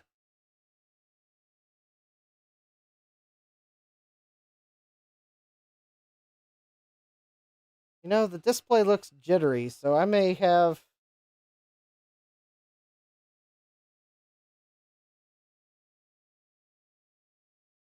It's possible this display might be a bit tired, or I've got more components to potentially replace. Yeah, booting it up at 7.5 megahertz. That's for sure. All right, let's turn the brightness up.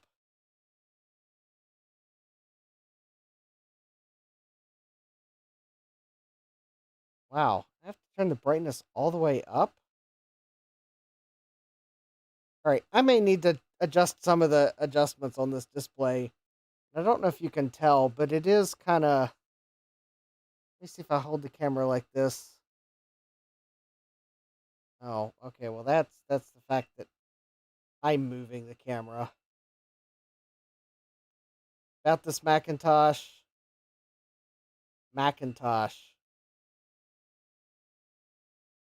1604K system software. Okay, well that's not quite as bad as I thought it might be.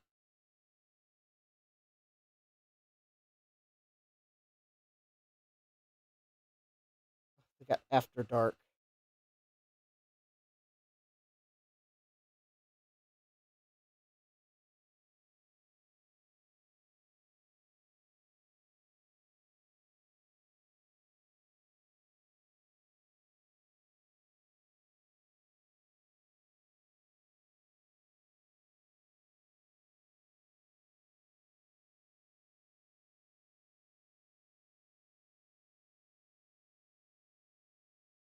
I have a feeling I'm going to be replacing the some of the solid state components on the analog board.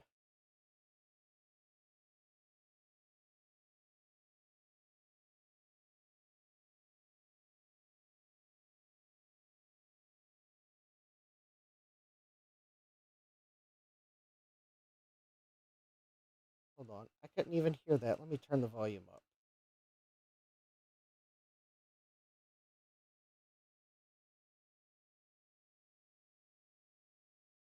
Oh, that's not where volume is. Oh, I want the sound. That's right. It's under sound.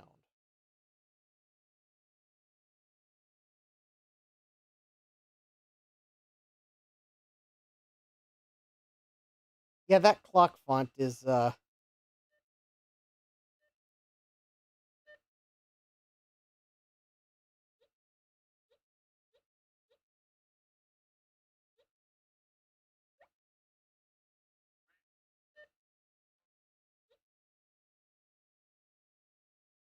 yeah. So Ron did a video on all the system sounds, and I think that this sound should have actually been named uh make you jump up in the air when it goes off at 3 a.m.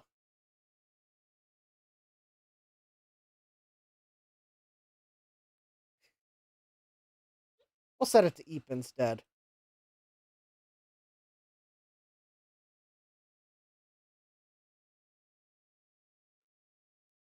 Oh, there's no speaker holes on the Classic. That's why the sound is so muffled. Yeah, that yeah, that clock font is like loud. All right, so we've got a Classic. It works, but I think the analog board could use a little more TLC, and that's a later problem.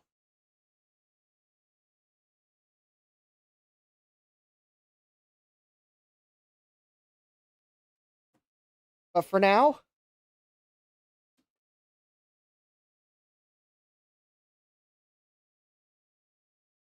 it yeah. Anyways, there we go. We recapped it. It needed a recapping. It's not now, as Dean says, it's now safe to switch off your Justin. Uh, Jack says the Apple logo is in nice shape at least. Yep. Let's see here. Yeah, that clock was loud and the Finder font. Yeah. Someone liked customizing fonts, that's for sure. Also, it's still 12 a.m. Yeah, I noticed that. We managed to power it up with... Oh, Jack says, also, it's still 12 a.m. Does the clock not run without a battery or something weird like that? Ooh, I don't know.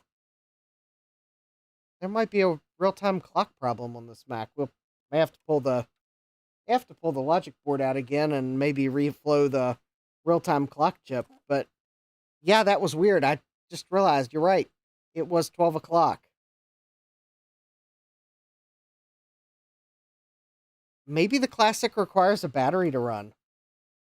But more for the fact that it's almost a quarter after I would install a battery.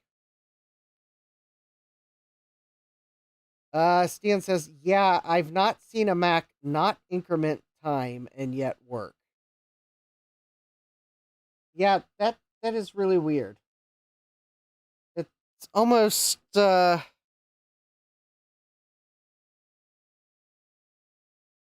almost has me wanting to maybe run Snooper real quick, but the time, oh the time. All right, I'll tell you what. Oh wait, I've misplaced the adapter. I need to run Snooper on the external floppy port. I think I misplaced it. All right.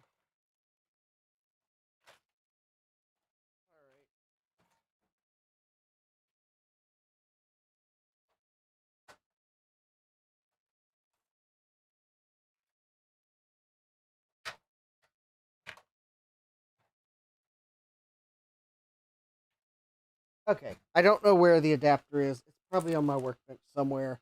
Given the time, we'll call it.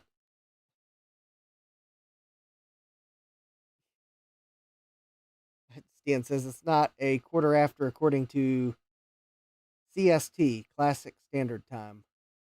Jack says, look, curiosity wins. Pentium MMX. Hi, Pentium MMX says, I didn't know the Classic could even run System 7.5. Stan says, curiosity loses. Yeah, I got to go to work, and I couldn't find the adapter in the 10 seconds I was allotting myself to find it. So anyways, we will have to run Snooper on the Classic later. The important thing is, it's been recapped. The leaky caps are no longer in it. So, I guess I can find the tape that I usually use to leave myself notes about the status of the computer. Well, seeing that oh, there it is. All right. So, I guess let's leave myself a note so that I know what I need to work on next time.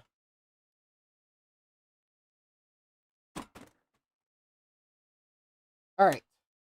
So, what do we got? So, it's been recapped.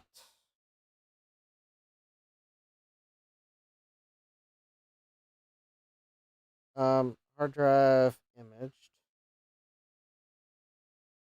Not that there's really much on the hard drive worth keeping, other than that huge honkin' clock font. Let's see here. That is right. So we have two problems. Image shaky. Kind of dark. Probably. Okay, the kind of dark is probably just I need to. Probably will need to adjust the sub brightness now that it's been recapped. So that one's probably not a big deal. Image shaky. Might be a bit more of a deal, but hopefully it's just like one of the diodes or transistors. I can probably look at the dead Mac scrolls for the SE and then look to see what components it says would cause a shaky image, and then look to see if that same component's on the Classic analog board, because it likely is, because I think the Classic is basically a cost-reduced SE, and then that's probably the candidate part that needs replaced. Kinda Dark's probably the sub-brightness. Oh yeah, and a clock was not running.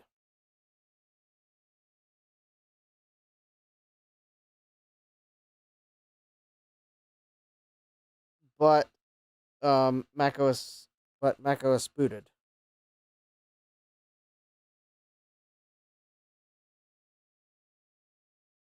Question mark. All right, so there we go. I've got my notes on it. Stick my notes on it so I know what to do. Probably won't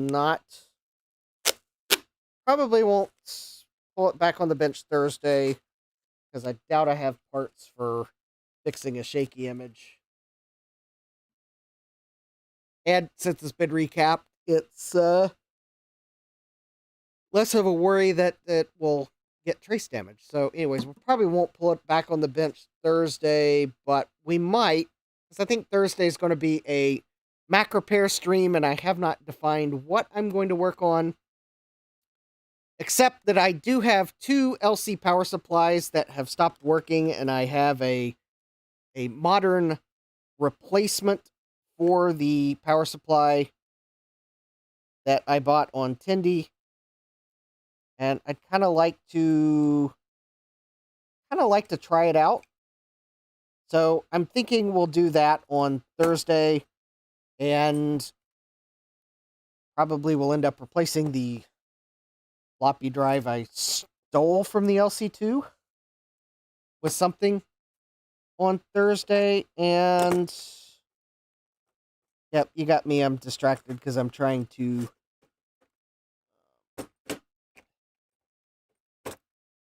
make sure I have all of the parts for the Classic setting beside it, so when I go to find the bag I had the components in, I can stick them all in that bag and to the side. But anyways, yeah, so we'll probably at least look at some LC power supplies. That won't take long to install. And, anyways, I think I've got another Mac that I'd like to recap or try recapping, but we'll see. We'll see where we get on Thursday. And then next week, I think I'm going to be streaming Monday and Tuesday, since Thursday is Thanksgiving in the US. With that, I would like to thank you all for joining me tonight, hanging out in the chat, being cool. And with that, I am going to end the stream so I can go to bed and go to work tomorrow. So with that, I hope you all have a great rest of your day. Thanks for joining me tonight. Thanks one last time to the Big Bad Biologist for sending this classic along. It is in decent shape, and hopefully with a little extra work, we will be able to get it in excellent shape for a classic. After all, they were obsolete when they shipped. So with that, I hope you all have a great rest of your day. Take care, and God bless. Computerized Start is brought to you by my awesome patrons on Patreon, and by your tips and memberships on Ko-fi. These and other channel supporters make my live streams possible. You too can become a channel supporter with tiers starting at just $1. Don't forget to smash that like button. And if you've liked what you've seen, subscribe and turn on notifications so that you don't miss the next video or live stream. And as always, thank you for all your support. I hope to see you next time. And until then, take care.